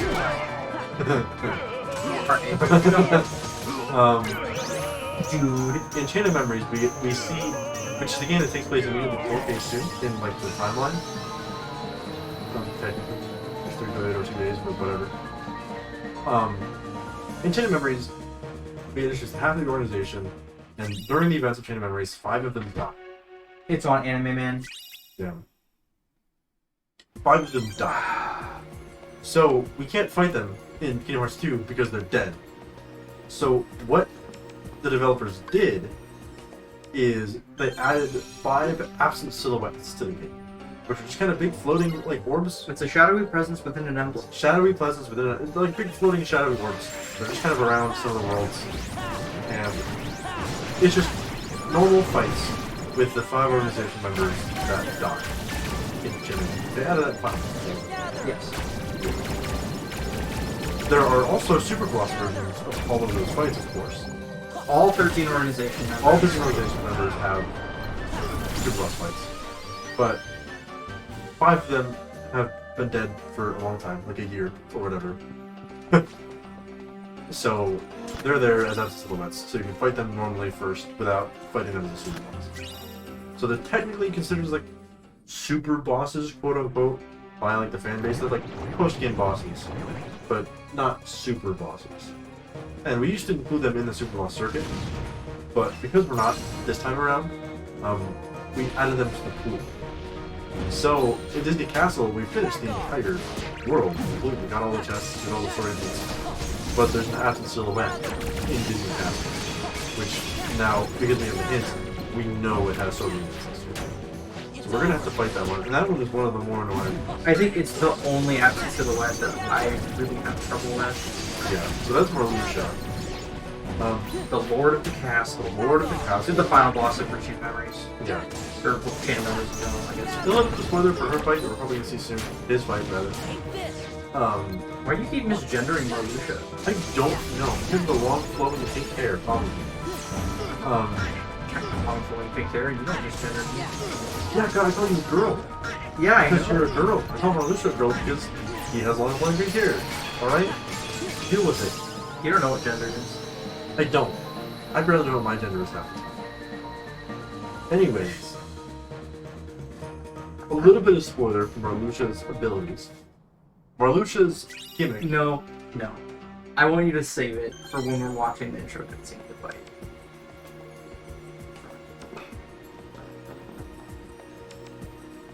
Deal with it. Marluxia's gimmick is based on your level. That's all I'll say. And we're level 1.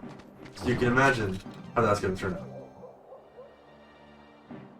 You're lucky this is the submission recording.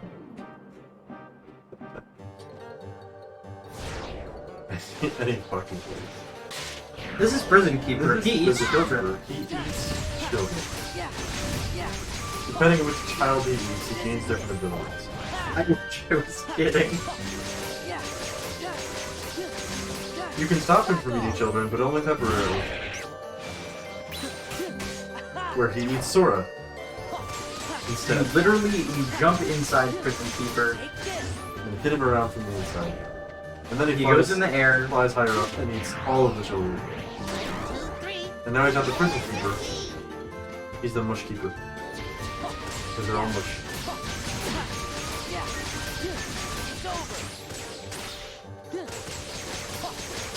So that's another thing is Critical Rebalance replaces the normal aerial finisher with Limit Form's Hurricane Winder because I don't like aerial finish. I think it sucks and it's stupid to bad. Yeah, it's kind of dumb. There's a lot of the combo ability mods that we have, so they're modified a little bit. It's really just The main ones are... distance dash over dodge slash. Yeah, we already talked about Dodge Slash is bad, Yeah, like 2 hours ago. and then aerial finish. There, I'll finish.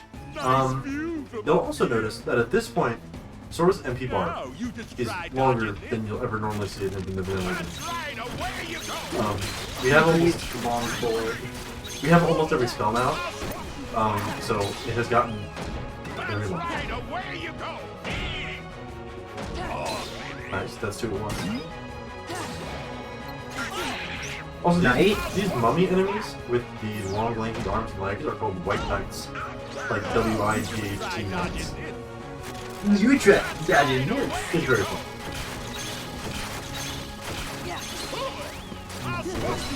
That's fake. You didn't see the fake glitches. Yeah, it's been most as far as I know. I see it a lot.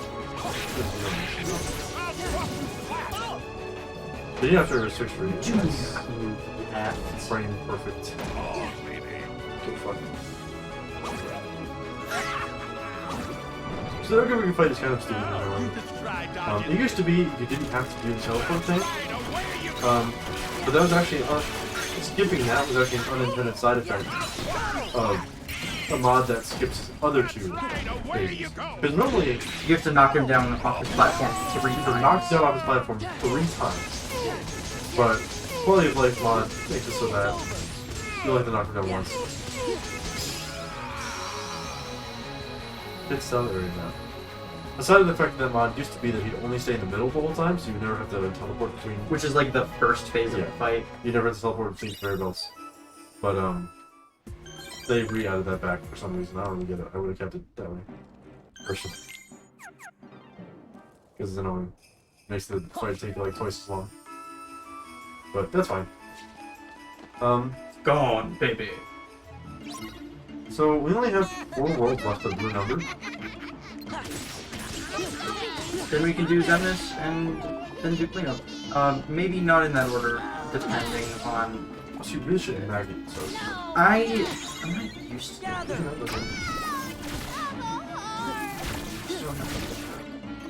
They're still dead. You're still on. Nope. I only know you because what? Be gone, children. Oh. I thought Jack got hit. No, I thought he was in this hit animation. But like, how did he get hit? Did you hit him the present? Anyways.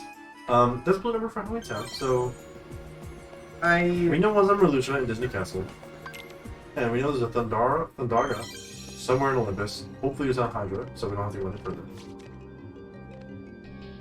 Because any further than that, I have to fight Hades.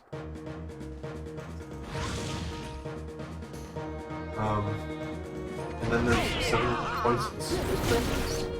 I guess we only First did. letter. No, I just trying to think where we only did first visit because we need to have a soul city. Okay, so we're gonna have to back. Here we go. Back off. It's Terminator. You're in. You are.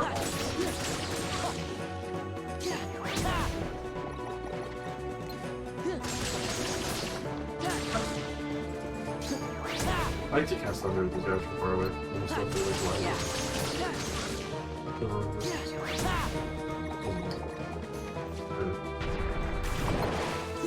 so now my Fender has like 7 heads for every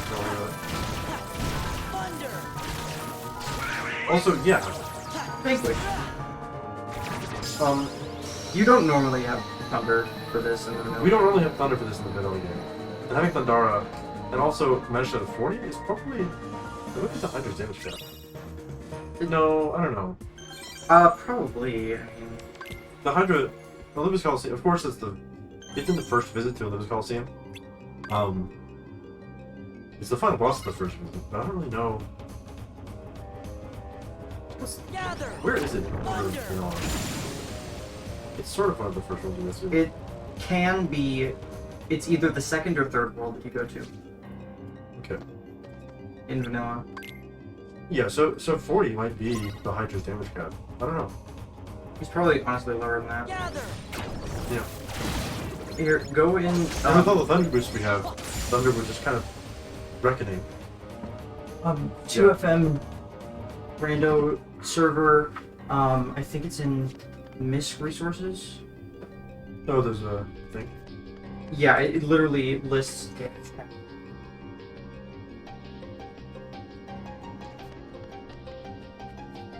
There's a document. I think it's in MISC resources. There's so many channels in this server. Where's your check sheet? Custom music.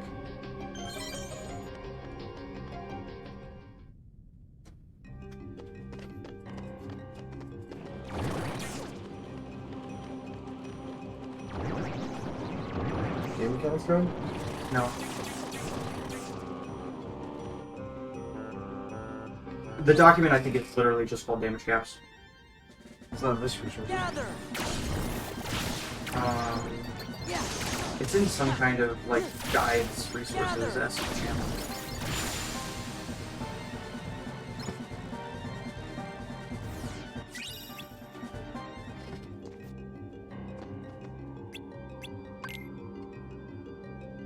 Anyways, yeah, it looks like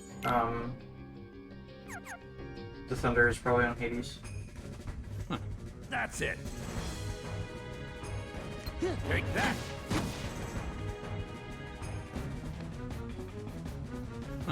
That's it. You won't stop a Take true hero. that.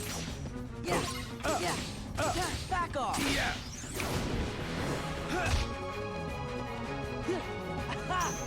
Yeah. Yeah. His damage is 40. That all you got? I just looked it up. That's What it. did you see? The damage cap for Hydra is 22. Take that. Yeah. The damage cap for... What do you think the damage cap is You won't for? stop a true hero. I think A second. it's probably like 30 something. 37. That all you got? Actually, yeah. How many... So we have a stat of... Magic stat and strength stat of 40. Halloween Town, the second visit boss, the experiment, has a damage cap of... And everything past Halloween Town has higher. So, probably that's 41.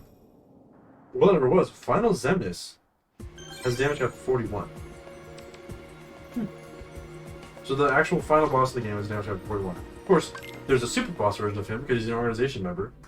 So that is not 41. No, it's like 70 something, I think. It's 78. Gather. Right. Gather. They're all around 80. Yeah. Yeah. Yeah. His Zigbar is the highest at 80. And the next lowest is 79. 78.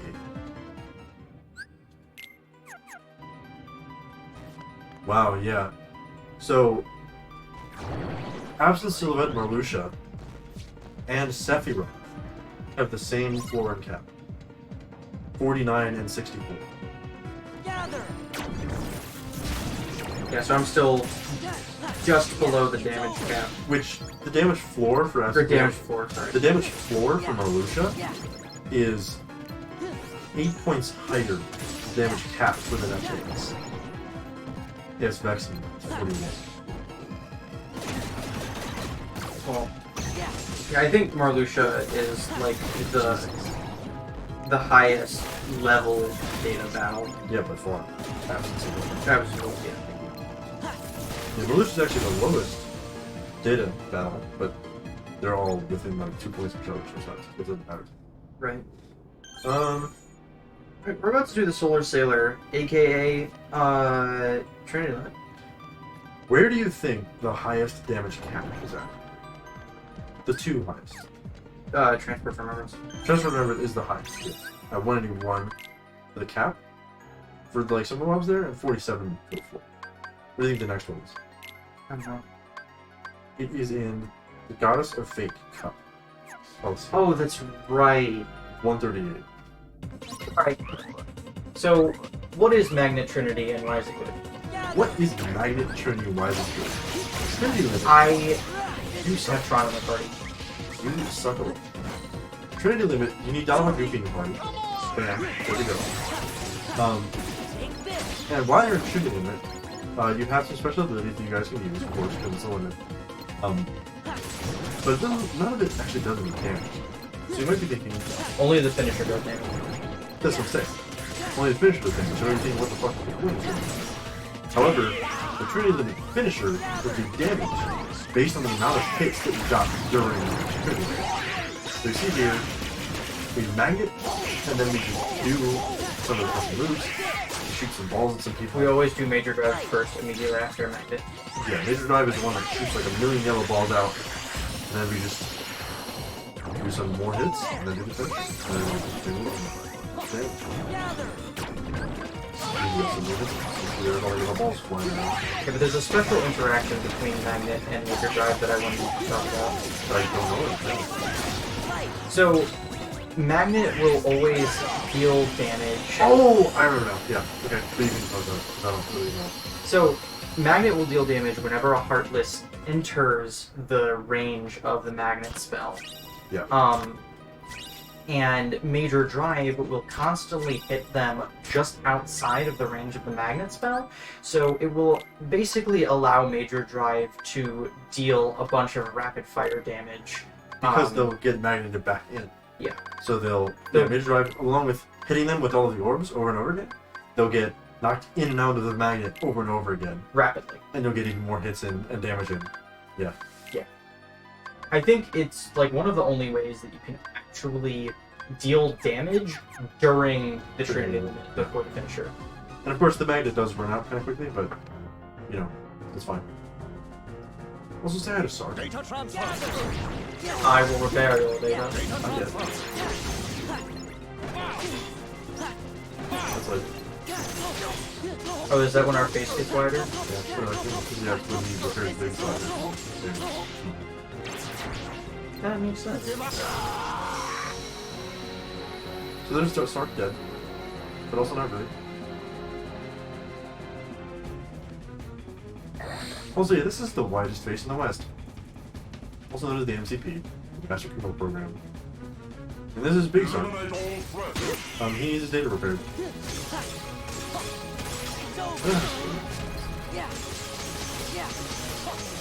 So when you kill Big Sark, he just kind of floats there for a bit. Back in the game.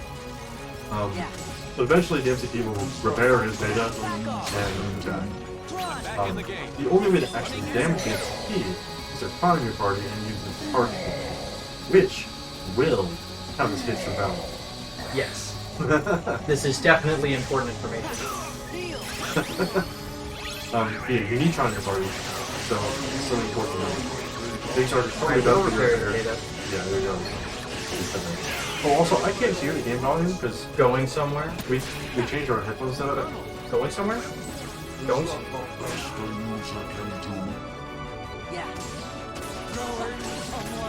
But yeah. What? Hopefully we can. I can't come in. Back in the game. That was weird. Sark, can I interrupt you? By the way, You can also insta-kill Sarge, as we don't know. but if it's being with the Rory, it's easy to left. There's a wall. Back in the game. Running executable. Blizzard will actually deal damage to the way. We keep targeting. Oh, really? Yeah. That's why I did it. Still better just to do this though. And of course, Reflega is on MCP. But their space burn ride's really young, except for the motion. So we added the app silhouettes back in, like we said, as not part of the Super Lost circuit. But we need to do this first. It's been a problem last year. That's what I'm worried about. I'll try Marluxia first, though. Yeah, so that's all blue numbers except for Disney Castle. Because it's on Marluxia. Unless you missed a chest somewhere. Actually, you should. Let's say you should like check the journal, but you haven't finished all of the areas yet, exactly. Just the one there was, huh? Oh, and 4. Yeah. Probably. I think there's a few other worlds that you never went fully into, like East Castle. Okay, so Marluxia whispers a funky little thing in your ear. Yeah, she says, "Hi, Sora. You're a funky little bitch." And then a little number appears above Sora's head. Like I said earlier, it's based on your look. So it's going to be a 1. So why does this number actually matter, though? Oh, it doesn't. It's just a funny little number above Sora's head. Don't worry about it. Any hits from Marluxia's scythe will... Any hits from Marluxia's scythe will make that number go down by 1. If it reaches 0, you will die. If you're smart, I think you can understand why that's an issue, and the counter is only active. Also, Marluxia, like we just talked about, has the highest... We actually have... We're 9... Our strength right now is 9 points lower than the damage. So even though our strength and magic is 40, we're actually dealing damage to Marluxia like we had 49 strength. Which, again, is the minimal damage. Which is the damage force. The minimum amount of damage you can possibly do to Marluxia.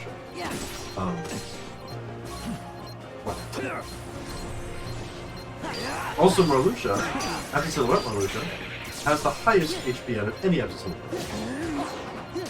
Because of course. Yeah, this is it. Yeah. So we're in for the long haul. And of course he's the only silhouette that's actually required.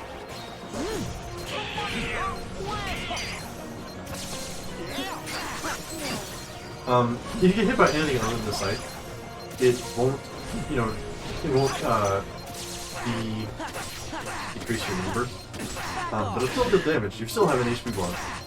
So, you know, just gonna have to be fucking careful. He doesn't. He doesn't respond the same way in the data fight. Yeah, so the absent silhouette fights, and all the normal organization fights too. What? Did you see that? You know, reflect. I reflected in the cutscene. I didn't even know you could do that. It's like a second 40 HP, which can do anything. Back off. It is useful. But yeah, so the data versions of all of the bosses, including the absent silhouette bosses, change the way that the boss actually works a little bit, enough to throw you off if you're used to the other version. Lots of little things.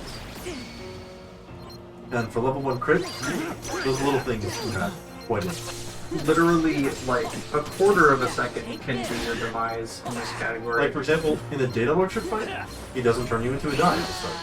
It was mesh reflect. So you can just be there in the launcher fight without being a dice. I also, the information bar on the top left covers the revenge value for the first, like, minute of the fight, and it really bothers me a lot. Oh, really? Just in, like, a lot of fights in general. Yeah, that's true.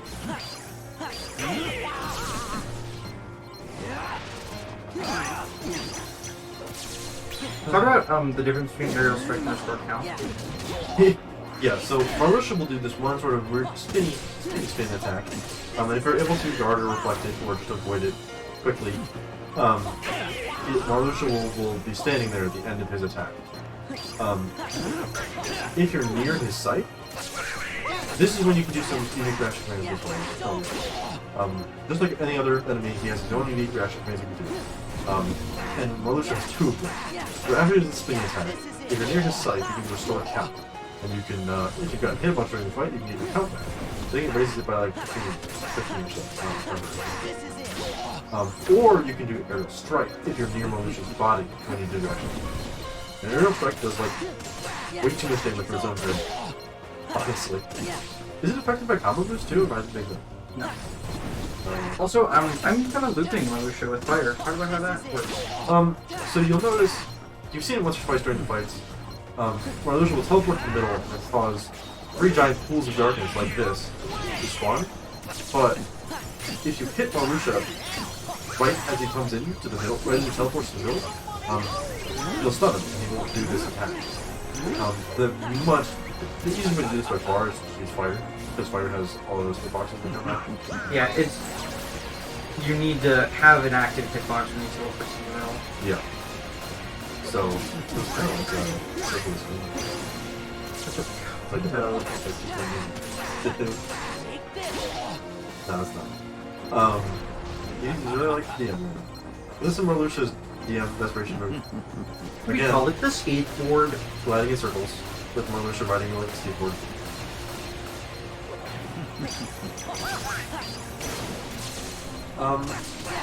But yeah, aerial strike does a lot of damage. So make sure that if you see Marluxia start to do some spinny spins, guard or reflect. Or run away real quick and run back in. It's much easier to reflect though. I don't know why you're doing it. Reflect is just really good in general.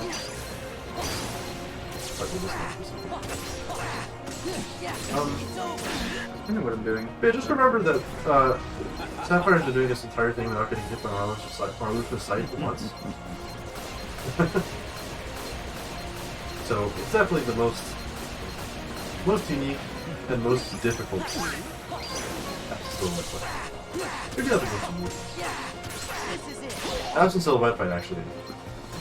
Also, by the way, if you didn't notice, so G Marluxia, how come Zenus lets you have 2 DMs? which we didn't actually see the other one at all because I am a gamer. But he does have 2 different DMs, and if you purposefully avoid hitting his revenge value in the last phase of the fight, then he'll always just immediately respond with a DM, and he's much more likely to do the DM that is much easier to dodge. Yeah. Also, yeah, that's every important check. We have all blue numbers now. We do. So, let's do the final boss. You want to just skip the promise charm for now? I can't. So we use the promise charm. If you have the promise charm, you can activate the terminal in the middle of the garden assemblage and just go straight to the final boss. This would skip fighting Roxas, Luxord, Syx, Zigbar. We didn't fight Syx yet, but we did already fight Roxas, Luxord, and Zigbar. 21. Just in case. Yeah, we already fought Roxas, Zigbar, and Luxord. But we didn't ever fight Syx and Memories at this. Which would be, in the vanilla games, you'd have to fight those two before you can fight the final boss. Very cool, actually. Let's go. So I just kind of forgot how to do that. Game Force 3, by the way. But it's fine. So here we can have we have a lot of build-up before we actually fight. Does that miss one-on-one? Like one-on-two, I guess? For a second, I thought you were going to say we have a lot of buildings. There's a lot of buildings. I mean, it's true, we do have a lot of buildings. We're just kind of cutting around. We have a lot of build-up and we have a lot of like weird little fights and stuff to do before we actually can fight the final boss. So here, we're just going to go through all these weird little phases that have like weird little mini-games for some reason. I don't know. It's weird. But This place is going to explode! Your only hope is to use stun dodge! there's also... Okay, there's technically 4 different phases to the actual final boss system.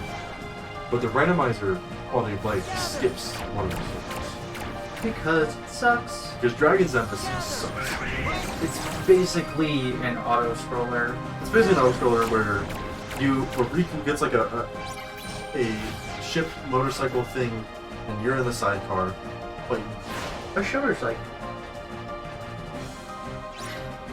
fighting a bunch of random shit and circling around a giant dragon thing. And it's weird and it's long, it's an auto-scroller. The randomizer skips it with the quality of life additions. I'm going to die. You die. Thankfully, you pretty much just dropped on. Oh! This is the final little minigame phase. Once we clear off a bunch of these nobodies and take down the barrier here. Very nice. Yeah, you want to talk about Final Blunders? I want to talk about Final Blunders. Yeah, so when you're gliding in Final Blunders, your keyblades will spin in front of you and actually do damage. If you mash the glide button, they'll keep going in and out, and you can just kind of drain the health of anything in front of you. Very quickly. It's really noticeable in this thing specifically because the barrier is a big immovable object. So you'll see her run to the barrier, just mash the glide button, and the health will just drain. Like that. And it's fun. Proceed. And now we're actually in the final battles. So this is Armor Zemus 1. And you don't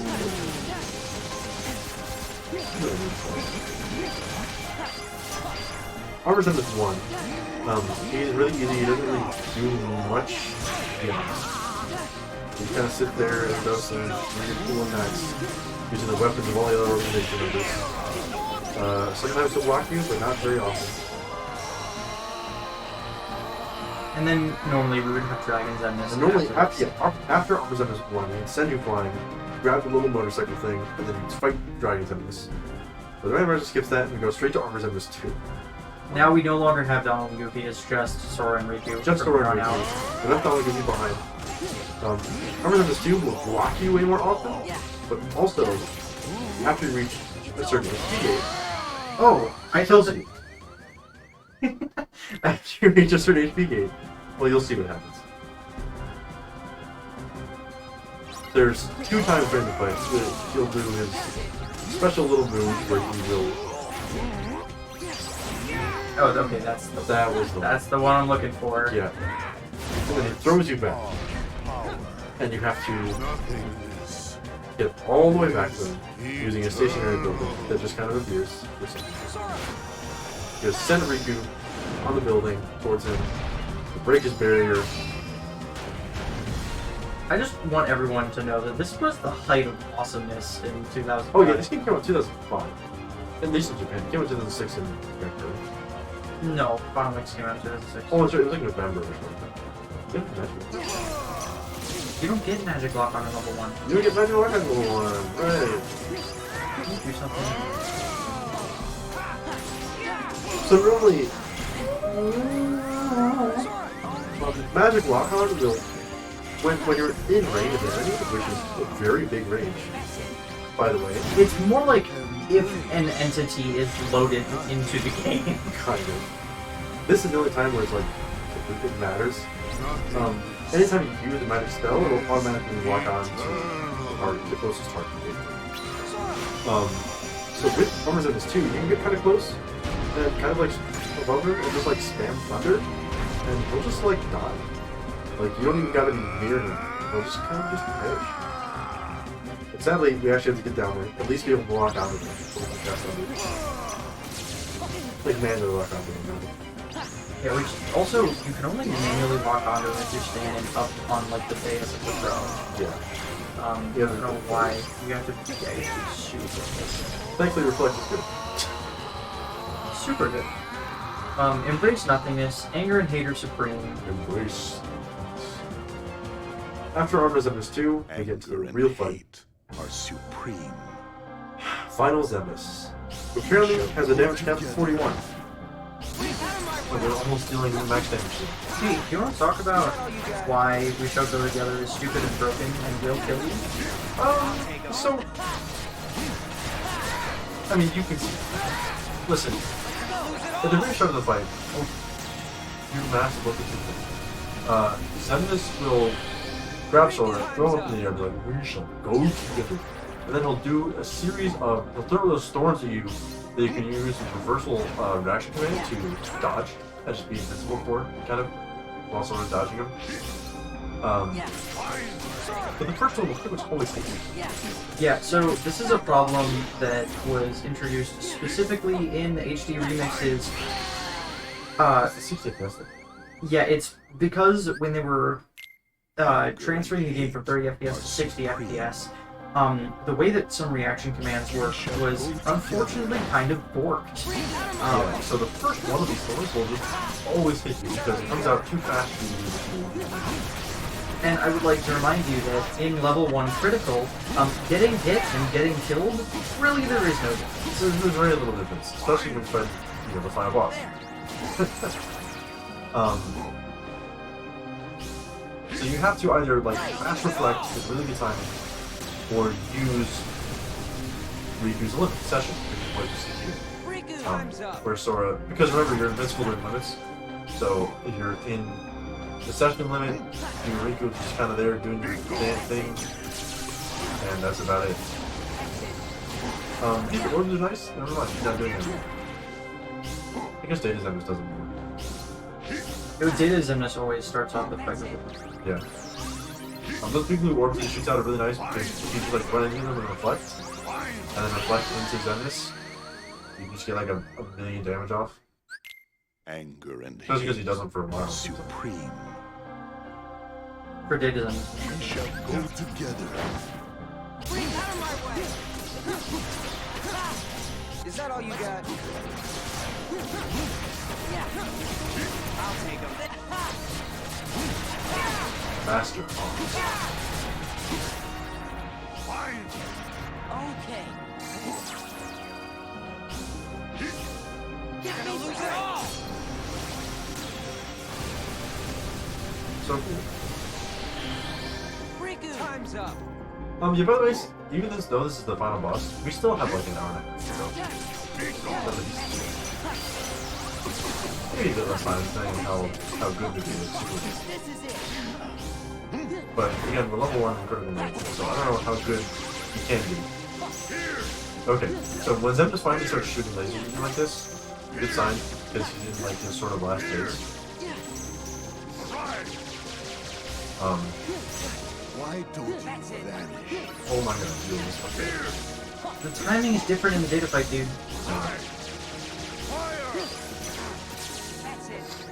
So we're just gonna kind of guard and deflect and avoid the lasers as much as we can. Because if we get caught, these will just kill us. The lasers aren't too bad, But but it's too bad. If we get caught, it's the lines laser being shoots. Pretty bad. I cannot spare Oh hard. my god. That's good. So, when you hear Zemus say, spare apart, he'll do this move where he grabs Sora and starts like extracting Sora's part from his body and slowly draining it into you. And it makes you play as Riku, who is really slow and kind of effective. And you have to save Sora before he dies. If Sora dies, or if Riku dies, it's game over. So you gotta be really fucking careful to reflect that spare a heart attack. Otherwise, you're just broken.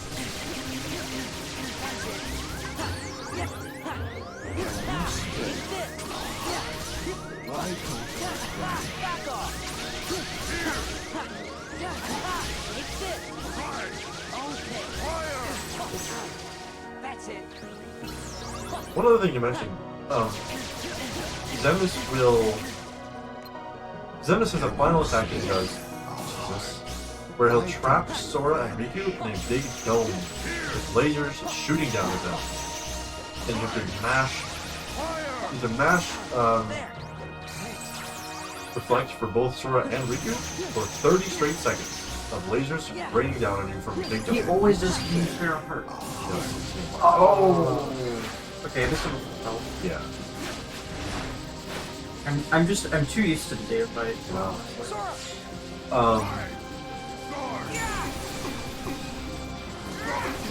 So we'll see here.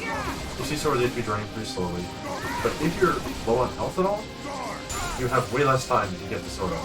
And you die in like 3 hits to a with a pretty difficult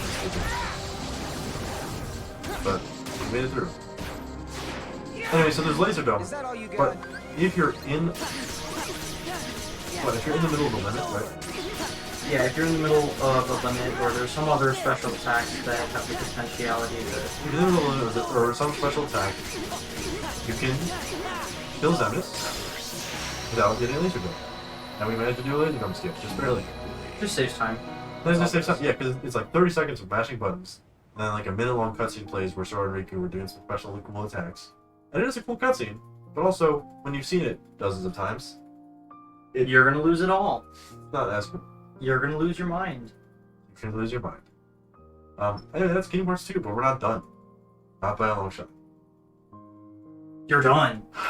Done. So, now we have to do all super bosses. All blue numbers is done, and we fought the final boss. But now we're doing the all super bosses part of this game. Clean up, clean up. So in order to do that, we have to clear every world completely. We've cleared, maybe half of those already. The ones that are pink have been cleared in the environment assemblage.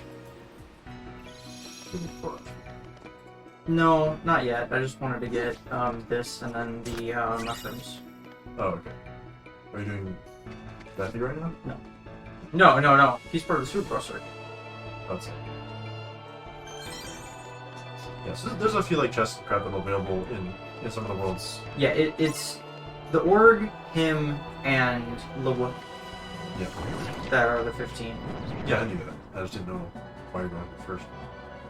Because I figured you'd just get this as you went to Sometimes I do, sometimes I don't. whatever. Wow, look at the stupid mushrooms.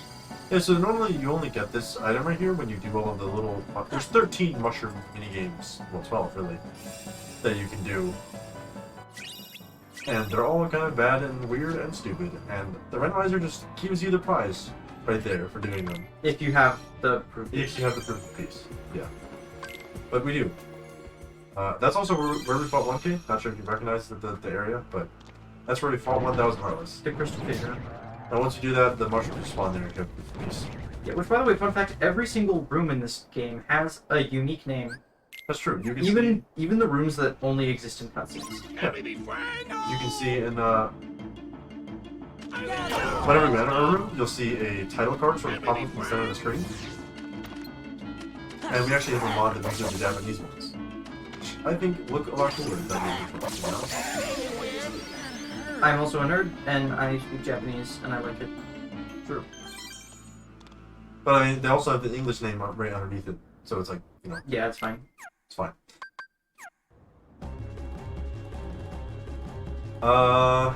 This is the primary floor boss. What is his revenge value? His revenge is like 2. Oh. Yeah, really. What? Oh, I don't think revenge. Wow, his revenge value is like 2. I owe it to you. This time you burn.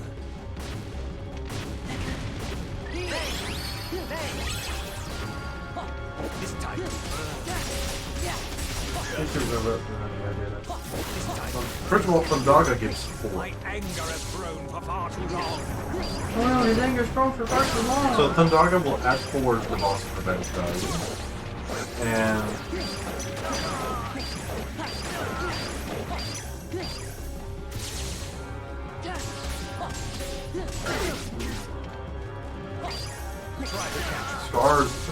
Scar's revenge is 6.25. That's half of the normal revenge value. That's the lowest revenge value of any boss. Oh. Except for Timeless River Pete's final phase, which is also 6.25. Right, but he's got a Camels Baba change. Yeah, so he only has that for like a health bar. The rest of his phases have higher. His revenge values get lower and lower as it gets... Even higher and higher. No, lower and lower. He starts off with 12.5, then it's 10, then it's 8.75, then it's 7.5, then it's 6.25.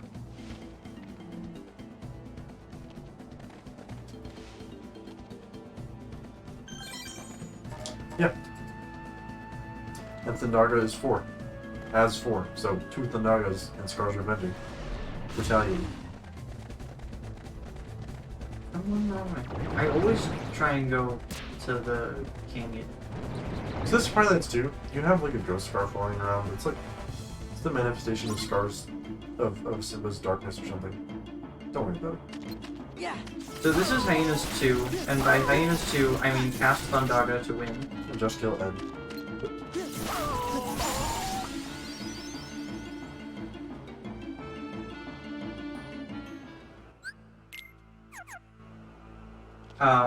And that's another quality of life thing. What am I doing here? There's another quality of life thing that, the first 2 hyenas start off dead.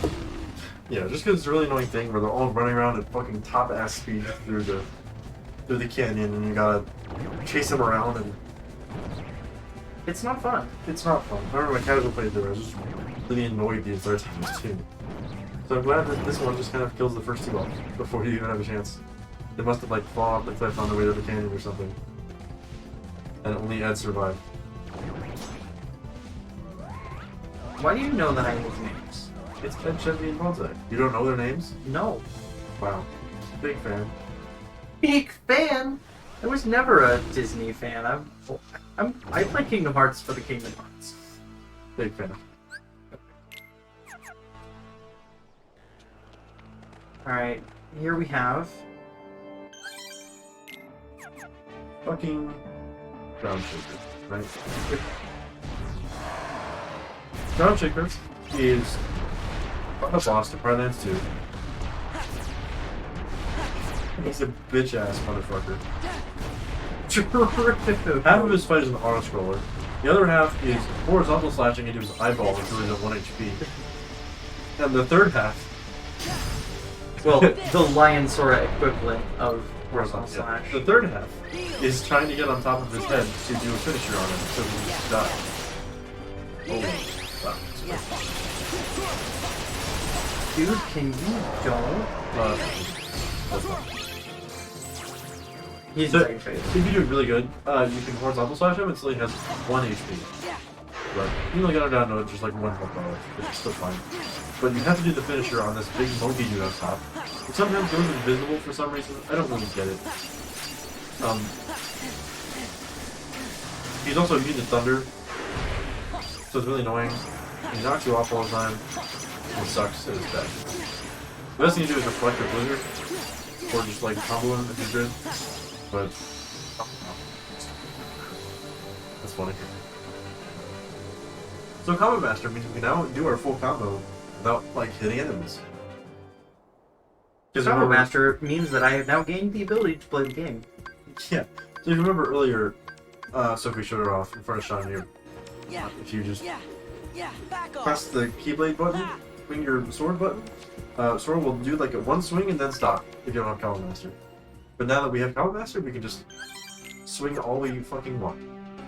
No, nothing to lose. Is this... I did do Blizzard. Yeah, you did. Oh, my lords. Oh, now we get to Carpy Barpy. Thankfully it skips them. Yeah. So, Agrabah 2 is one of the longest second visits, honestly. Just because of the fun the fucking rides. Defeat all of the Heartless. A lot of the second visits are just like run around to all of the areas one more time, and then kill an opening boss at the end. A Heartless boss. Heartless boss. Yeah. Yeah. I think the only nobody boss, other than the organization, is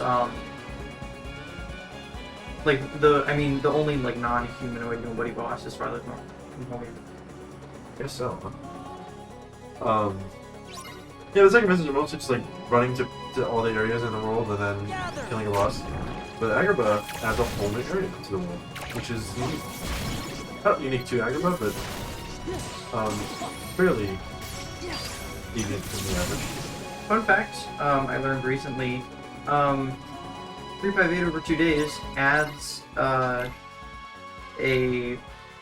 whole, it has like a huge boss encounter in this area, and you can actually walk around and not fly on a stupid carpet. That's that makes you true. suck. I remember that, because I played this. I watched a YouTube video those days. I also rewatched the Days movie like last month. No. I got off from work one day and I was like, you know what I want to do? I want to watch the Days movie. And I did. No. Fun fact, go away. Fun fact. I won't say that on stream. Disclaimer. I will not be your hero. Yeah. Take this. I at least won't say not- clues. No, I didn't. Already got it. No, I didn't. Oh. I thought the thing in the top left was combinations. No. They shine and they stop doing the move when you get them. I don't know. I run away as soon as I get it. I don't look at it. See, they do that. And I just stay like that for a They bit. just stay like that for. I don't know that. Because I always just run away instantly. Ooh, now it's up 41.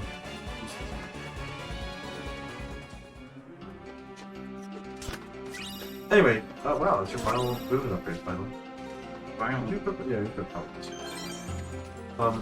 So at this point, we have pretty much all the important abilities of the week. I think.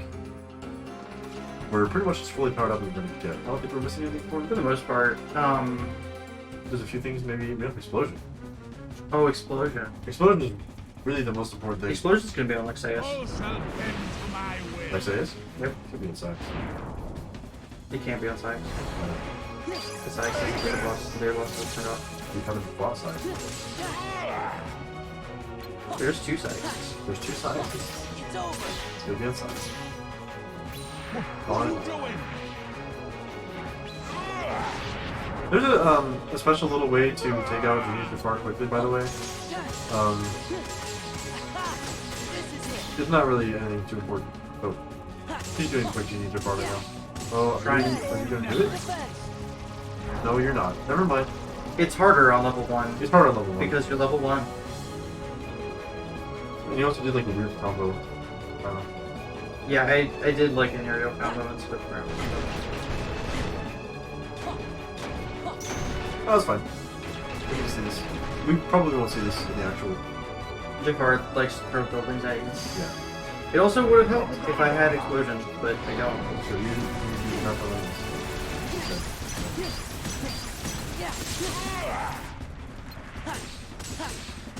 Take this. Yay! Nobody guard. Yeah, We both did that at the same time. That was not rehearsed. I promise. probably won't see that little change of RDM thing in the actual thing because it's really easy to skip that. She just sort of fucked it up. Agrippa 3 time. Uh-huh. By Agrippa 3, I mean Reflega. So this is the second absent Celebrate that we're gonna see. I'm pretty confident we should because Militia had an important item. So we couldn't get all the numbers. But here's Lexaeus. Who was the second last person who died? You should remember this? Probably should have done Lexaeus? Or no? I don't remember. This is it. I don't care, they all died. Yeah. It's fine. All I know is that Paxton died first.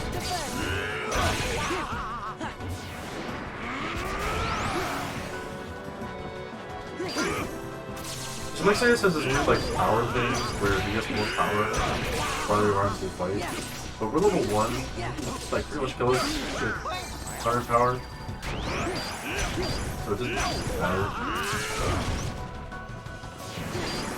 It matters the tiniest amount, but I mean, yeah, that's true. He won't kill us at like the lowest run power, honestly. And even some of his attacks at full power won't gonna kill us if we're lucky. Because a lot of his attacks are like weird like multi-hit things. What? Oh, fuck up. Lexaeus, the most important thing to know about Lexaeus is he'll do this one attack where the swing his attack, that one, will swing his attack into the ground and up at you and not go from here and against one of the pillars. But if he managed to guard or reflect it, he'll be able to do his unique reaction command. Mega Impact. Mega impact and just finish him off. Do a lot of damage, generally. What? Oh no.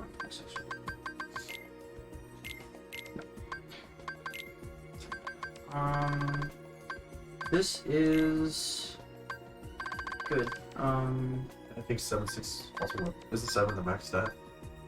Oh, that's true. Yeah, we're not gonna get anything better than 7-6. I don't think. It's weird that it's drawn, but that's fine. Alright, I'll take it. Yeah. So yeah, the stats, the Keyblade stats are randomized, but only from 0 to 7. Just That's the lowest and highest in the vanilla kit of any of the Keyblades. So that's just what we went with. yeah, and like in the randomizer settings, if I really wanted to, I could make it so that like the minimum and maximum value is 20 for each, but that would also kind of defeat the purpose of level 1, which is also why there's no permanent stat boosting items in the pool. Yeah. Also, because she took off the Shadow Archive Plus from the Golden Plus, well now so we have 43 strength and 37 math. Not that that really is going to make any kind of noticeable It difference doesn't at all. matter too much. I'll just let you know. It's a nice kill before the Chandelier. Everybody did show me lost. Kill before the Chandelier twice because it's worth it. You don't want to Chandelier twice because you take care of it. Also, Sapphire and I watched a video recently that showed like a Japanese player doing like really stylish shit. Including doing this boss fight in a really strange way. That was really fun. People can take this game to some weird extremes. He's at level 1 crit, or being the most like stylish player possible and do some really crazy combinations of moves. It's nuts. Personally, my preferred form of style is definitely level 1 crit. Or like the $5.99 Ars Arcanum combo for Kingdom Hearts 3. Kingdom Hearts 3 has 2 DLC Keyblades you can buy for like $2.99 each or something. Specifically if you're playing the PS4. If you're playing the PS4 version. And each of them gives you a second form. In Kingdom Hearts 3, there's something sort of like drive forms, kind of, not really. Each different Keyblade has a specific form attached to it that you can activate when you meet certain conditions. And both of those DLC Keyblades have second form on them, which gives you Sora's Kingdom Hearts 1 limits. It gives you attacks that are both inspired by Kingdom Hearts 1 and 2. Yeah, that's true. Ars Arcanum is one of those attacks. So this guy made a YouTube video that was called the $598 triple Ars Arcanum combo. And it showed him buying 2 Keyblades and using another Keyblade that has second form in the vanilla game. And getting all three of them to have the form change stored. And then using Ars Arcanum 3 times in a row against the boss. And it was just stupid. I can do Ars Arcanum 3 times in a row without... Just by going a limit for it. Just by going a limit. Obviously, KH2 is the superior game. Yeah. If you use, in Kingdom Hearts 3, the form changes specifically will actually end more combo, because they count as like a form change finisher. The same way that, like, Mega Duck Flare is the ending of Duck Flare in this game we've just seen earlier. Yeah. Yeah, whenever she uses Mega Duck Flare, this works for all the limits. If you use their finisher move, it'll stop your limit, even if you still have your limit bar almost at full. Yeah. Similar for the KH2 Keyblade form change. There's no fun in this. Where's the fun in this? So this is Zoltan. We'll probably be seeing a lot of Hey. I'm good. Zoltan is one of the more annoying data bosses. See? It's because it's the regular version.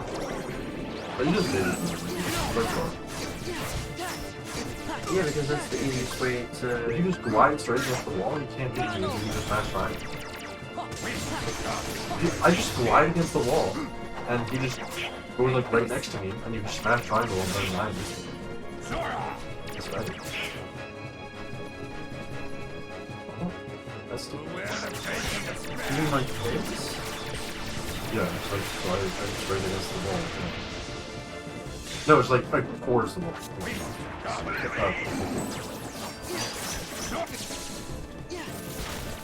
Well,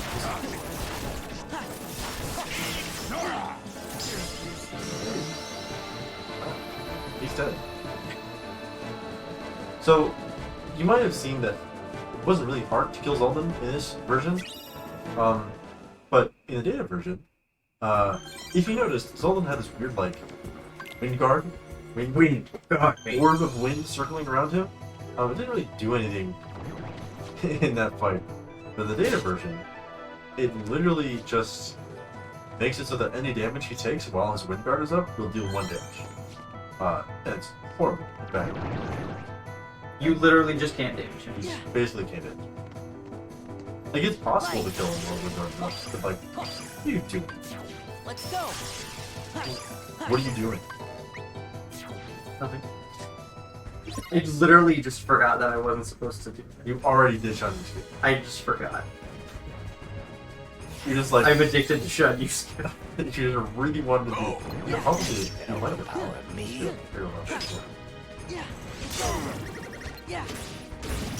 Overpower me. This is Shun Yu. overpower me. We jumped over him earlier, but now we're actually playing him. Jeez. Even at level 1 crit, with all the stuff that we have now, really not. He might have been slightly difficult like an hour and a half ago, but not even, no, like 2.5 hours ago. Yeah, because, okay, so Shan Yu is actually potentially the very first boss that you fight. Because... The very first actual boss. Yeah, because, along with Beast's Castle, Land of Dragons is... 3 root beers?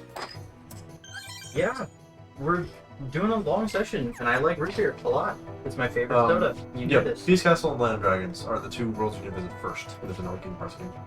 So he's definitely one of the easier bosses. That's for sure. Also, technically, Land of Dragons is a lower battle level than Beast Castle, That's so true. a lot of casual players will choose to go to Land of Dragons first. Yeah. And a lot of casual players are really weird, and they choose to do Proud Mode first because they do Kingdom Hearts 1 they're the hot shit. You're talking about yourself? No. I do Proud Mode first. I do Proud Mode until we were like, after I did a dozen What are randomizers. you talking about? Fucking DBD. Oh, DBD is another YouTuber who played Kingdom Hearts for the first time. recently. Actually, like literally last week, I think he finally finished the whole series. But he finished KH1, and he played Chain of Memories for like 30 minutes and was like, this game's it for me, and then just watched the cutscene compilation. Wow, it's almost like Chain of Memory sucks. Yeah. Then I played KH2 in private mode because he was so unsure. So, that's fine. He still managed to beat it. Just took him a little bit longer than the normal casual play. So now, this is Fun fact, you can jump over Zigbar. Jump over Zigbar. Now is the point where we'd be getting to the throne room in the vanilla way. After killing the mysterious man on the top of the summit, then walking down here and doing a force fight, and some other crap. Then we finally have access to all these chests, and after Shan Yu, of course, as well. But we jumped over him and got him early. So, fuck it. Now here's, I always forget this one. Storm Rider. Storm Rider. I was gonna say Sky Chaser. That's the Kingdom Hearts 3 boss. Is it really? I think so. Yeah. Yeah. Take this. Yeah. Yeah.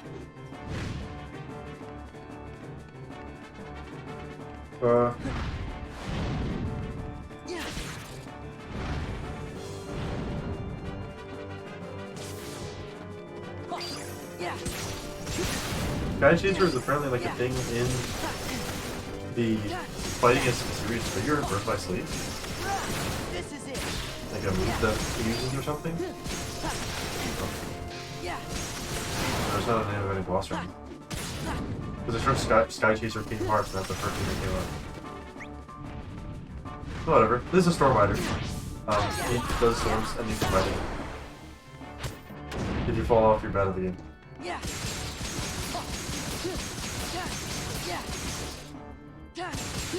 There's a lot of strategies to take down with that pretty quickly. He's not that bad. Not at all. You can like sit on top of his head and do like, first of all, you do like explosion, or if you do like a fire, A single reflect. Or fire will do a lot of damage because it'll hit both forms. You know, stuff like that. Yes. Experiment. Oh yeah, I can't do this. Or wait.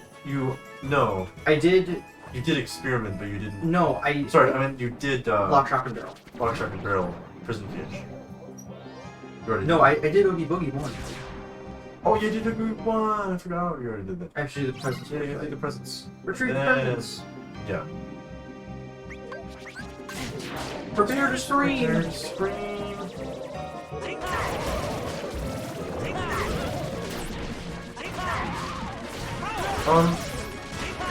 It made me sad that Halloween sounds.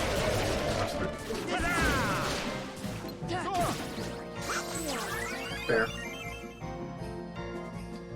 They sort of replaced it with Monsters Inc. because it's just still sort of not like, you know, it's not a Halloween movie. It's like a monster just in the same way that Jack and definitely like monsters.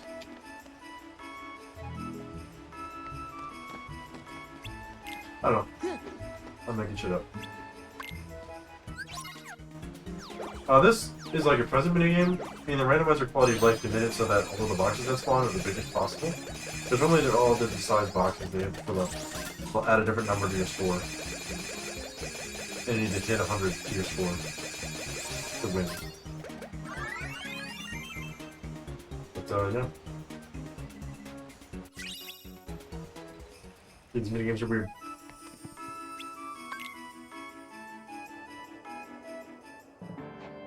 And here's the experiment, the final boss of Town. Christmas Town, I guess? Technically?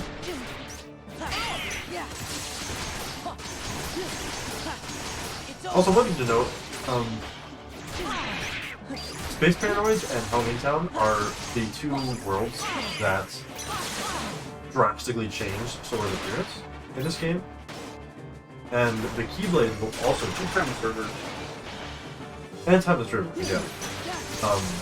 That's true, Time is River too, yeah. So those two worlds will change Sora's appearance pretty drastically. The Keyblades will also change along with it. The Space Paranoids, all the Keyblades have this weird, like, you know, usually either red or blue neon effect. They look really cool. And in the Halloween town, they look all rusted and decayed and destroyed. Really Dilapidated. dilapidated. The ultimate weapon you can see is looking all gray and weird and crumbly. But some of them look better. Depending on the Keyblade, some of them look better in any of the worlds. But, yeah. I'm not gonna play that right now.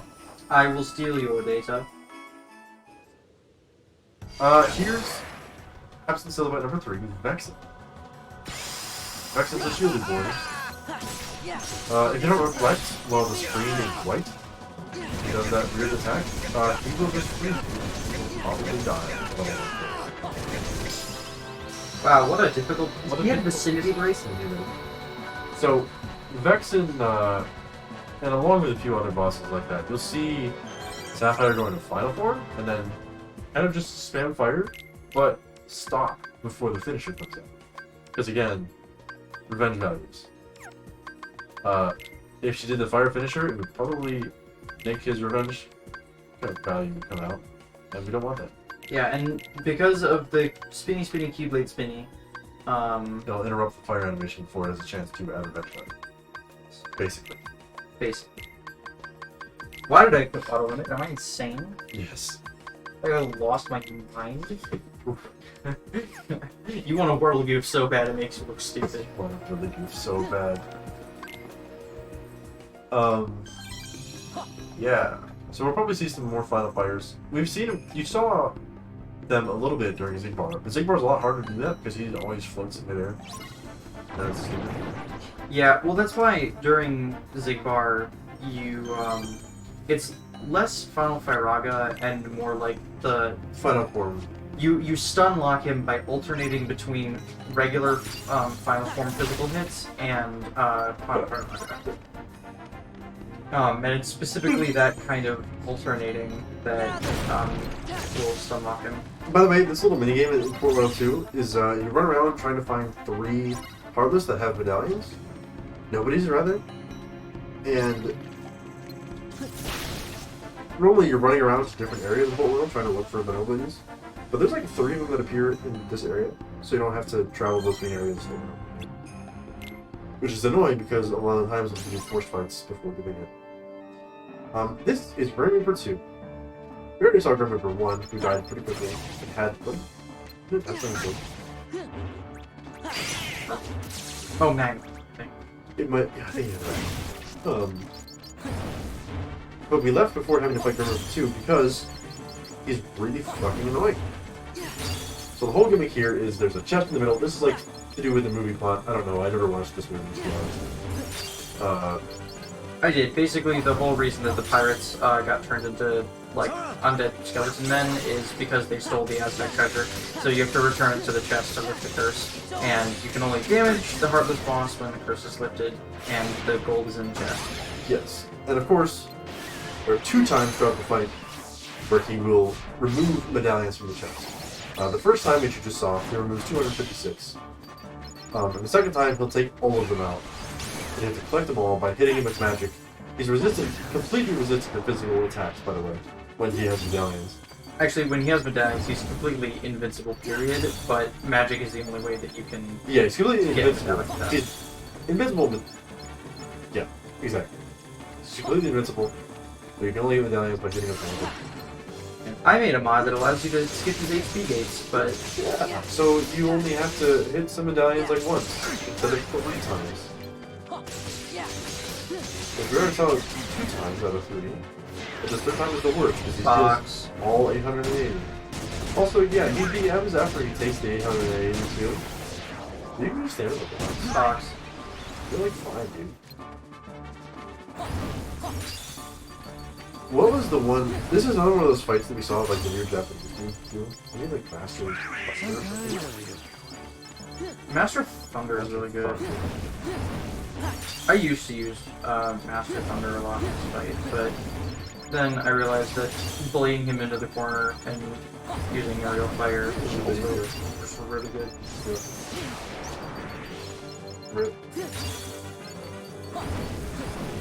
Yeah, so aerial fire Pirates in general will do a lot of hits and get a lot of medallions out.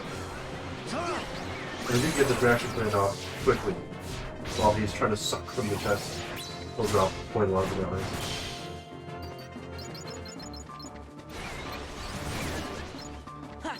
And when you have a lot of medallions, you want to put them in the chest as soon as you can, more or less.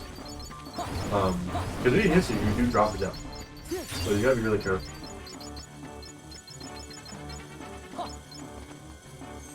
There we go. And now he will just die. Completely unnecessary duck leg. But the style. Stop. And there's well done. How many words do we have left? Mainly, well, whenever was. Oh, that's it. Well, I 100 for wood. No, you already did it. This is the proof. Otherwise. I have to do the hardest absent silhouette.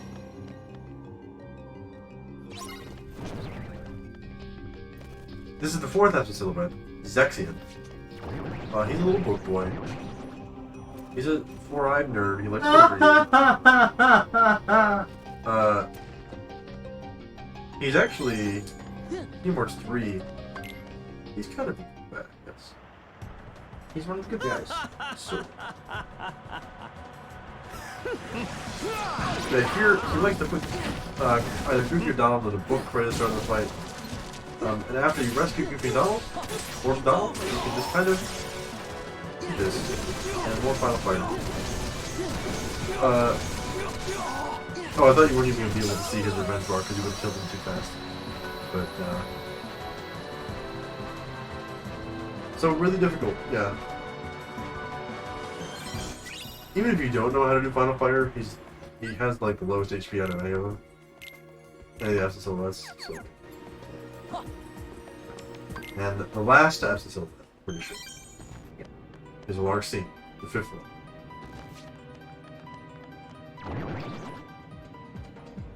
Fun fact, Larxene. Larxene hits you with lightning. That's the end of that sentence. If you would like to know how to dodge the lightning, you clearly weren't listening. Larxene hits you with lightning. So true. So, as I said about Larxene, P2 lightning, you got these claws, lightning claws. She also has a bunch of clones of herself that'll appear and do stuff too. More lightning. She has explosion. Fuck. I got the double fire. I saw. So she has clones of you that'll run at you. That was a weird camera.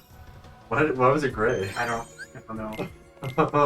I don't care. I got explosion and the double fire, final fire. So if you can manage to hit multiple Larxenes while they're in there, it'll actually deal damage to your health bars if you're hitting. Basically double damage. Double damage or triple damage if you get 3 clones. No, no, she only ever has 2. She only ever has 2. 1 clone. Shine down. This is Sykes. He's angry. This is regular Sykes. Again, very different from data Sykes in many ways. This is another one of the times where the regular boss can sometimes be harder than the data. Sometimes. Yeah, it's over. Give me strength. We're gonna use the Final Fire too. Well, but we might not be able to kill him. No, I guess we had Just barely. I thought you were running out of drive point, but We're good. we got enough damage in at the start, I guess, that it was just fine. So the main thing is the reaction command that you do, with the Claymore, that in the regular Sykes fight, you can still take damage while you're riding the Claymore, and in the data fight, you cannot take damage while you're riding the Oh, Claymore. really? I didn't know that. I still tried to avoid it when I was doing that. So this is going to be the final thing that we do before the Super Boss circuit. This is memories of this. Coming up here. And normally this is the final thing you do before fighting finals at this in the vanilla game. And that's of course one of the bosses that we skipped with the Promised Charm. Just like Sykes there. Because normally you have to fight Sykes again, Roxas, Zigbar, Luxord, Sykes, and Memories Emphasis before fighting the final boss. With the promise charm to skip all 5 of those, we only used it to skip 2, but that's fine. It's better than nothing. Right?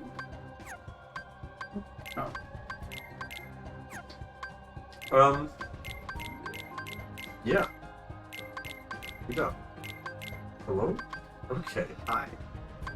So we're just gonna put some armor on. This is all I good for you. Because why not? Give them all the chance to live as we can. Because we'll need them to be throwing Mega Mixers on us. Yeah, it'll matter a lot for the datas. Especially for Demix and Lumen. But overall, it's just useful.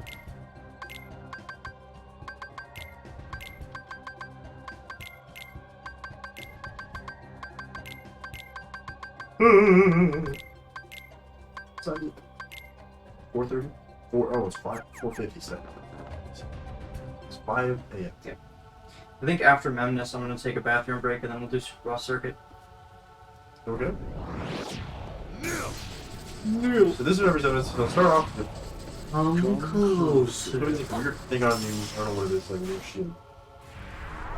It'll slowly drain your health until you keep building. Until you, yeah. Zemnis really likes buildings. It does. It really does. I don't There's know. 3 reaction commands here. Always wait for the 3rd. Finish deals the most damage. Yep. But if it's casually, I always just spam triangle, the first one, and nothing really happens. A lot of people don't even know that there's 3. Yeah, I didn't until I And it watched deals YouTube. 2.5 full health bar of damage. Okay. Of course, there's also a data version of this. Which, again, Gee, Zemnis, how come Zemnis lets you have 2 datas? it's a weird. If you know what you're He doing, kneels again. if you know what you're doing, it's not really that hard. To be honest. You kind of reflect a bunch, and just like, as long as you get these reaction commands, you're just like, fine. In level 1, it actually, you do have to kind of know what you're doing. Well, of course, level 1, yeah. But casually, it's less And difficult. I think Memnus has my final health, unless I missed it just. You need to touch the floor.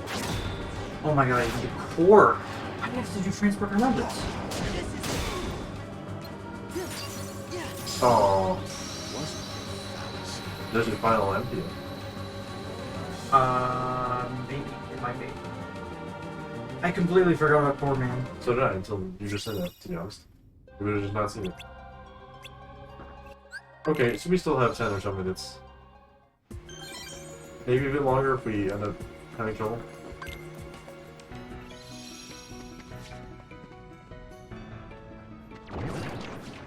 It shouldn't be too. Then probably about an hour or so. I don't think it'll take me an hour to beat all the Super Quadros. It depends on how lucky you get. So I just need to start gaming out of my mind. you shouldn't even do it. Why do you go around? I don't. I go through. Get out and beat the Continental. And it come from a minute ago when it come from Tornado. Tornado. Alright, I'm going to take my bathroom break here, and then we'll do... Timer. It's fine. Well, Moose! Don't knock me over. I'm gonna grab a drink.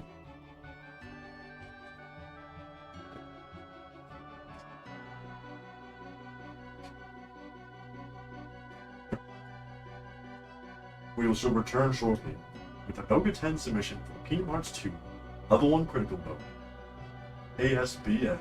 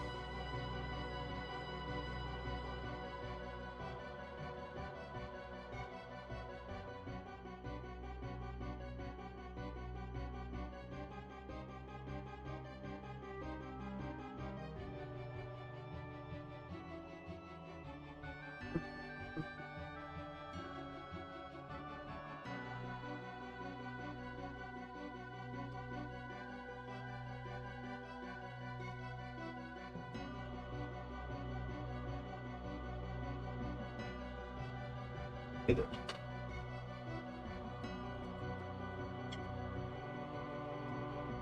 What's up? How's it going? No glitches allowed moderators? I doubt anyone of you is actually going to watch this entire show. But if you do, here's a little secret from me and you. Sophie's actually not the one playing. I'm the one holding control of the entire time, you just can't see it.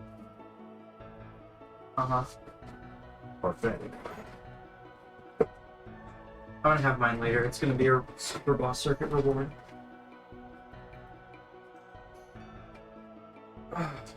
Also remember, starting in Transport to Remembrance, I'm gonna need you to commentate out of your mind. Mm-hmm.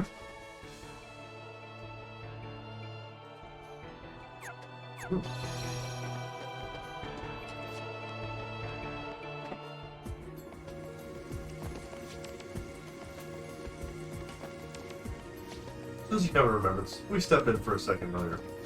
But now we're actually... Give me the toes. So there are two major force fights in here. And after it, the transport Remembrance, we talked about it a little bit earlier. The big hallway with a bunch of nobodies they had to fight. And it's really hard. They're all highest level in the game. Hardest enemies in the game, in general. Give me strength. So yeah. We'll have fun with that. Then we're going to proceed to fight every super boss again. All 15. Yeah. Way too many. Yeah. Gather. But fun. Gather. This game does, by a small margin, have the most Super Bosses out of any Kingdom Hearts Yes, thanks. game. Yes, Kingdom Hearts 3 has Give me strength. 40. What's the point? Is there... Do you want me on Dark first?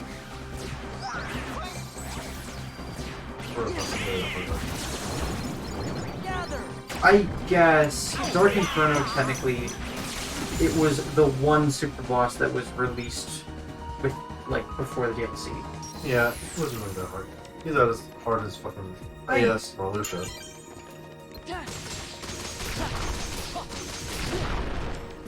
I played in critical mode, I only died from it once.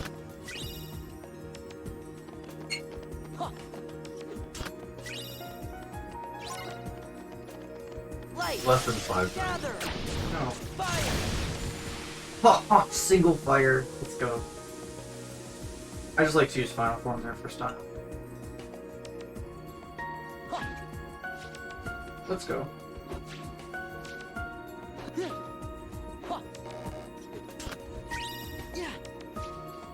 There are a bunch of chests in Tower Remembrance, like we talked about at the very, very, very beginning. It's odd that Paul Bastion only had 7 points. Because normally There's so many chests. just a bunch of shit in these chests that are necessary to get. But I guess we got, I don't know, lucky, unlucky, whatever you want to call it. I think I'll follow you. Sure. Wow. Here's the second force fight before. I don't usually do this with Final Form, but showing off my ability to improvise. By improvise, I mean revert to my old strategy. I don't find it working. Final Magnet is kind of strange. It's very weird core actually. Because of the way you're not actionable during Final Magnet, but you have constant damage.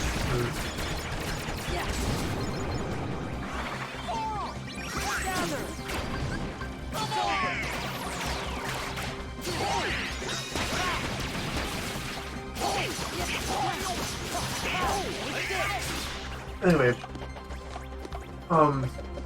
Let's go. there were a bunch of them before we actually get to the Super Bosses. Yeah, I'm not really sure if any of the NoGA10 moderators are going to actually watch this entire stream start to finish. But, for the actual event itself, she's been practicing out of her mind from the super bosses for the last like 2 weeks. It's like non-stop almost. Whenever she's getting out 3 times, she's like, okay, I'm gonna practice super bosses. Like fighting Sapphire 90 times. About 85 times. 85 times, sorry, my fucking bad. Finish proof, wow. Heal. But for a lot of the other super bosses, she didn't really practice that much. Because again, she's only been practicing really for 2 weeks. I practiced them enough. I feel Enough, yeah. But for when April actually rolls around, she's probably gonna be a lot Gather. in certain. That is also true. I'm not going to stop practicing after the submission. Gather. Yeah, so just keep in mind, if she dies to a lot of the bosses, if she dies to like 1 or 2 of the bosses a lot of times, she's probably gonna practice those bosses non-stop the next Take month. this. I mean, honestly, the same thing happened with my NoGA10 submission. Like, I died the day that Axel, like, way like, no, I died maybe like 6 times. Like half of the time. But then, you know, after my submission was accepted, I practiced Axel a lot. And learned it very well. Gather. Yeah. So that I was, you know, ready in time for the Thon. And there's other things are gonna happen again this time. But probably less so because she knows the game quite well. Yeah, it's just We play the game quite well. It's just hard. Level 1 critical mode. you die in 1 hit to everything. Die pretty much everything. This is transport to remembers, by the way. This is the first of the 2 force fights. I wrote commentary for this. Cool commentary for this. Thunder. Gather. Okay, fun fact. The assassins kill you in 1 hit. Super bosses. Gather. It's in the Meter Bolts. Gather. Thunder.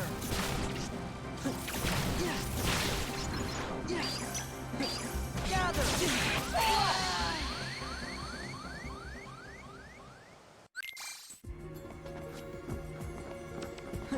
Gather. Thunder.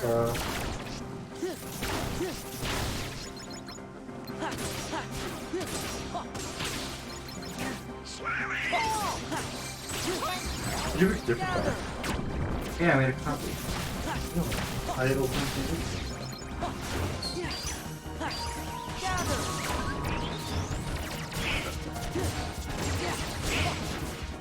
the KH2 part level 1 ASBN or whatever.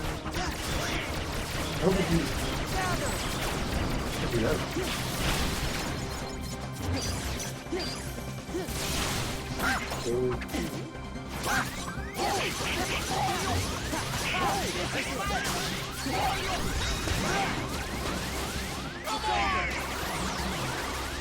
Let's go.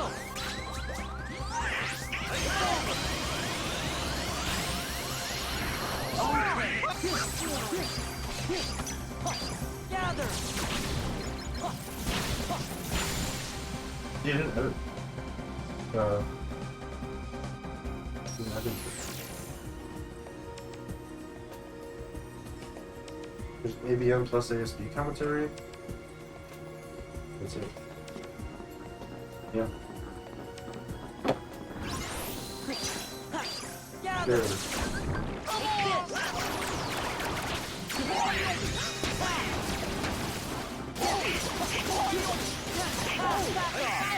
Let's go. Hang on. Look at that. There's so much more. Holy shit. Okay.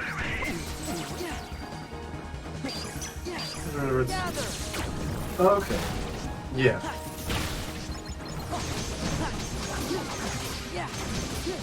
So, just want to remember, it's sort of the combination. All of the tricks we've learned up to this point being combined into one big stupid thing.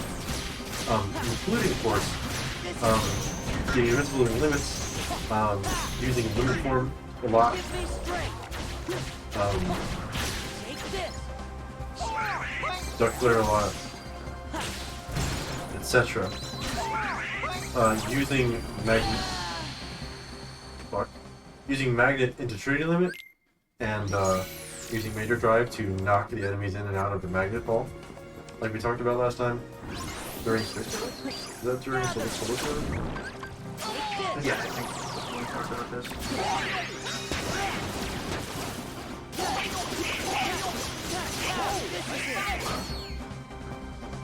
Oh, Donald. Transfer of Remembrance also has, at this point, the last check in the game. None of the super bosses are going to have any important. They're all going to have Mega Elixirs. Yeah. So potentially, I don't think we're missing it. But I think this is probably just a Mega Elixir. Really? Wow. Yeah. Yeah, I don't think. I think things are missing. You have all your power moves, so I don't know what.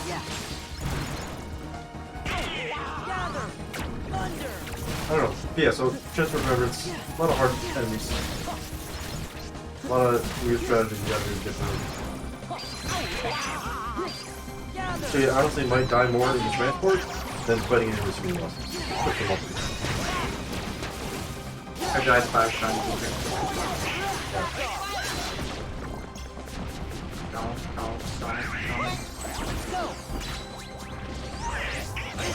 Trying to get him from me, Mega Elixir.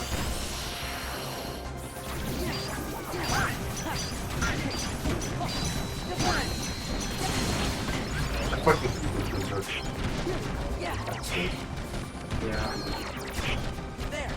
Gather.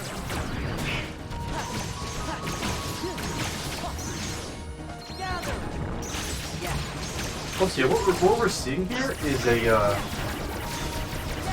it's not just a bunch of nobodies, it's actually every single nobody type in the game is represented in these fights. I believe so. So in the first phase we see a lot of the other nobodies, we get some of the other ones. In the second phase, a lot of the really late, stupid fucking ones that I hate are in the third phase. True. Yeah, so the third phase, which we're about to go into, has, for example, sorcerers. They suck ass. Gather. They have an insane amount of health.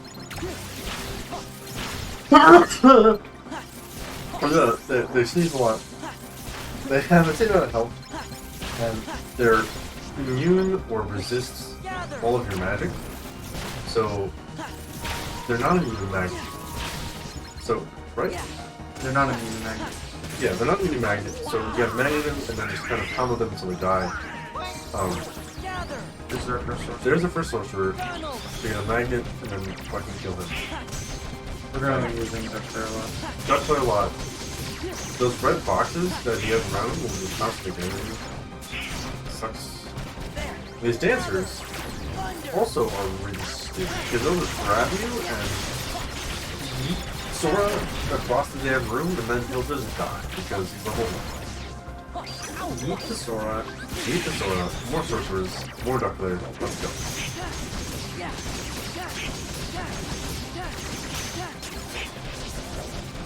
Okay. Gather. Yeah. Berserk Charge is also nice here if we can get into it. But it's not necessarily that important. It's the duck flare that's really important.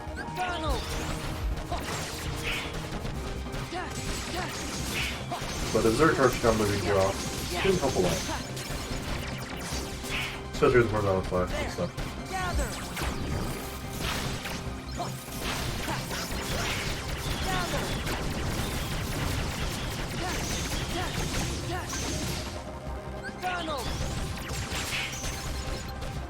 So yeah, that's what for remembrance.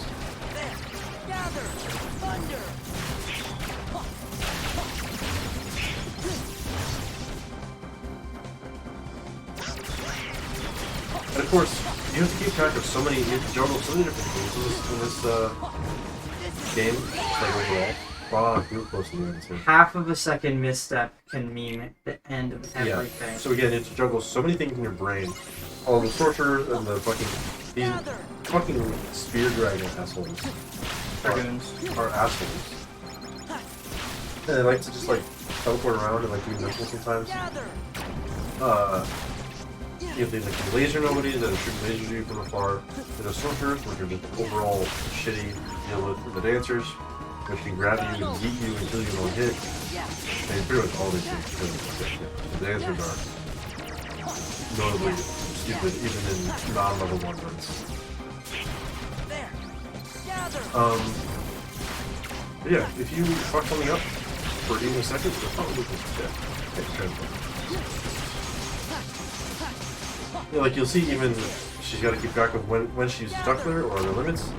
You gotta watch a limit gauge and make sure you have the finisher for that limit up on the screen and press it as late as possible with the limit gauge so you have as much as you want to do it. Yeah. So see, Mega Knuckler shows up, but she won't press it until the limit gauge reaches as close to as possible to its goal. And you want to use a Mega Elixir while you're still invincible. Yeah, using Mega Elixir. Immediately go into another director because the sorcerers will kill you. Yeah, as late as possible because the direction is up very good. Thank God we have a million Mega Elixir.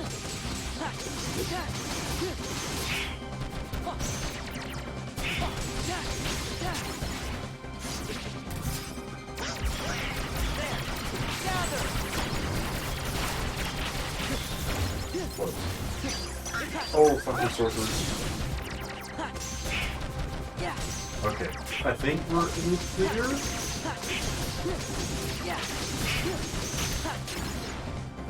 That was more. I thought that was last stage.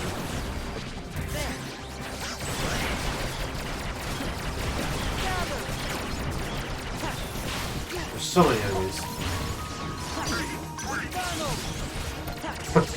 And more duck there. That's basically the strategy. You don't win, you just gotta be invincible the entire time, because you're just going to die. There. Gather.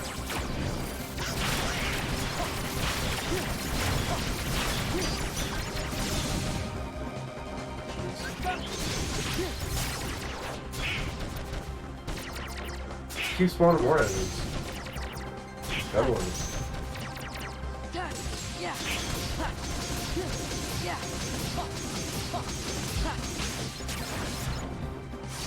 Come on. Fucking asshole. Lance your boy. Trigger.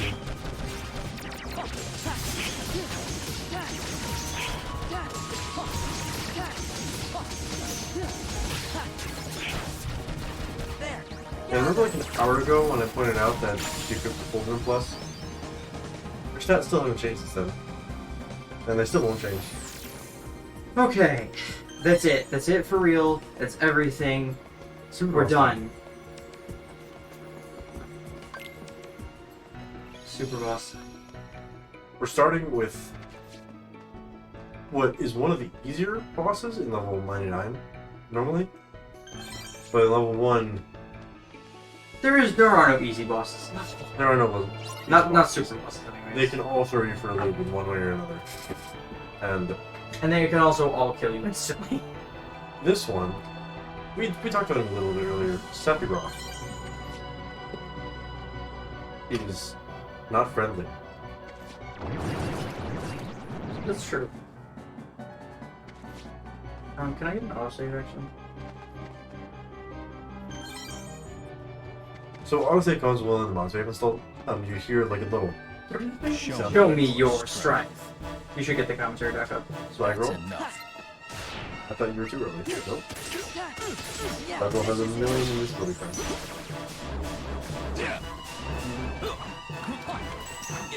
Messing up the strat. So again, like we said, he's one of the easier super bosses, at least in level 99. But still pretty hard.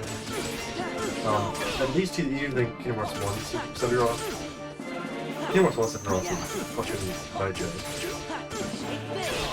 I only tried to fight him once, personally, and I just died like instantly, and I just never tried. Because I just didn't want to. Know your place? No. I'm not. You can see the revenge value at the top left. For the first part of the fight, you can sort of loop him by getting his revenge up as high as possible, but not actually triggering the retaliation. But it's a bit tricky because sometimes they'll do. Give in to the dog. Yeah. So a lot of times you retaliate with that these swings, and then you can disintegrate, but like guard it, and then you can combo it again. But if you ever tries to do some other bullshit, it's just annoying. Yeah, when he gets into his second phase, is when he says, "Know your place." Which he didn't say it. Which he didn't say it because It's around 4 health bar now. yeah, We're about to we already say said it, it. actually. Yeah, we're up in the first phase. He's descending Harvest Angel.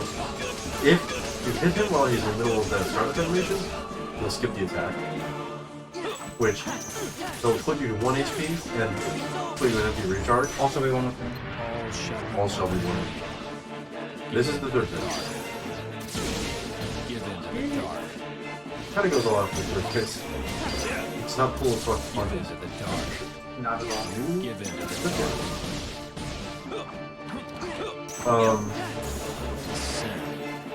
His normal sword combo that you saw. Oh, that's the Harvest Angel. So he puts you to 1 HP in melee recharge. It will throw a Mega Elixir before he swings at you. Fine. Just as barely. Comment. Meteor. Honestly, it's not that much. I'm flying around. Accept the darkness. He's vulnerable for much less time during third phase. At his best, especially when he uses that big killer attack. To use training limit and reflect a lot. And in level 99, Wither Form in general was really good. Level 1 Wither Form can also help you, but that was fucking close. Heartless angel. That's enough. In the third phase, it's better to hit his revenge value and just let him use Descent Harvest Angel a bunch. Yeah, because you can, It's safer. if you know what, but you can. That was really good. Second try, right? That was first try. That was first try. I think. Yeah, I don't think you died. No. No, I died once in the third fight of the transport. That's right. Wow. Okay. First try Sapphire. That's good. Hey, What? my 85 practice runs weren't for nothing. Yeah. Do you want to know how many times she died in those 85 practice runs? You want to tell them the number? I died 80 times in a row. I beat him 4 times in a row. That's true, at least. Who's the after something against Anyway, Alden? Zolden. Where's the fun in this? Yeah, you also. So, I just accidentally found a feature. Oh yeah, yeah. I know. I know that it like showed all of the things there. I hope you're ready to start commentating out of your mind. Okay, Zolden. I just want to make sure, by the way, that everyone knows he didn't even read. Like, he read off less than half of the commentary I wrote for Sephiroth. Oh yeah, no, she wrote a fuck ton. Zolden is.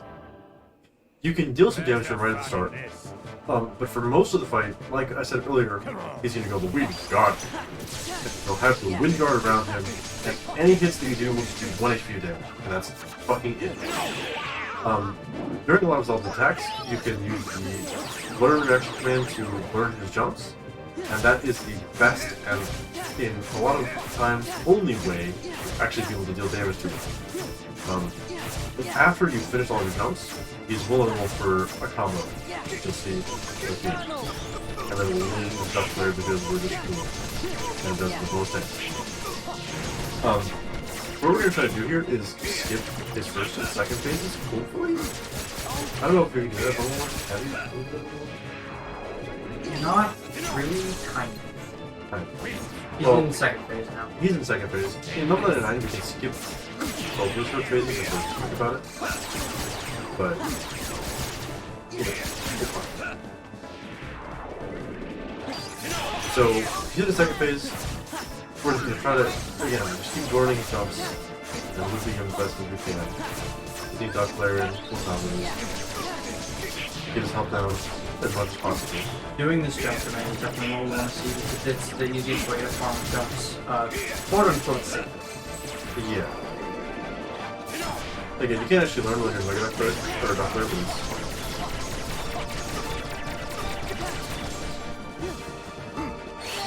oh, he did this.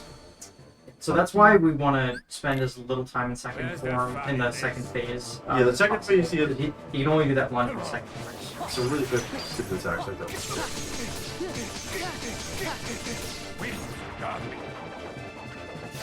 But in the first phase, it's always really easy because he only has 2 attacks. And you can just guard them and mash learn. And it's like fine. He will literally just walk at you slowly. Yeah, that's it. I'll either do this spread or just longitude. And then we'll really easy guard and just learn.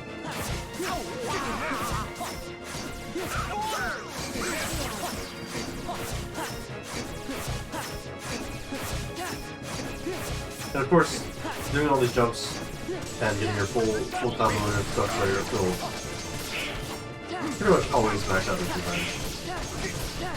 And make a good job.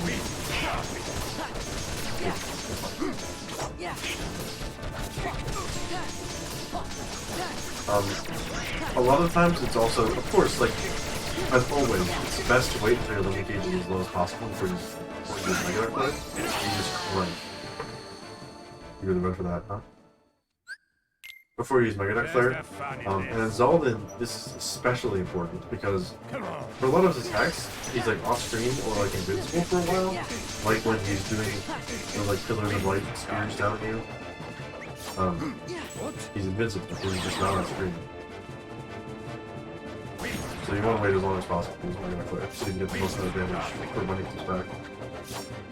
Which doesn't give a shit.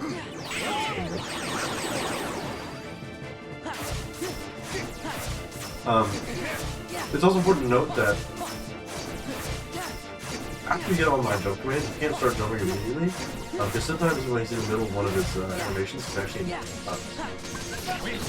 like sort of invincible, and the jump command is over there. You'll still like jump on him, and you'll still be invincible yourself, so it's like fine. But people will take your damage shows like a missed opportunity. You do it really. So does the check release. See you jump. Birthday sign.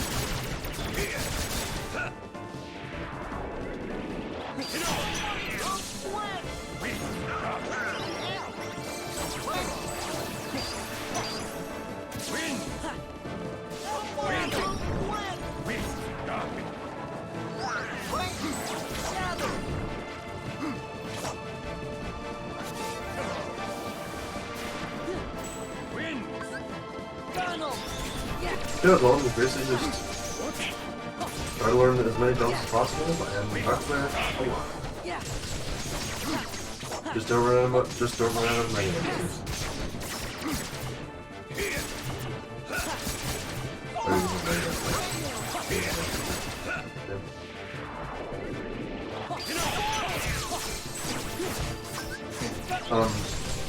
After he lands from those pillars of light attacks, he doesn't have wind guard yet. It's wind guard, so you can actually get some damage on top of it. Like this stuff.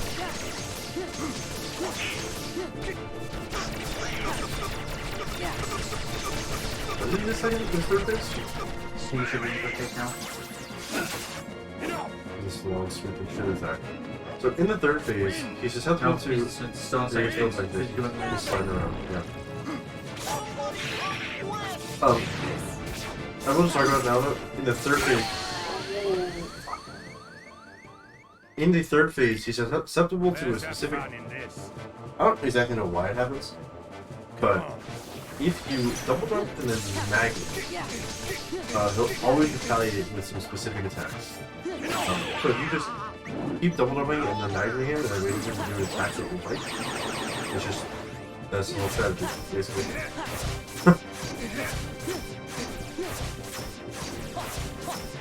I don't really know why it triggers the eye to do that,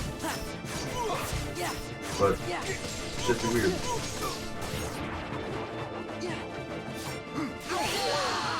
Hello. That was weird. You were in the middle of the guard animation. I don't know why I didn't guard.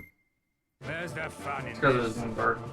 When he lunges at you, his wind guard Oh. will hit you before the attacks are Yeah, so the wind guard, by the way. Yes, it reduces all damage you can do in one. But the wind guard also has a hitbox of its own. And if you get hit by it, well, Goodbye. You're level 1. You're critical low. It will kill you. No ifs, ands, or after about it.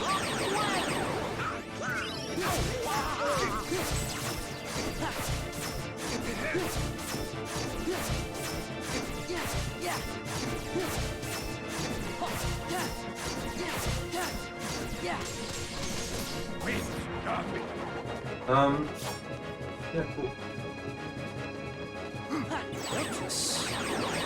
I love it when you watch the like working. Where's the fun?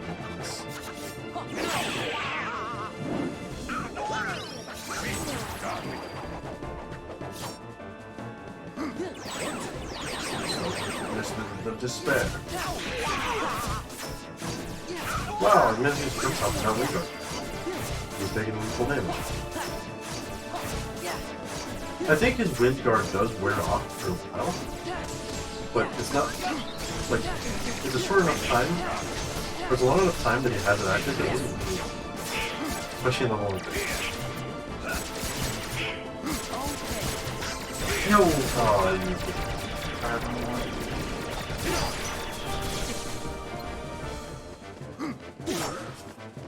Ooh. There's like one of the only instances, by the way, that Quick Run is like useful. Because Zalda's attacks are fucking massive. And half of his damn spear attacks cover half. So you can get away really far. Then all the better.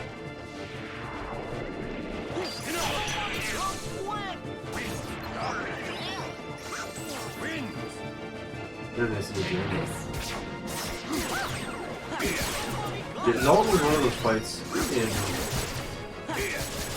the NoGA10 practice we did that was also pretty difficult. Like level 9 regular level.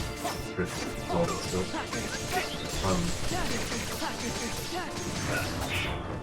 Oh, there it goes. So this is Zalda's desperation. He'll first do a series of circular swings to you, then he'll, I don't know, turn his spears into like a dragon or something. I don't know. It's fucking weird. So where the face of despair? Where the face of despair? Now he's in third phase. Now he's in third phase. Yeah, for sure. We're just gonna keep thumbs up magnet. Like this one. Pretty good. So as many jumps as possible, and just deal as much damage to him without getting hit myself.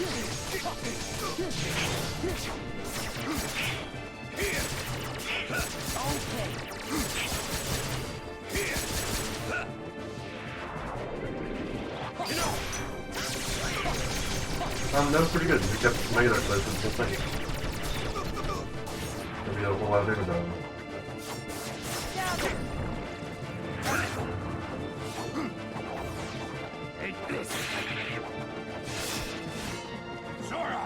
This is my favorite corner in the whole world. Where the face of despair?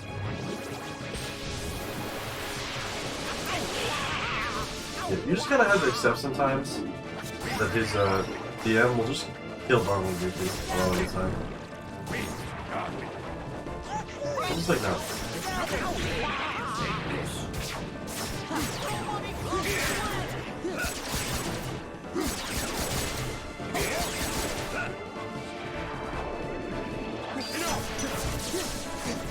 It should be like it. Yeah.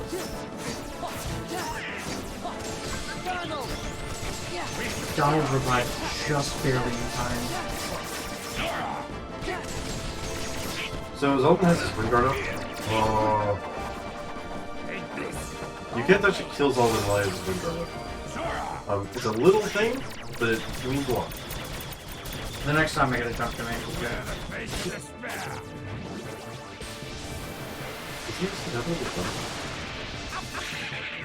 It'll deal 1 damage. That's my HP. Oh, he still has a Windrunner. I thought he didn't have his Windrunner stuff.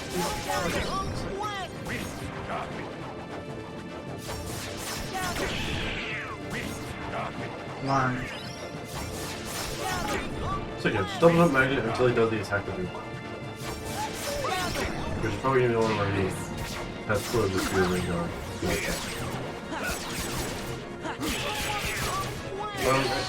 You're too. I miscounted. Where's the fun in this? Okay, well next time. Come on. It'll be fun. Listen, when anything will kill you in one hit, it's fun. Right?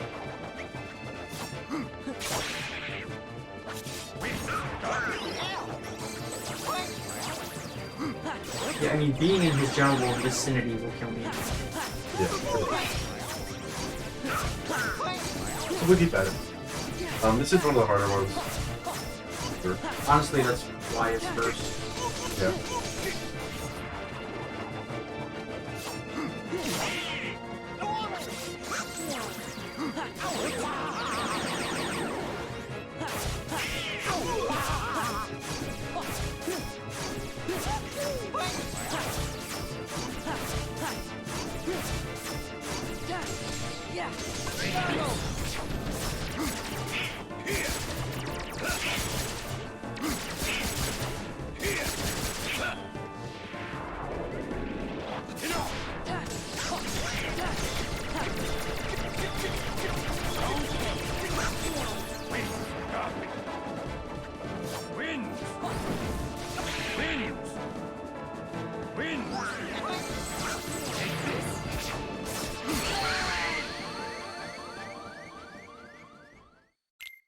Where's the fun in this? Fine. Come on. Give you I was saying, well, I don't take damage from that dude. I don't know. Oh, shit, this one.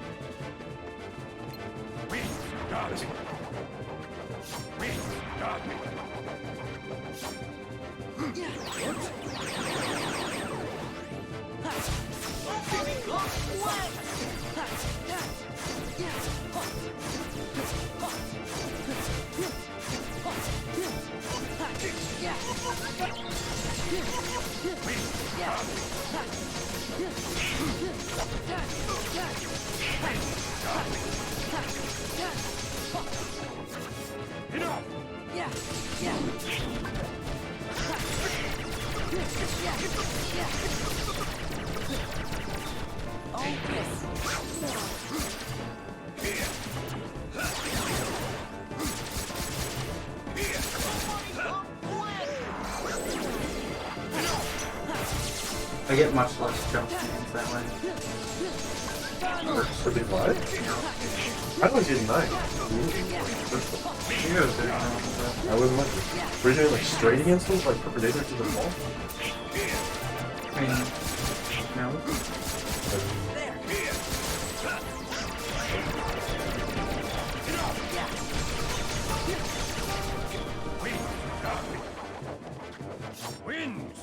I would say give me the door so I found it, but I just died. You would. I would build a little more enough to show you. Whatever, we have, a fucking month and a half to go after on each other.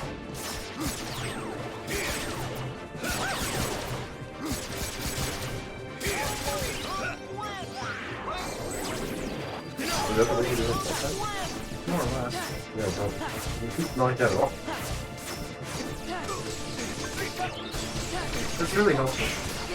Just like, face towards the fucking statue and pull flat. Maybe like a slight angle. Maybe sword against it. And you just kill people. And you can just learn all that stuff. Just before stuff.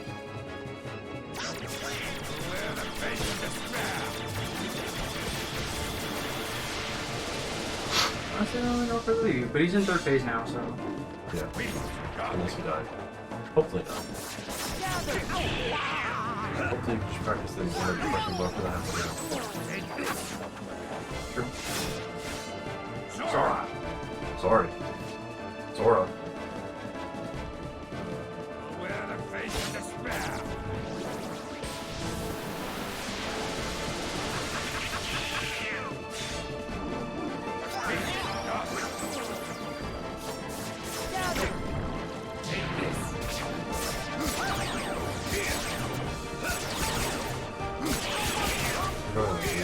Yeah, I know. I'm terrified of dying.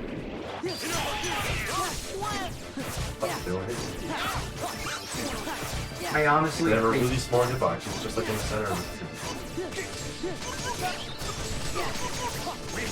the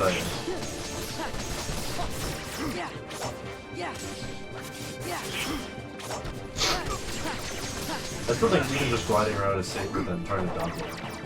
I mean, it's safer, yeah, but...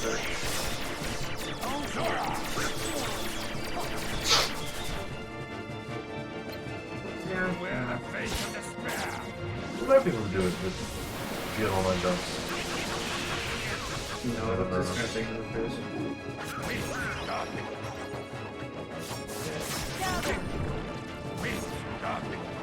Looks like they'll put one down. Yeah.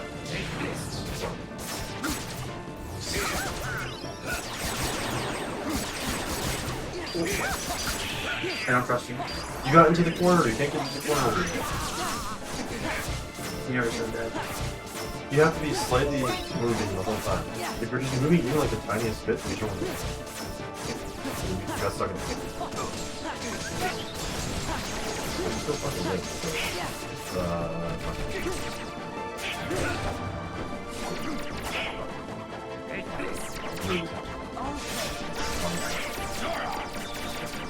Negative fairly clearly. Not that it matters at all. Yeah. Wear the face of You're despair. not invincible for a reason. The wind is so hard to dodge. It's so hard to dodge.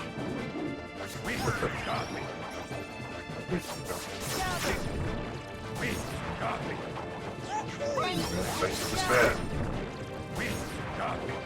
Which pair? God.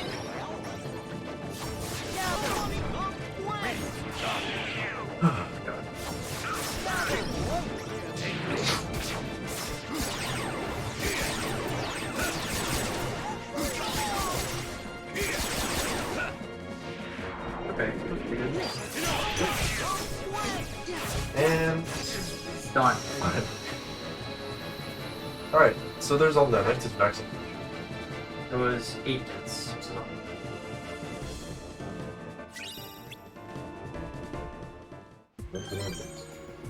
Is it an accident? They're from Zigbar. Okay, it's Vexen. Zigbar is after Vexen. You changed the order. It's... So Vexen, we saw him once, he's a little bit shieldy boy.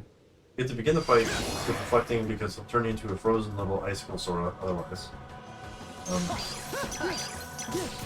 Oh no, that's only in the normal fight. It's over. You still have to reflect though because of those fucking snowflake attacks. No! That's not good. So you can't damage Vexen until his You can't damage Vexen until his shield's gone. And we were gonna final fire loop him for a bit, but he brought his shield back up at the worst possible time. We still get a lot of damage. So the thing with Vexen is, you see the data bar up there. Once it hits its max, it will spawn in it's like you can just kind of see blue standing behind and just there. It's it's just there. I guess. The most important thing though is that Vexen can't do his DM while an anti-sword is on screen. So that's his DM, by the way. Okay, let's try this again. Let's try it again. And his DM is really long and really annoying. And keeping the anti-sword on the screen is a little bit easier than trying to do the DM sometimes. Not in level 1 actually, but... Oh, really? Yeah. Yeah, so we're gonna try to reflect, the snowflakes. Oh, Damn. What we want to do right at the start of the fight is reflect the snowflakes so we can like get them away from Vexen and do like sliding dash into them and do a full combo so we get rid of the shield. And then immediately start final fight. Fight right there. To get the most damage as possible. Normally that's like I don't know, maybe at least half of the health. okay. If you get the final fire correctly, right? Of course, it's really big help. But, you know, sometimes you just like to play this.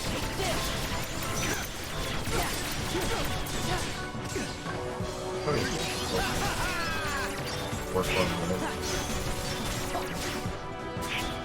This is just another one of those fights where you're trying to use Duckler a lot. And hope. Right.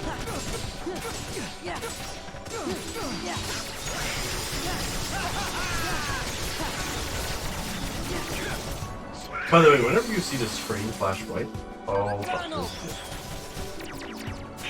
One of the easiest ways to get through DM is just to be invincible the whole time. We love it. Fun fact, when you are invincible, you cannot take damage. Yeah, I don't know if you can do that, but it's the longest fucking DM. He's still doing it. He started it before we even started the Duckler. He's still doing it. There it is. Okay. I forgot about the last part of the DM. The big, he summons a mountain on you. He summons him out on you. By the way, anytime you see the screen flash completely white, he freezes you, turns you into an actual throw boy. So you want to avoid that by just reflecting or being invincible. Oh my god, he's really not playing it. No, not at all. Yeah, we murdered the ASBN in like 3 seconds. The databack's much more. Also, something to note about the data bar and outlet. Like we said, when it reaches this max, they'll summon it into soul. But this is another one of those things where in the final, no, not in the final mix, in the PC final mix beat, right? Yeah. I think actually it was PS4 version. an error in the PS3 version they fixed it.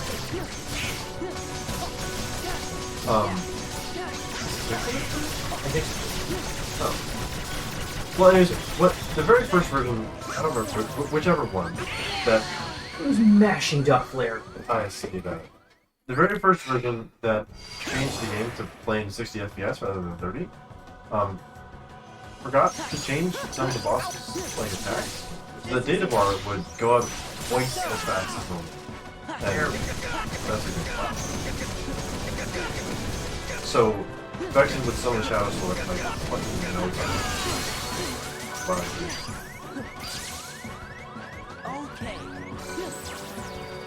Wow, not good. There we go. Okay. Just barely fucking avoided instant death.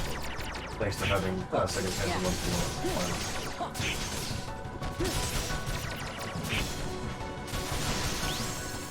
1. And even with surviving a bunch of his final form, he's still, with a bunch of reflection final form and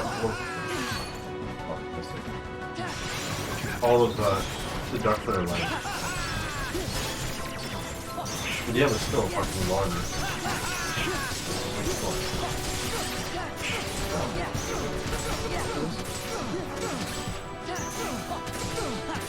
Final fire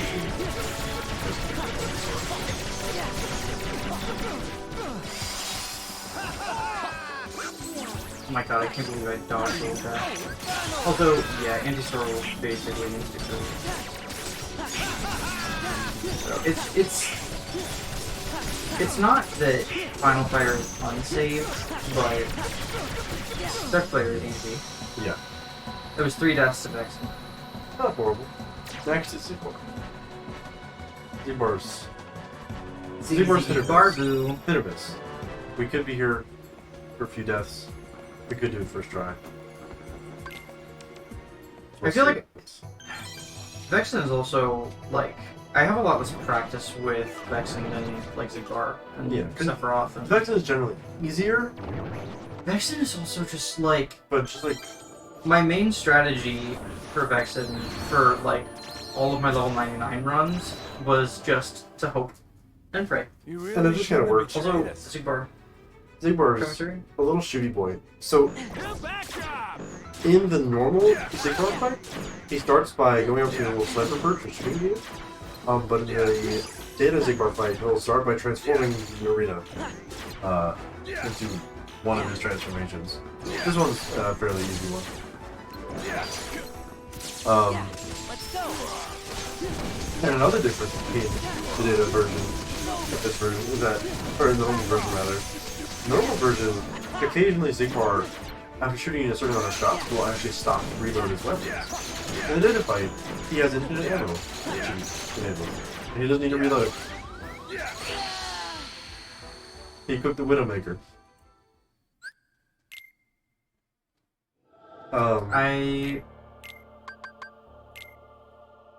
You should unequip your... What are you doing? Finishing. There should be a keyblade that has a finishing plus on it.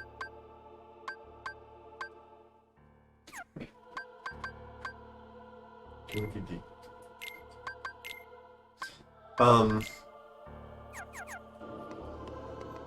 Yeah. He's still, not super bad as long as you can, reflect a lot. If you reflect your guard, you'll put his bullets back at him and then stun him for a little bit. Just enough to start a combo or something. You what really else? shouldn't have betrayed us. You yeah, really shouldn't Final have betrayed Form. us, actually. Right. You really So should what do you betray think? us. This is also a pretty easy transformation. So yeah, if we can stun him by reflecting his bullets back at him, then we'll do the same thing as a bunch of the other super bosses. Final Form and Final Fire. They get a lot of damage on him very quickly. And hope for the best. He doesn't do some weird bullshit for the middle of us. Trying to kill him. Zigbar's kind of a master of weird bullshit. Yeah. Good backdrop. This is one of the worst transformations. You don't get around to it in time. Like, it's fucking over. Like, you shooting you. If you're caught out by any of the shots, it's just really stupid. And of course, there's invisible walls in the holes. This is a platform game, it's not like that. Okay. Jesus. Christ. Oh yeah? Rip fucking you. Oh my god. You should have said about KH2 Hey, now we're talking. Let's see what he's gonna do. Yeah, so sometimes if you like Darkblade or something and Zero wants to DM, they'll just like He'll wait you out. they'll just teleport away for a while, wait for you to finish doing whatever you do. I think this is the first one because the other super bosses that we fought didn't have one yet. This is the first super boss that we've seen where you can just fly in a circle to win. And Sapphire wrote this really stupid fucking joke in the commentaries are. Fairly the opposite of Organization 13, Organization 3.14. You're so proud of yourself. You have a smug little smile. That's what everybody thinks of. Where are you? Everywhere. All at once. Okay. Yeah. So there he goes, yeah, teleported away. He's just not there because he wants to DM. Good backdrop. Oh, he didn't even want to DM, he just wanted to get Oh, he me wanted to back. just transform. He wanted to kill me. He wanted to transform some bullets into your brain. So You true. really shouldn't have betrayed us. I don't know, that's really it for Zigbar. He's just annoying and teleports around a lot. Yeah, he shoots bullets. Okay. Guards. Actually, I hate guards. It's the worst ability in the game. Also, aerial dodge has some parry frames, so you just noticed there when she double jumped, it actually reflected some of the bullets back at her. Let's go. Which is just kind of funny. I always thought it was weird.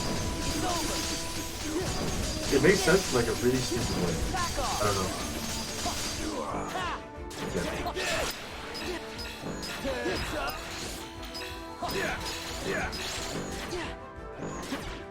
So that big blue shot that Zigbar shoots out will probably insta-kill us, so we don't want to touch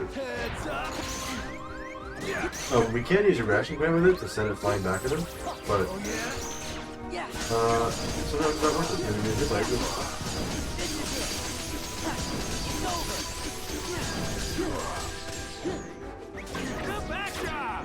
yeah, the action. Crypto finger.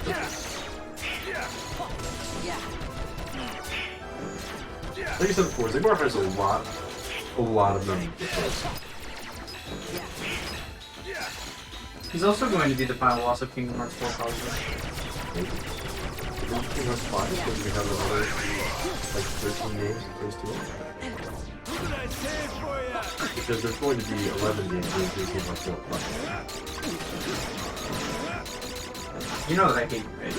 You know that I'm right? That was. I'm surprised that works. I'm really surprised that works.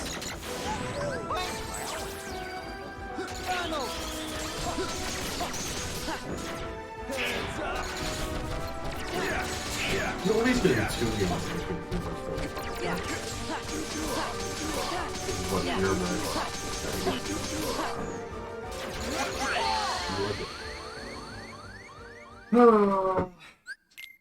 Again, if you really shouldn't have betrayed us. don't focus for a single second, you die. And Zigbar is always attacking somebody. Unless he's teleported away waiting for you to finish your fucking limit, he's always attacking. Where are we getting loot?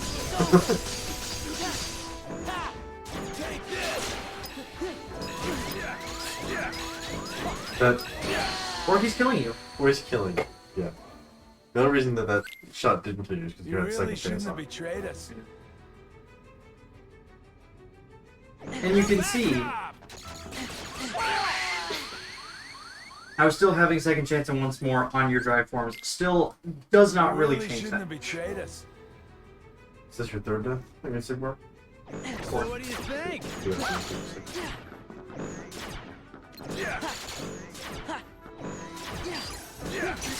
No.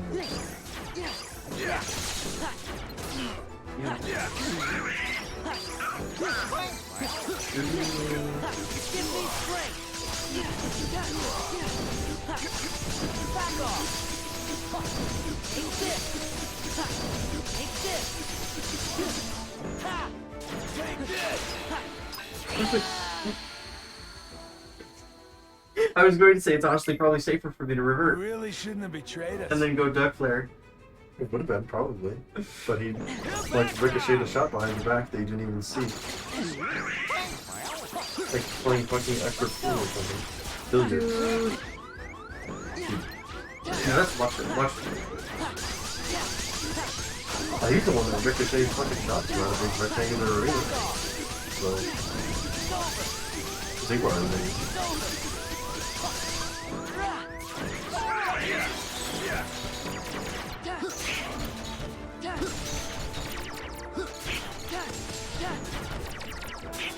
Remember, the best way to not die is to be unable to be killed.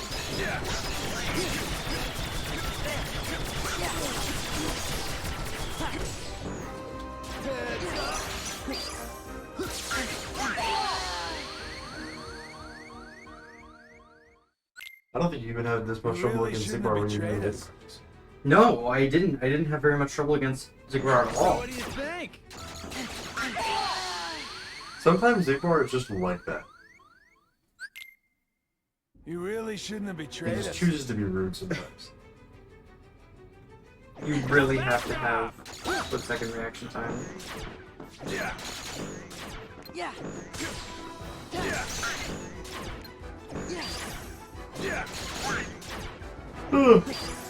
Also, just so you guys know,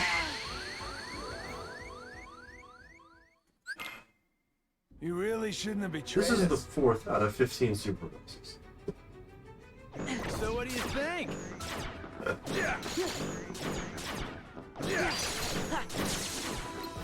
Well, you know when you say it like that. Hey, Sephiroth and Zelda are stuff up on this one. To be honest. Beat Sephiroth first try. Zelda's a good bit. Zelda's a good bit. That can take too long. I'd have to do it.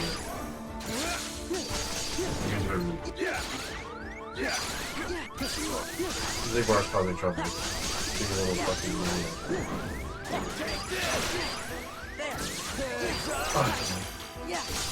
That's cool.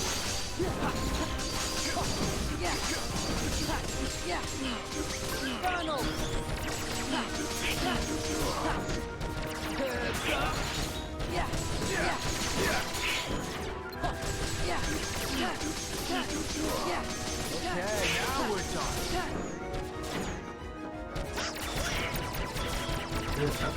Yeah, you know. Yeah. Stand for ya.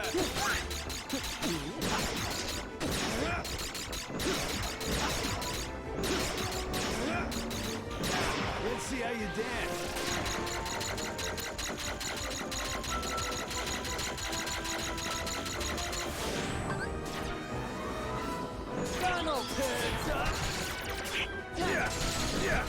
That's really died. Not for very damage. I'll die if I'm killed.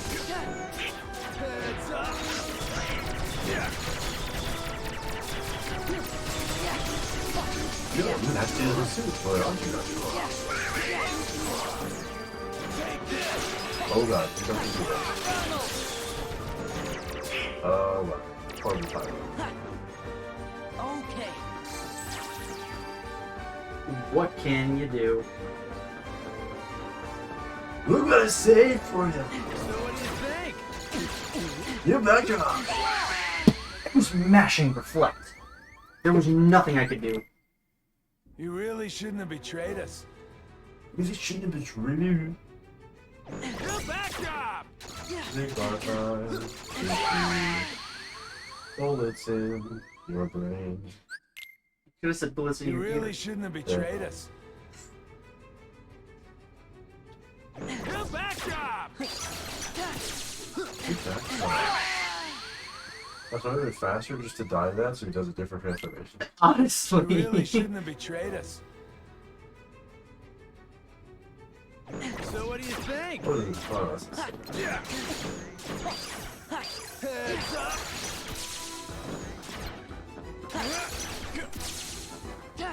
Right. Yeah. Back off. Back off. Back off. Take this! Heads up!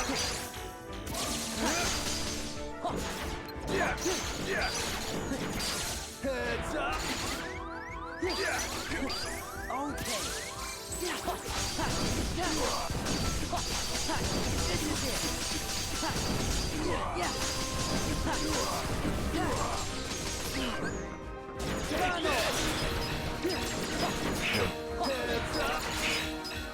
All that helps is better than the same transformation. It's the start. I'll finish it this time, but I don't know what to do. Okay, now we're talking. Damn. What did I say for you? But I fucking said.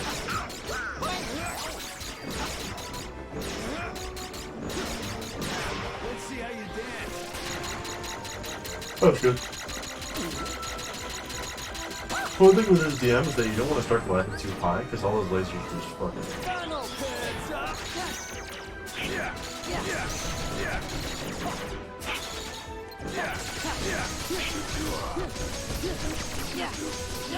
It's really like that.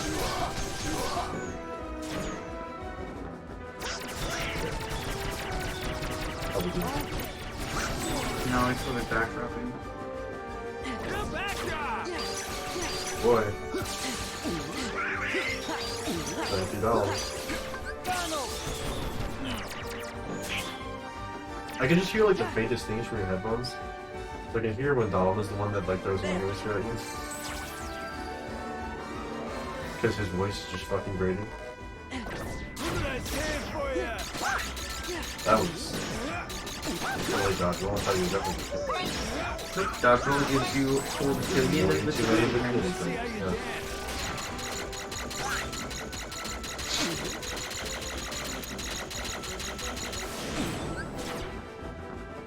Yeah. Why didn't you shoot up there? I usually wait for him to teleport. Well, what if he You shoots really first? shouldn't have betrayed us. You've literally Then you die. never seen him do that. Then he died. So what do you think? Yeah. You I'm gonna be really safe shouldn't have side. betrayed us. Definitely sorry. Sorry. So what do you think?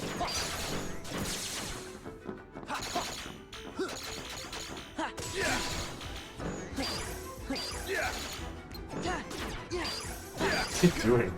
He's Give me strength. doing these weird curve shots at me. It's over. This is it. This is it. Again, it's taking a little bit of time to kill him because for all these super bosses, we're going to be at the dead. The damage floor is like 70, 68 or something. So like, legitimately not much.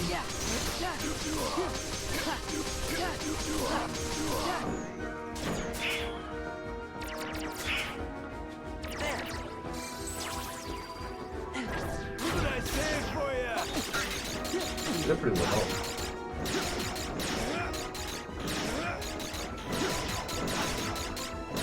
Let's see how you dance.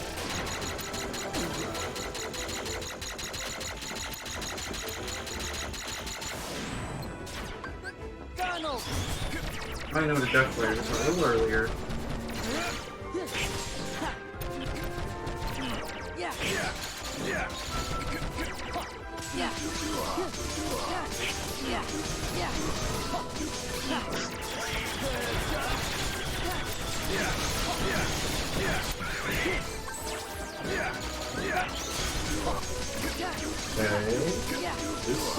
It doesn't teleport to try to transform.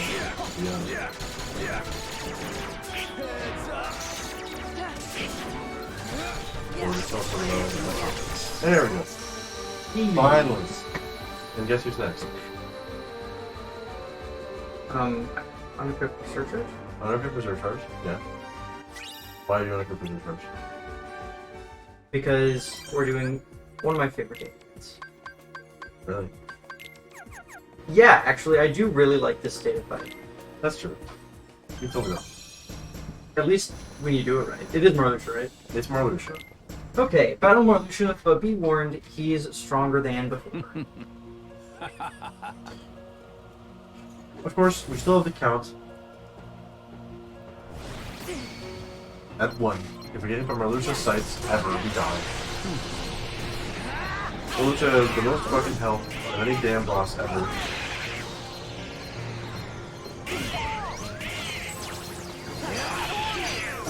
What are you doing? Here's the aerial strike You command. love to see it. We talked about this last time. How if he does the tornado attack, you can get one of 2 reaction commands. Aerial strike is better because it does like a full health bar or 2 of damage. Do this again. Aerial strike. Very nice. This is the way we did the first phase, and then we can use the second phase with fire. Yes. So you saw last time too. Well, there's a teleport to the middle. And oh my god. That's too We're late. too late. I'm used to the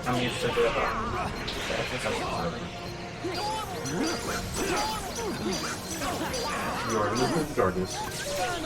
Your fault. We're not playing. Well, there's just a little bit less. Okay, I was going to say less gimmicky than Zigbar, but Zigbar teleports around and transforms the stage.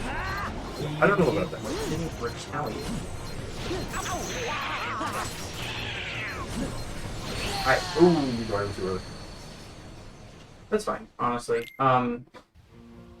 Giving you a chance to retry the loop.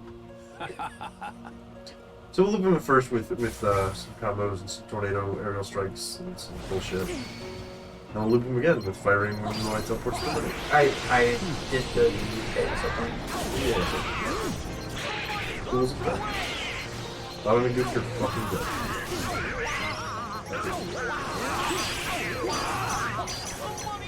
Aerial strike. To notice, I think she actually moves a little bit to get the reflect particle buff. Yeah. So all the reflect. The last hitbox of the reflect specifically deals less shit on it. Third time again. You'll see she had 3.5 health bars down. He had 3.5 health bars down. And now he's at more than 4. I think part of it is because we're not on the damage cap. If we were doing like a level 99 run, we'd be doing way more. But because of the damage 4, it's not much, but it's still more than 4 health bars is nothing just. So this is group done properly. Every little bit counts. And he has so many health bars.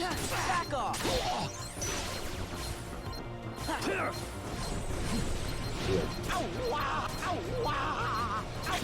So this is the DM that is harder and more awful to that. You can get your guard timings in good. It's not that bad, but also, fuck up at all, you just die. You get a long train. So, yeah.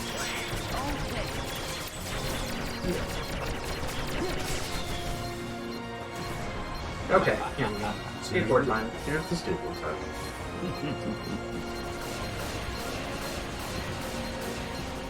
And again, now that we're in the third phase of the fight, we want to actually avoid getting his revenge value so that he will just immediately go skateboard mode again. Yep. Yeah, so there's actually a difference between the forced revenge and normal revenge. If you hit the revenge value max it out, they'll do a forced revenge, which could be... It's kind of... It won't always be, but a lot of times it'll be a different attack than a normal revenge. Or this is sort of normal revenge, if you just stop attacking, it'll just be the DM. Yeah. For the most part. Otherwise, he might... Actually, there's a small chance that he'll go into another tornado, and being able to get off another aerial strike potentially is very good. You may be able to imagine. Yeah, but for now, we'll just keep looping his DM. And we'll just kind of win the fight. Of course. Without taking any hits from the side, because there's one shot. So, yeah. One more should do it. Ooh. You get a tornado strike. Or not. That's weird.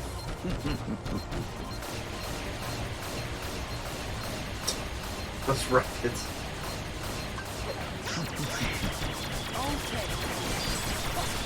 And that's Molusha. I think that was only the Second try. Yeah. Easy. Dennis. Dennis isn't that bad, honestly. He's just annoying.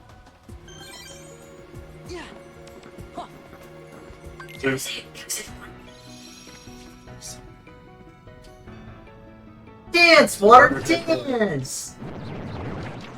So we've already seen 2 Demix fights. One of them was literally just the water clones, 100 of them, in Olympus. One was actually fighting him, killing him. And murder? And murder, because Sora is a murderous bastard. Literally in the vanilla game, the cutscene after you kill Demix, Sora was like, anyone else want a piece of me? Any other organization members want to come out and show their face? See, it's because he forgot about all the murders that he committed in Chain of Memories, so he had to do it again. And then immediately after Sora does that, Goofy dies. Immediately after he says that. Alright, you want to maybe actually continue? Okay. We get off track about it. Yes. So Demix water forms. We're gonna... If you use Blue Shot on the water forms, they will automatically turn into their note forms. like sort of they look like music notes, and that's when you can use their unique reaction to take out a bunch of the other waterfalls. Specifically when we get down to some of the phases that use way more forms, like there's one here that has 75 forms you have to kill, 15 and 100. We'll be using Wisdom form. Right? Wisdom form? Or are you going to go with Yeah, Wisdom. Wisdom Fire, because being able to slide around and... It also, I'm not touching the control stick at all, it homes in on me. Yeah, it will home in, you can slide around and just kill a bunch of water forms with fire. Makes the fight, and very quick. Also, Davix himself is weak to fire, so we can move him a little bit, just kind of use fire a lot. He will take a little bit, just kind of die. But one important thing though is that we can't actually kill Davix until we've done the second water phase here. Or actually, the middle. No, I think this is just. Oh, this is just 13 bucks because it feels like it. Yeah. Sometimes we'll send out to you. But we won't actually die until we clear the 100 water points. You guys would kill, I think, 130 seconds? Yeah. Just insane. Have you noticed a pattern, by the way, with the boss refuses to die until you do the special mimic thing? Yeah, so the Daltons will die unless the wind guard is down. You'll just need more ready.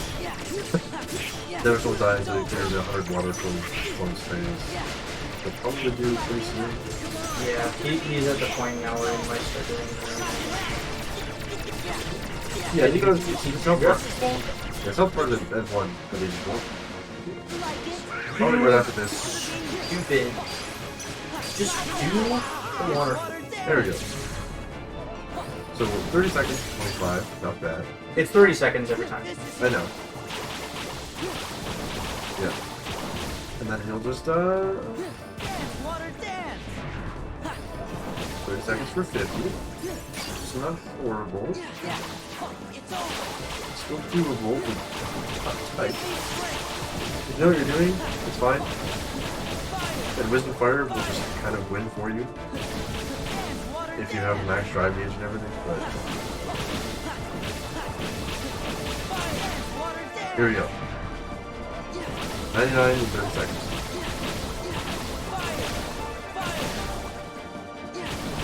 Extreme roughly going through. Thankfully, because of critical rebalance, we have so much MP that is fine, especially because they drop a bunch of MP orbs. We don't need to worry about it. And that's vanilla behavior. That's vanilla behavior. You see, we Come on, bud. didn't even really go down.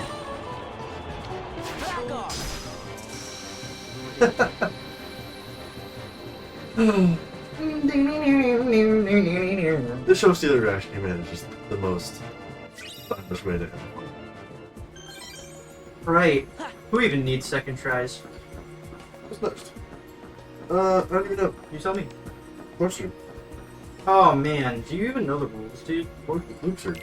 So again, loops are unequipped performed through seconds is bad. So loops are. I'm not gonna equip nothing. What are you? In the first fight we did with Luxord, he turned you into a dime right at the start. No fucking way to avoid it. But in this one, he just kind of does. Only if you fail the minigames, which I will not. Yeah, only if you fail the minigames, they'll turn you into a die-hard mark. But if you're just like good at the game, you can just still be Sora all the time. It's fine. Information.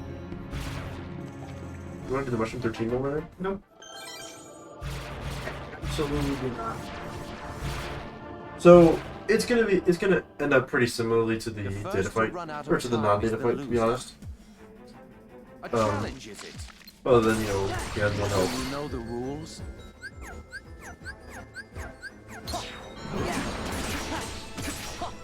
And we're gonna try not to fail the first games. Because if we do, we're probably just dead. A challenge, is it? Do you know? You are dead. I'm misinputted. The first to run out of time is the loser. Yeah. So again, the fastest way, or at least one of the fastest ways to decrease his time gauge is to do these mini games. But if you fail them, Yeah, this is it. you know, This is it. number one, you're good. If you're doing like a level 99 run, you don't even need to worry about the games, to be honest. Just like do a combo on it instead. That's just like fine. But level 1, we're gonna want to get all the advantages that we possibly can. Like limit form. I should go into The limit form. first to run Limit out of form, let's time go is like the limit form. loser. Donald and Goofy aren't even here to be A honest challenge, anyways. is it? Yeah. Do you know the rules? Yeah. Also, all of these card games are much Back off. faster than the normal fight. Including, if you remember, when we bought Luxord last time, Yeah. we Do you had know to the do rules? Yeah. one final card game after his DM in order to kill him. And we'll have to do that again this time too. There's no other way to kill him except for winning the card. You'll also notice that these minigames that Buster's doing right now, where he turns himself into a card, I'm gonna get the time first. Sapphire will also grab the time cards to add time to her own thing. So, right? Does it take time to add them, or does it add time? I think it takes time stuff. Plus, her grabs those cards, it makes it a little bit faster and easier item. And he's already actually Look getting closely. close to his final HP gain, where he'll use his final card game.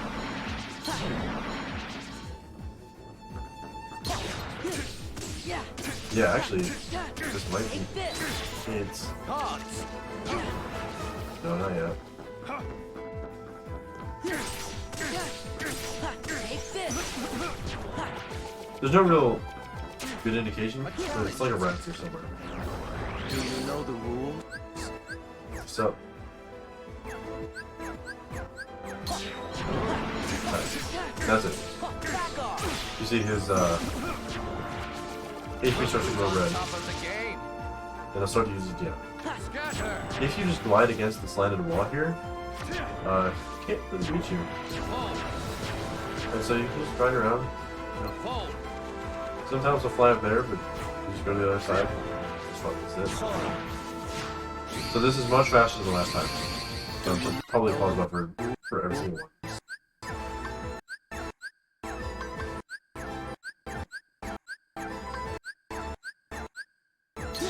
Nice. First try. And now he's dead. You I was on the wisdom form. are Anyways, second try. Right.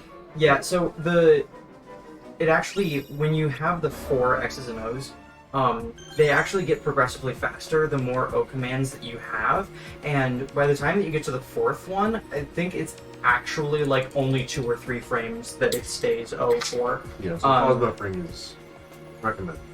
Yeah, it makes it better. Huh? Size?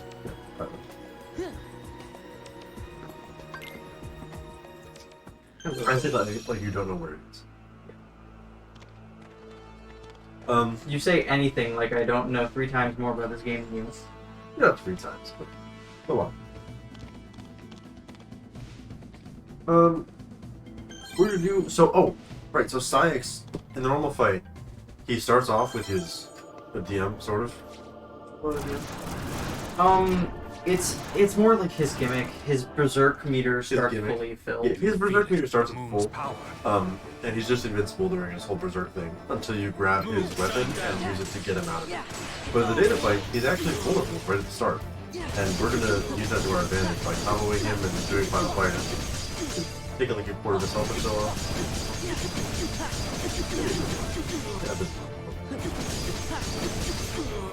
Yeah, More like a third. yeah, it's just nice that he starts off vulnerable.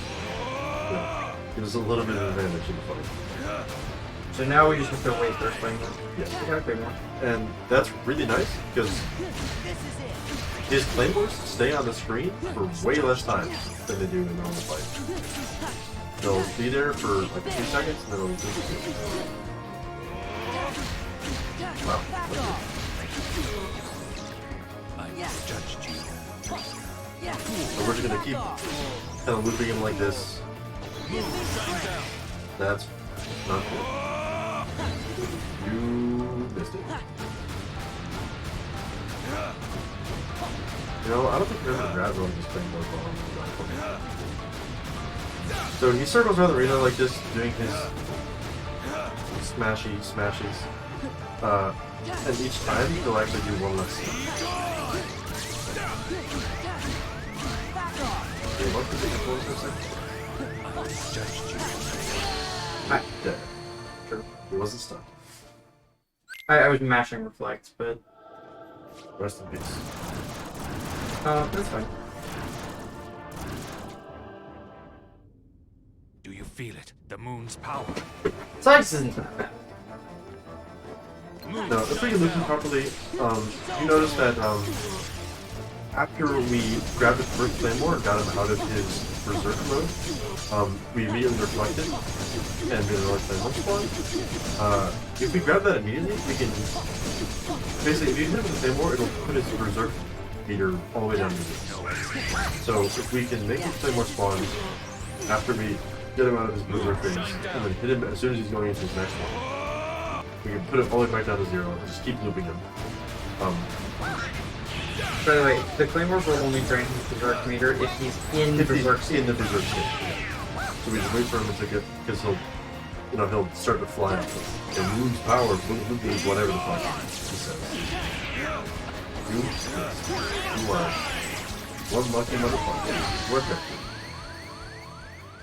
I was too far away from the Claymore to grab it. Yeah, I noticed. Do you feel it? The moon's power. So once you get like a rhythm down, you'll probably just beat like the first and second try. But it'll be as have all the bosses that are very I think we're especially way more weird than all. Yeah. Oh. You knocked him out. Okay. Moonshining. Ooh, shine down. Huh. Move aside. Oh. I like the card.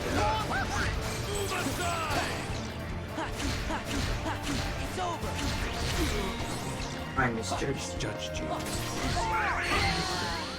I judged you. I Do you properly feel it? judged The you. moon's power. Moon, shine down.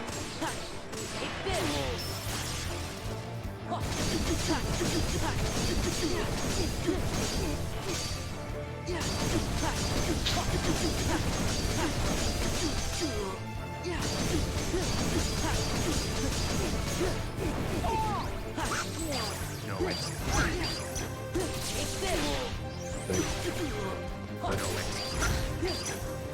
Moon, shine down.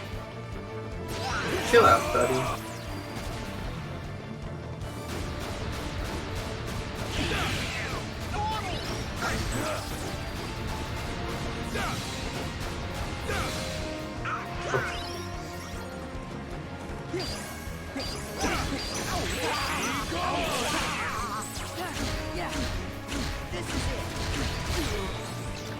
I misjudged you. Yeah, they'll see Magnastorm, they'll preserve down to 0.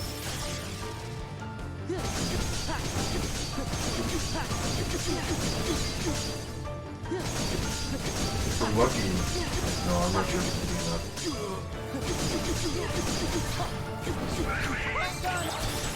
Ooh, that like it. Nice. Okay. Science done.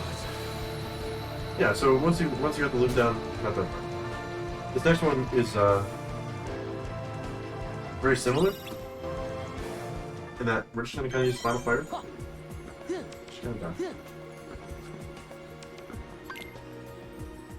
This is the wrong one. This is the wrong one.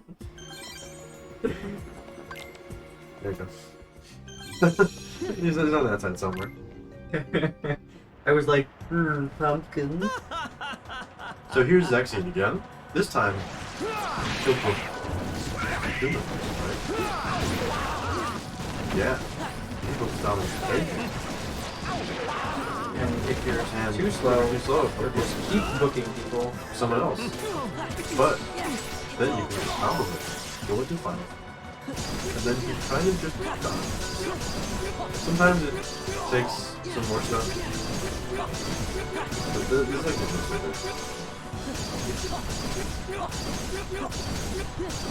So actually, in level 1, we can't kill him with just one combo. We need to go through before once. It's kind of unfortunate, So though. this is actually the main gimmick. 1, 2, 3, 4, 5, 6, 7, 8, 9, 10, 11, 12, 13. Get it? Because Organization 13. 13 days, yeah. We need to hit his book enough to be able to spell it. And then once we're out of the book roll, we do another combo, go to final form, and lose 5 days. That's just protected. Sorry, buddy. Burn, baby. Burn, baby! That's Linder, actually. That's Sora's book burning. Hello. And now, back to our strong earthy boy, Lexus. Right. This is Reflega the Fight. This is just kind of reflect everything and then combo him and then do the reaction command if he does that one attack. He always does it at the beginning, and then he does it, like, in third phase. Yeah, so you see he'll swoop his sword against the ground and try to swing it up to you so you can reflect. Then you do Mega Impact. That's it. That's like the whole fight.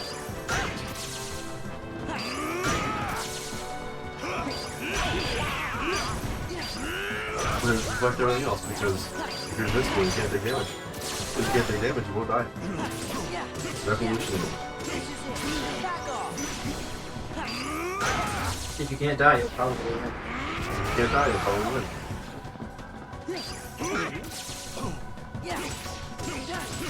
But yeah, one slip up, and she'll probably die.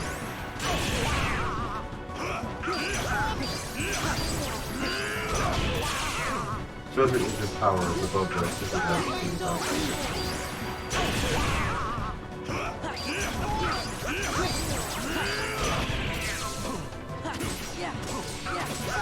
Otherwise, you know, not a big deal.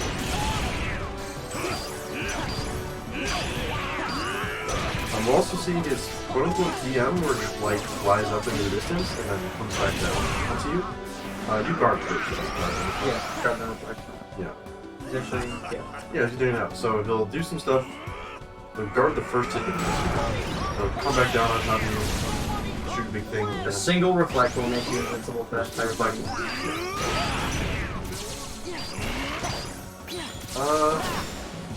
They otherwise just reflect and Mega Impact him and do some combos.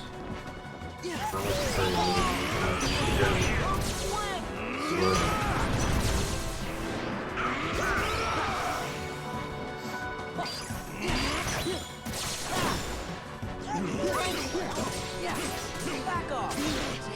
He's dead. Literally not even difficult. Pretty much. I believe it's Larcene next. Yeah, Larcene. Literally difficult. Larcene is pretty difficult. Larcene will hit you with lightning. Larcene will hit you with lightning. Basically, it's going to be similar strategies to everything else you've seen before. Reflect, Duck Flare, Final Form. You know. Right now they get hit by lightning. And if you can get both of her clones in at once to deal some damage, good for you. If you can't, because you're terrified of dying, honestly fair. True. Her hits come in lightning quick, Ha ha ha, you're so funny. but for real, she's one of the fucking fastest bosses in the game. And she can just get you when you're not paying attention. He hits you with lightning. She will hit you with lightning. Please watch Game Jam, she's great. I love Game Champ. The videos are on point. She's great. but she pronounces all the organization members really fucking weirdly. I don't know if it's on purpose or not, but I really hate that.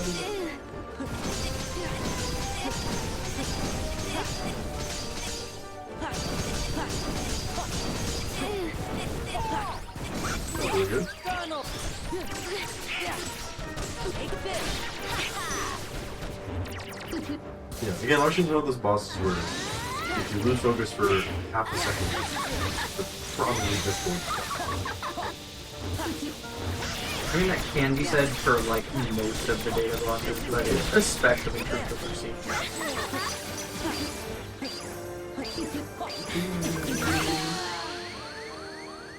Not going into duck there. Nope.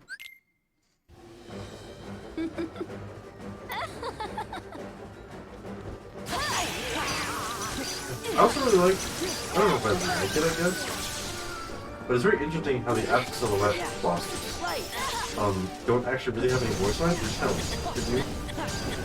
I wish they like whispers in the ear, I guess, but you don't do that.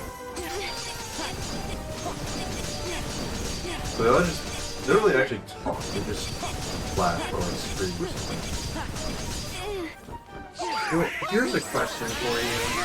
I did not want to go into Valor form. Valor form? Fuck. What's the question? What came out first? 2FM or Recon? Oh. Hey, Recon? I don't know when Recon.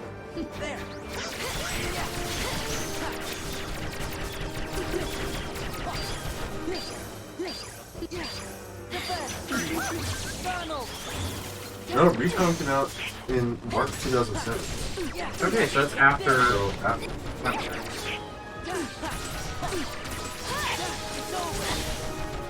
I was thinking, yeah, so they probably just didn't want to record all new voice lines for 2FM. Yeah. I love circles. I love riding in circles to avoid GMs. It's my favorite part of Game Force 2. Sure. Those clones came into all of your reflect particles and died. That's true. They just fucking... like a feral dog after a Who's bar up for of next chocolate. one?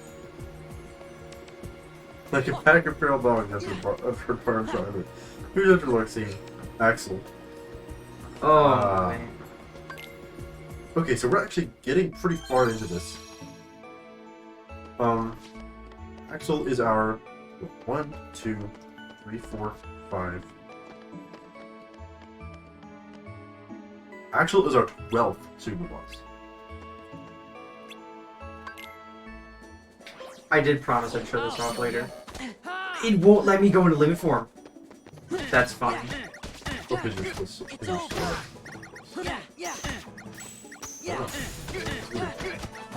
This is it. So, see, there's 4 super bosses left. And these 4, Okay. they all have their difficulties.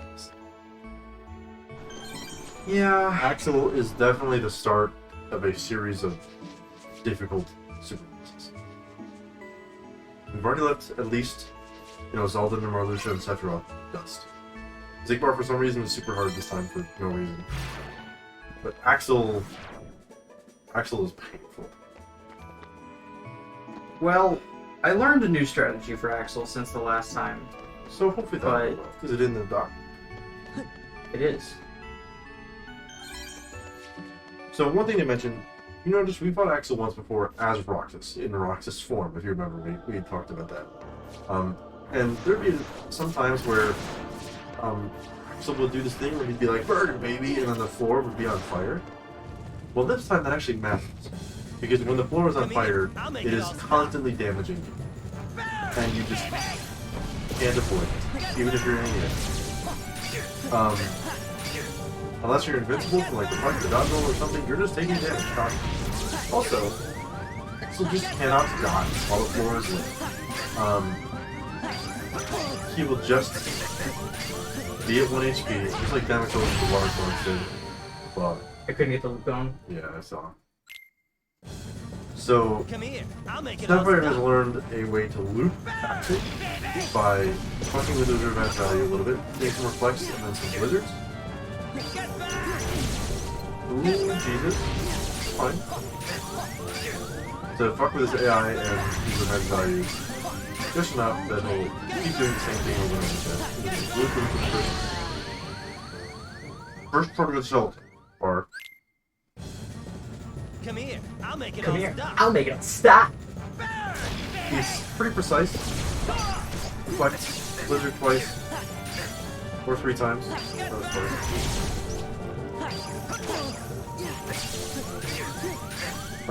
And this will honestly give her most of the HP, so he gets pretty far down, but she will just, I don't really know what causes it, but once he gets down far enough in his HP, he'll automatically do it. Which you'll see soon. And once he does that, we can use the reaction flame to... Okay, so here's the DM. And once he does that, you're fine?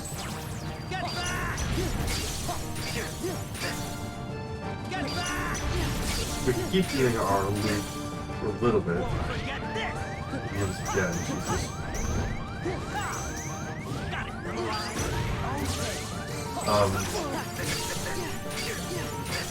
And once he's at low enough HP, she'll do 1 extra blizzard, which will cause him to do jump into the fire, and we do the reaction command to clear the floor of fire.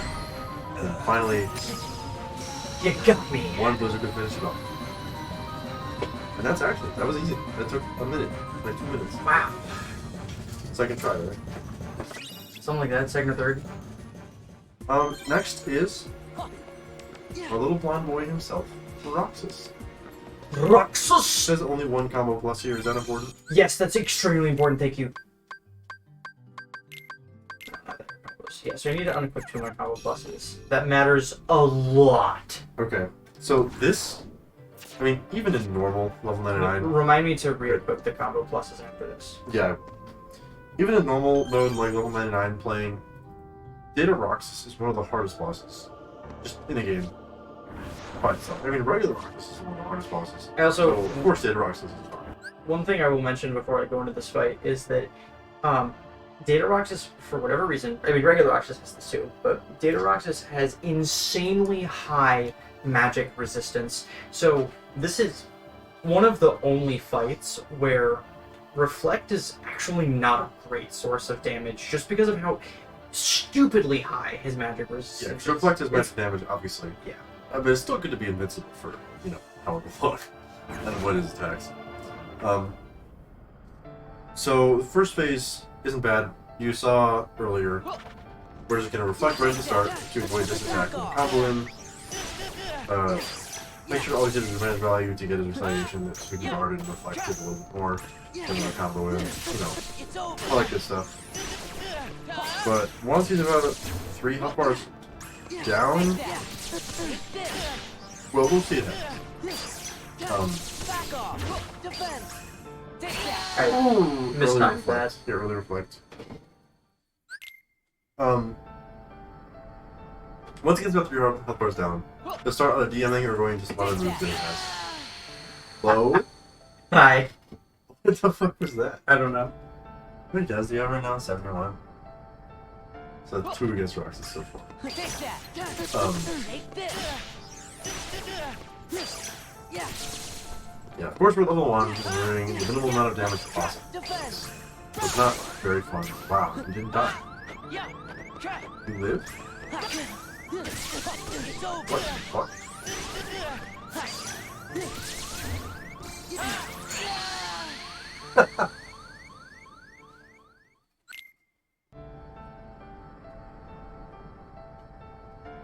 Also, yeah, I see why then only 1 combo plus is important. This is it.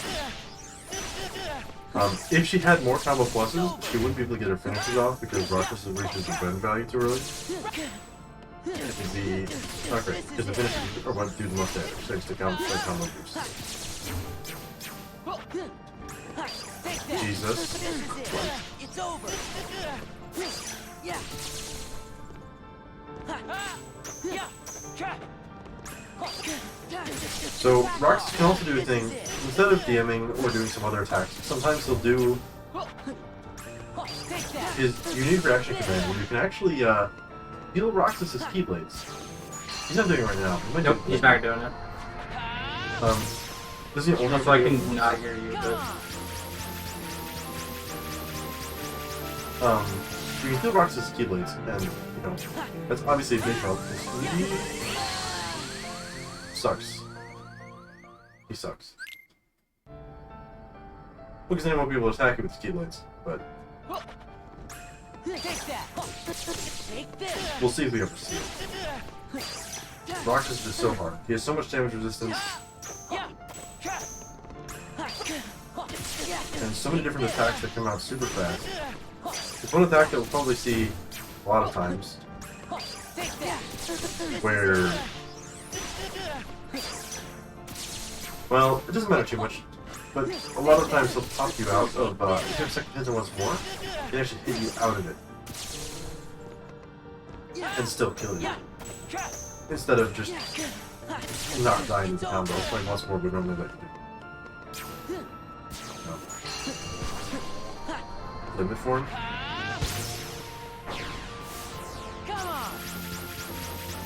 I don't know if limit form is a thing.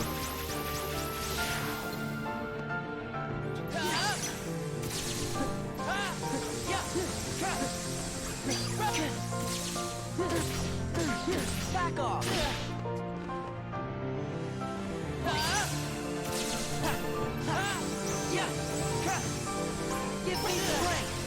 Yeah, into the second phase of the fight. For pretty much all the attacks that they'll do for you, they'll start spawning laser beams like behind it and stuff like that. And those are... I thought they were unguardable, but I might be wrong. But we know, we can just do some other form of it. Oh my god! Oh, there can't even remember only the finisher as revenge value. So we just kind of keep hitting him with it. Jesus. Nope. Oh. One thing to know about limit form, by the way, it doesn't matter too much in level 1 crit, but whenever you deal damage to someone using your limits, it'll actually heal a little bit. Heal damage using your Keyblades, of course.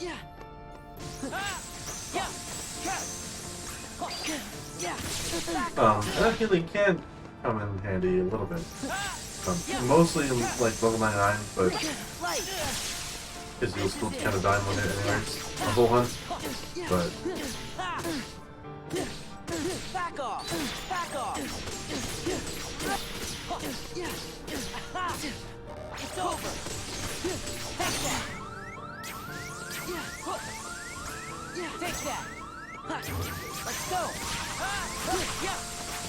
another thing that's really useful is that you're just invincible during limits.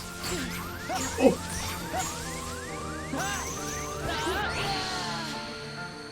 Oh, so close. That was insane. Roxas is a bitch. Take that! It's over! Man, he literally had like a quarter of one health bar left. It's frustrating. Take that! Take this! Your Roxas is just a really test of attrition, a test of patience, It's over! test of Take that! skill and knowing what the fuck you're doing. Because he'll fuck you up. He'll mess you up if you miss a single guard or a single reflect. Just like that. Take that! Yeah! It's over! But we'll get through it one of these times. This is it! As long as he doesn't get greedy. Take that! Back off! Take this!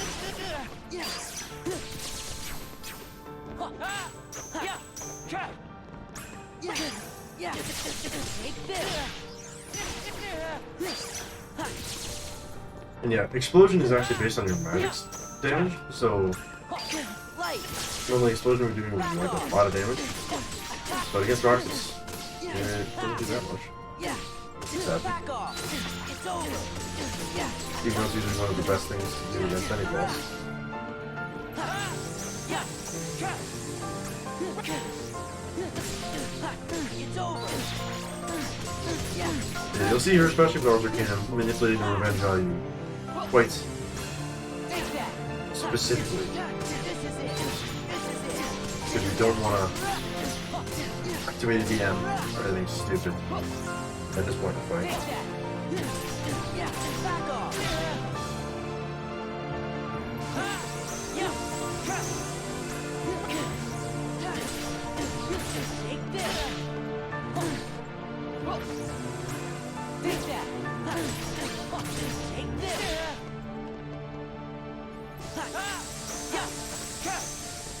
Give me strength. Back off.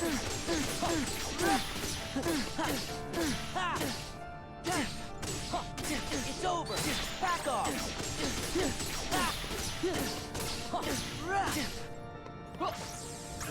Take that. It's over. Oh, 6 right. deaths. That's less than Sigma. Okay. I've noticed that when I ignore you and turn on gamer mode, I do better. True. 2 bosses left. Right. Oh, it's time to find the final boss. So Data Zemnis. There's actually 2 of them. There's 2 of them. First we have to fight Data Memories. For data memories. Data Memories. We have to we have to die in the sorcerer before we even go into the fight. Oh, Oh, equip your combo blessings. Autosave.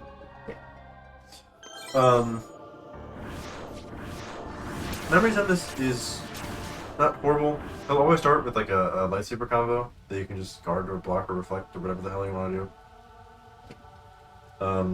What else? Where's theirs? Yeah. Yeah, so honestly, the data memories on this is pretty similar to This is it. the normal memories on this, just with like a lot more health. But he has a higher damage floor, so you're actually doing more damage anyways. Yeah. So, like, whatever.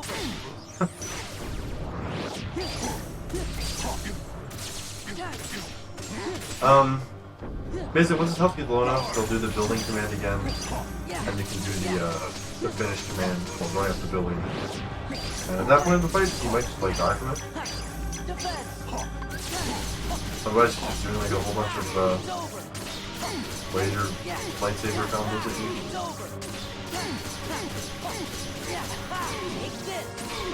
Yeah, Trinity moves, man. Okay. Yeah,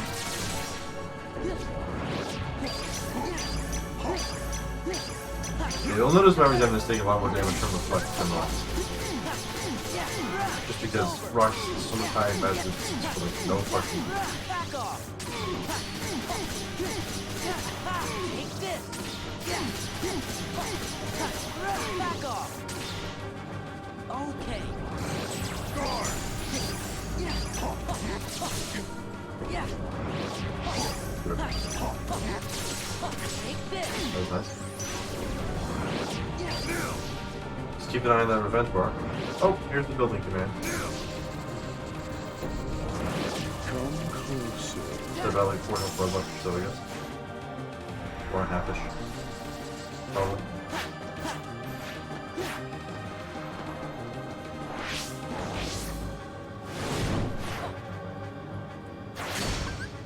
The reaction commands this time around are a little bit faster, but it's not really that noticeable because they weren't really that, like, slow together. And there we go. Now you can this. had to do it for this time. But we're not done yet. Sora stands in midair. Sora stands in midair after shooting this. That's memory Zephyrs. But now here's final regular Zephyrs.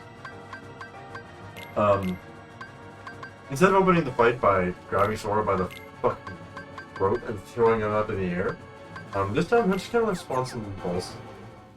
Anger and hate as one are does. supreme. Be gone! Now we're just gonna jump into these balls and reflect and try to get the reflecting goes off on Dennis. Because reflect is a lot of damage. That's it.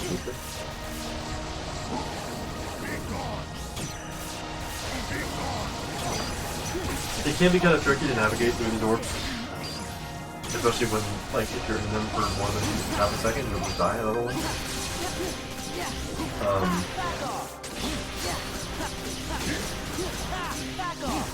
So for the most part, it's fine. As long as you remember that he's going to go together after the orbs. Damn.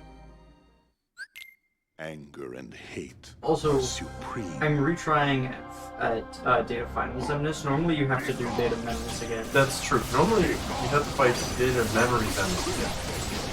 The only like thing we have that'll just make us only have to do data finals episodes. Because you don't have to. One of the reasons why she's so good at data memories is because she had to fight him over and over again while trying to do data memory finals episodes. And you're all your like. Yeah, he doesn't always do it, but it's possible and likely even that he'll do the week of both together again after the wars. So you just gotta be ready for it. Ready to reflect a lot, or just what's way easier is just use Riku's limit section. Lose it all! Time's up.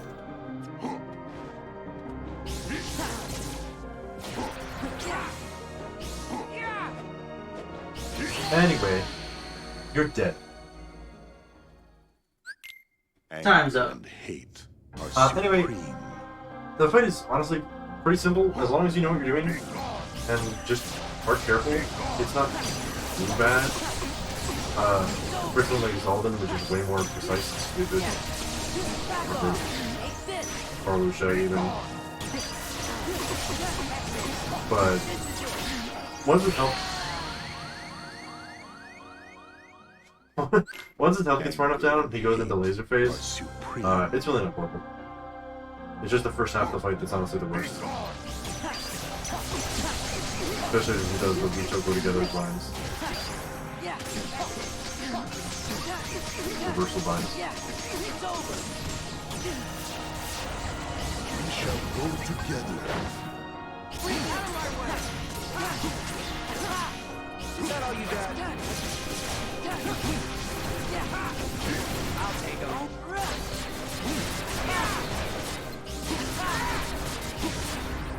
Be gone. Okay. Let's not lose it all.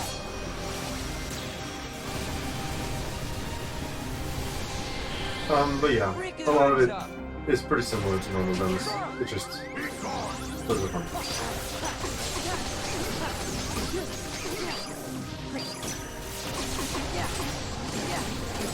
This is it. That's it. Yeah. Be gone. Be gone. Damn. So that's the issue with Quick Run. Anger. It doesn't have nearly as much invincibility frames as Dodgeball does. So when you get hit by those vines, you get hit by those fucking vines.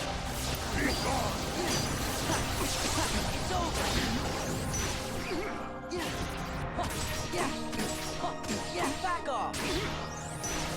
But yeah, making sure the dodgeball will reflect when you shoot those vines out. It's over. Be gone. We shall go together. Because I'm just teleporting across the entire damn just to grab me and throw you upwards. I'll take him.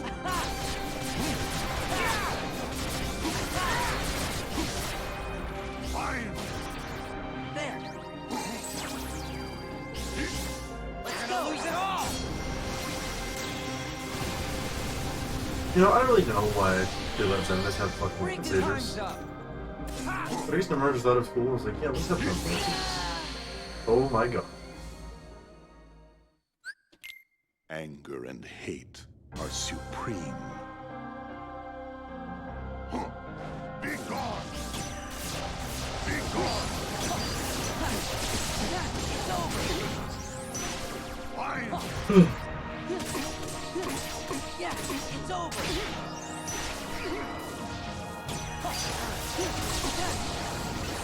We shall go together. Freak out of my way. Is that all you got? I'll take him.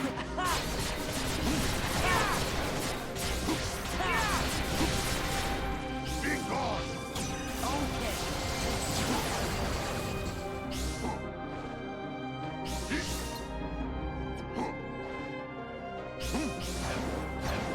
Fine! Be gone! Be gone! Fine! If we ever get a successful run that gets passed into the laser phase, I have no doubt that Sapphire will be able to defeat it on the first try. But first half of the fight is just so difficult and annoying for like no reason. Fine! Yeah. Be gone!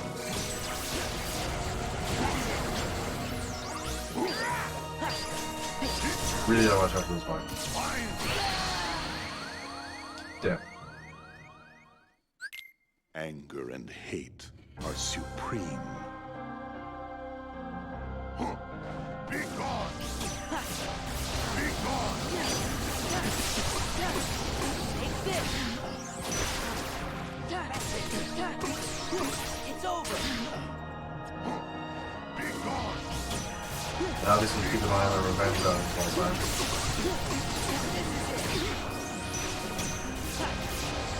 We shall go together. Freak out of my way. Is that all you got? Yeah. I'll take him. Remember, when you're invincible, you can't take damage. Fine! You can't take damage, you can't die. So might as well have a sip of your fucking root.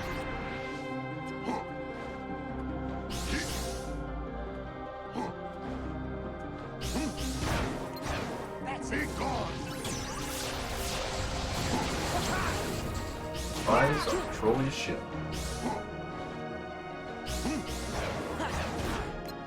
That's it. Be gone! Yeah. Take this. That's it. This is it.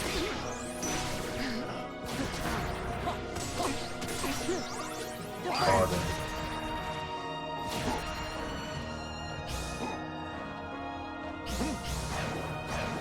Be gone!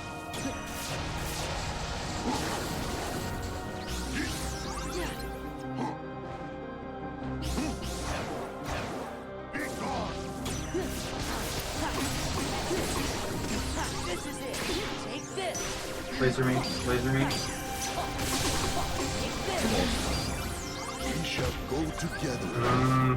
Freak out of my way. Hopefully after this, he'll end his laser Is that all you phase. got? That's kind of annoying. I'll take him.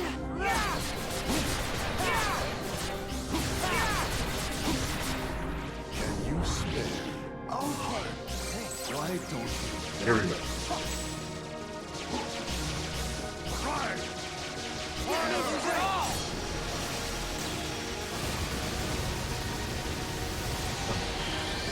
Freak time's up. Damn. Yeah. Yeah. This is it. Try! Try! That's it. Why don't you Yeah, I get another laser phase.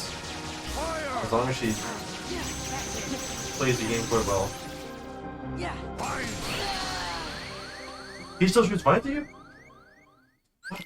Anger and hate are He never ends with those damn fines. Be gone!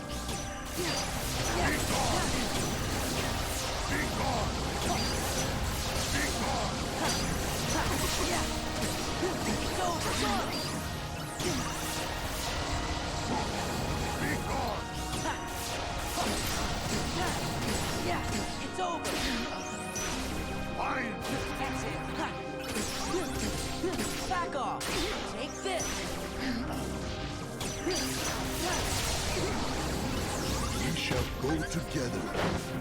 Freak out of my way! Is that all you got? I'll take him.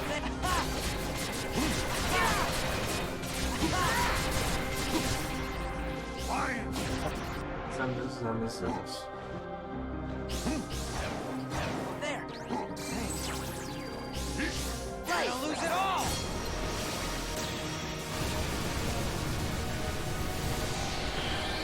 Riku. Time's up.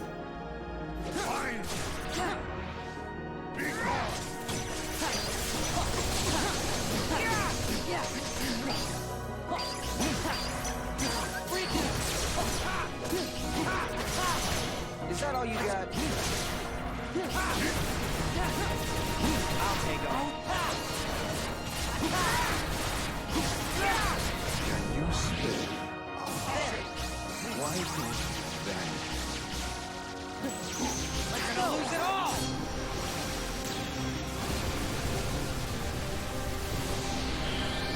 Riku. Time's up. There's a fizz again. So it doesn't shoot any more damn vines out. It's over. Back off.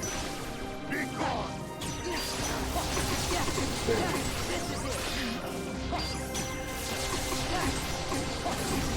This has been really great today. Why don't you vanish?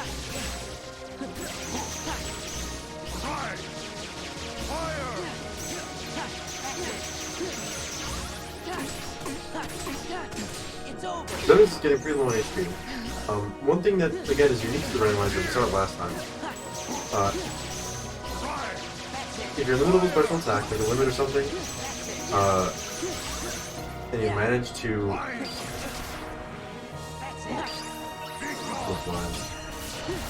Instant, quick death.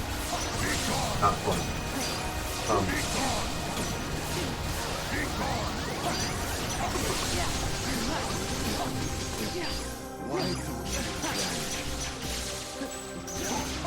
Around this point in this health bar, if you want to get a limit off, you'll skip its laser dome death.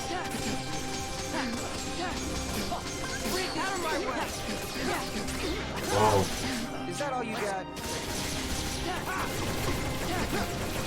I'll take him. Which is only possible in the randomizer. Oh, but there we go. Blade. So yeah, we didn't see any laser domes today. Oh. The randomizer only quality of life thing. So I didn't get to say this because I was Gaming out of your mind. gaming out of my mind. But once you get him into laser phase, you can get him into a sort of laser loop. I don't know if you talked about this. I didn't. Okay, yeah. After he does the lasers that I had to guard 3 times with 2 clones, then he's vulnerable. If you hit his revenge value, he'll always keep going around with the lasers. Oh, that's what this. Yeah, I wasn't sure what caused him to do the orbs and the vines again. yeah. That's what, you gotta hit the revenge value. You have to hit the revenge value, and you can keep going on with the laser loop until you get to laser dome skip Laser HP. dome skip, yeah. You played the game quite well. We're almost done. But we're almost done. We're not done yet. This one isn't the easiest. I don't have a good feeling. So first of all, before you go in, I just want to say real quick. So to pay attention right at the start of the fight, this next boss, Lingering Will only use a few attacks from a pool of attacks that he has, and he'll give you a short glimpse of the attack he's going to use in the short cutscene that plays before the fight actually starts. And that'll dictate what Sophie's going to do. I hope you can commentate well and fast. We'll see. Well, it depends how many times you die. Because might be able to... My goal was under 100. It looks like I can get that. I hope so. So yeah, Lingering Will. Dodge roll has a million invincibility, right? So we're gonna do quite a bit of combos here. The goal here is to get him into second phase. We're going to manipulate his revenge values such that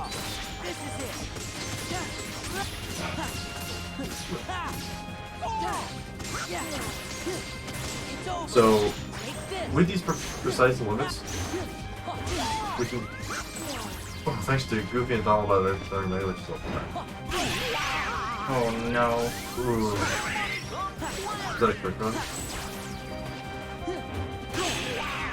So that attack that she's getting hit by will lock one of her commands, and this time it locks the summon. Or not summon.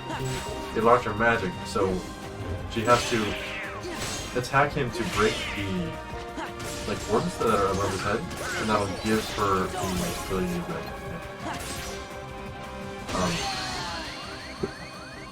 it'll either lock your magic or your attack command. Huh. Did you hit continue or? Sometimes it takes an extra death for retry to kick in. Was that quick round? I think it was quick round. I couldn't tell. Well, I guess let's try this again. Do it! What are you waiting for? Listen, getting my commands locked at the start of the fight, I might as well restart. Yeah, so you saw that attack real quick at the end of the orb. Like, he turns his Keyblade into a giant fucking gun and shoots the orb at you. If you block the orb back at him, you can actually, you can start, he'll get stunned, basically. You can start a combo. Let's go. So here, to manipulate his res values and deal the most damage possible, Linger Mill has a unique sort of effect where he has like a weird armor. If you do one finisher on it, it'll break his armor, and then it'll have like a higher damage score, basically after the first finisher. So we do one finisher and do guard break, and then we go to limit form and trigger his second phase. So this is his second phase. 5.5 health bars down, but there's immediate retaliation, no matter what, and enter the second phase. That bow attack that you just saw would, well, it's really bad. I'll say that. We're gonna keep doing these combos when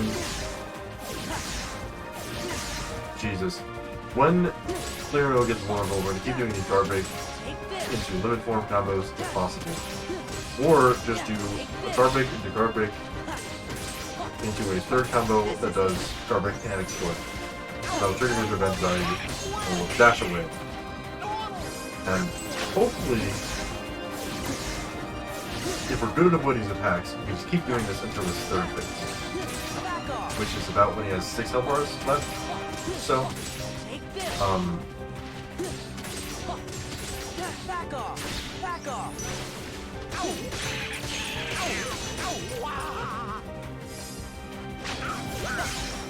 I love doing that bow attack this phase. Which is obviously good for us, because if we can avoid it properly, then we can just kill him. Anyway, he's about to enter the third phase. And we'll start to do his DM at this point. His desperation move is very not fun to deal with, to be honest. You want to stand a good distance away that he has to run to you, not say a teleport. Guard 3 times, jump away, and run to this specific corner, where he will attack you from a specific direction like this.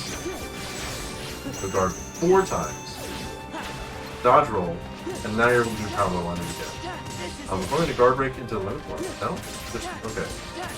So another guard break into explosion, and hopefully he DMs again.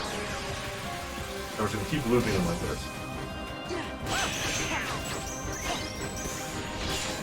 3 guards, run to the corner, wait for him to teleport. 4 guards,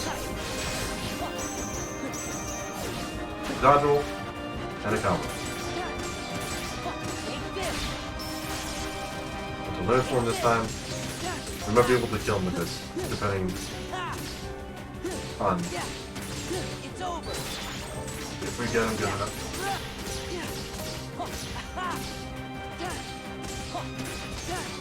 Back off! Take this! No. It's over! Close. He's gonna DM one more time, and as long as we can guard properly, we'll loop him again. That ended. He didn't actually DM. Oh. Okay. I'll just duck to be safe Yeah, and it's over. get a combo done. And that's it. Second try than your will. That's fine. Oh, that's fine. So, to be honest, I was expecting the judgment to kill him, and I was not expecting to go into, like Third phase, yeah. because you always want to not hit his revenge value when he's in DM phase, because not hitting his revenge value will make him just go into another DM. So you thought the judgment would kill him, so you just did it. Yeah, so I just did it, Yeah. and then it didn't kill him, so... Then you got scared. But duck flip. You can't die if you can't die. You can't die. You're invincible.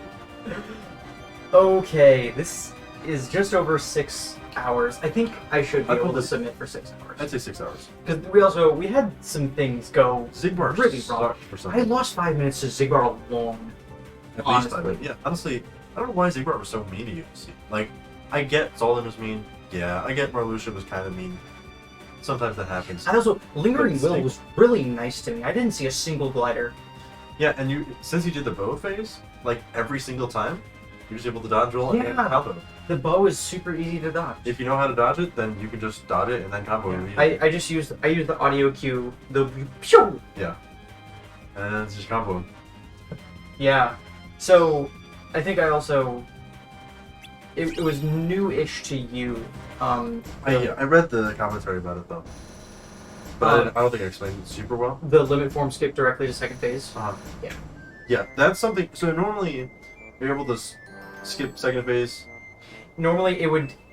In level 1, it would take 3 full guard break, explosion, and So then 9 full combos, basically. yeah, nine full 9 combos full Keyblade to finish get your him into the combos. second phase. Or But using you can use limit form, and yeah, you have to break his armor with the first finisher, the first guard break, and then go to limit form, do some Ars Arcanum bullshit. You know, did I make it look easy, or it looked pretty easy to you, to me, yeah. because it's not easy at all. It doesn't feel easy to me, anyways. Yeah. Anyways, Yeah, except for the 1 or 2 times you got your magic blocked. that was stupid. That was dumb. That was easy. Quick Run is the worst ability in the game. I will die on this hill. Anyway, that bow attack, by the way, she dodged like, I think he did it 4 times, so she dodged 12 shots. If you get hit by it, he does this fucking weird Let's see if I can get hit by it. Yeah, it does a weird mini game where your command menu turns into either fall or escape, and it's spinning around, and No, I don't think I'll be able to show it whatever. off. Fall will just, if you click on fall, which is 3 out of the 4 options, it'll do a lot of damage to you, probably just kill you. It's similar to how with the samurais you have to pick the end, Yeah. but instead of It's more like Luxord's card game where the circle is spinning around on the board. yeah, that's true. Except like way faster. Yeah, and It's like also literally a frame or 2. with Luxord, it always goes from top to bottom and it just keeps cycling like that. But With Lingering Will, It's kind of it just goes wherever it kinda- feels like. it just kind of zips around on your command. Yeah. I didn't mention this. I didn't want to mention this during the run, but I have 62 max HP, so something wrong must have happened. Well, it didn't really change much, to be honest. No. But No, it didn't. I did look at it, actually, when you were fighting... I think you were fighting, like... No, not Roxas. When you were fighting one of the first few super bosses, like Zigbar or Vexen, I think, I was like... It was like a little bit farther than it should be. Yeah. And I couldn't tell if I was just, like, seeing things, I don't know what's up with that. but it doesn't really matter much. Anyway, I was wondering if it was a critical rebalance thing. it is 7 a.m. I've been recording for 6 hours, and I want to go to bed. I told you we'd stop around 7, right? I told you that you suck. Hey, you have. I literally called, well, I didn't call, I sent you a voice message. Hey, I hope I know we're going to be streaming until 7 or 8. And you're like, it's not going to take that long. Do I sound like Pete in your head? Yeah. Yeah, every time I imagine you speaking, you're like, what?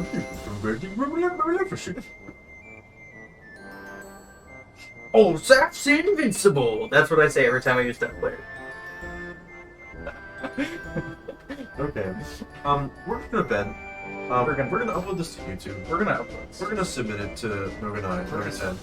We're not gonna submit it. NoGA10 submission. Yeah. We'll zoom back in and that can be our end card. KH2 level 1 crit. Thanks for being here. Let's fucking go.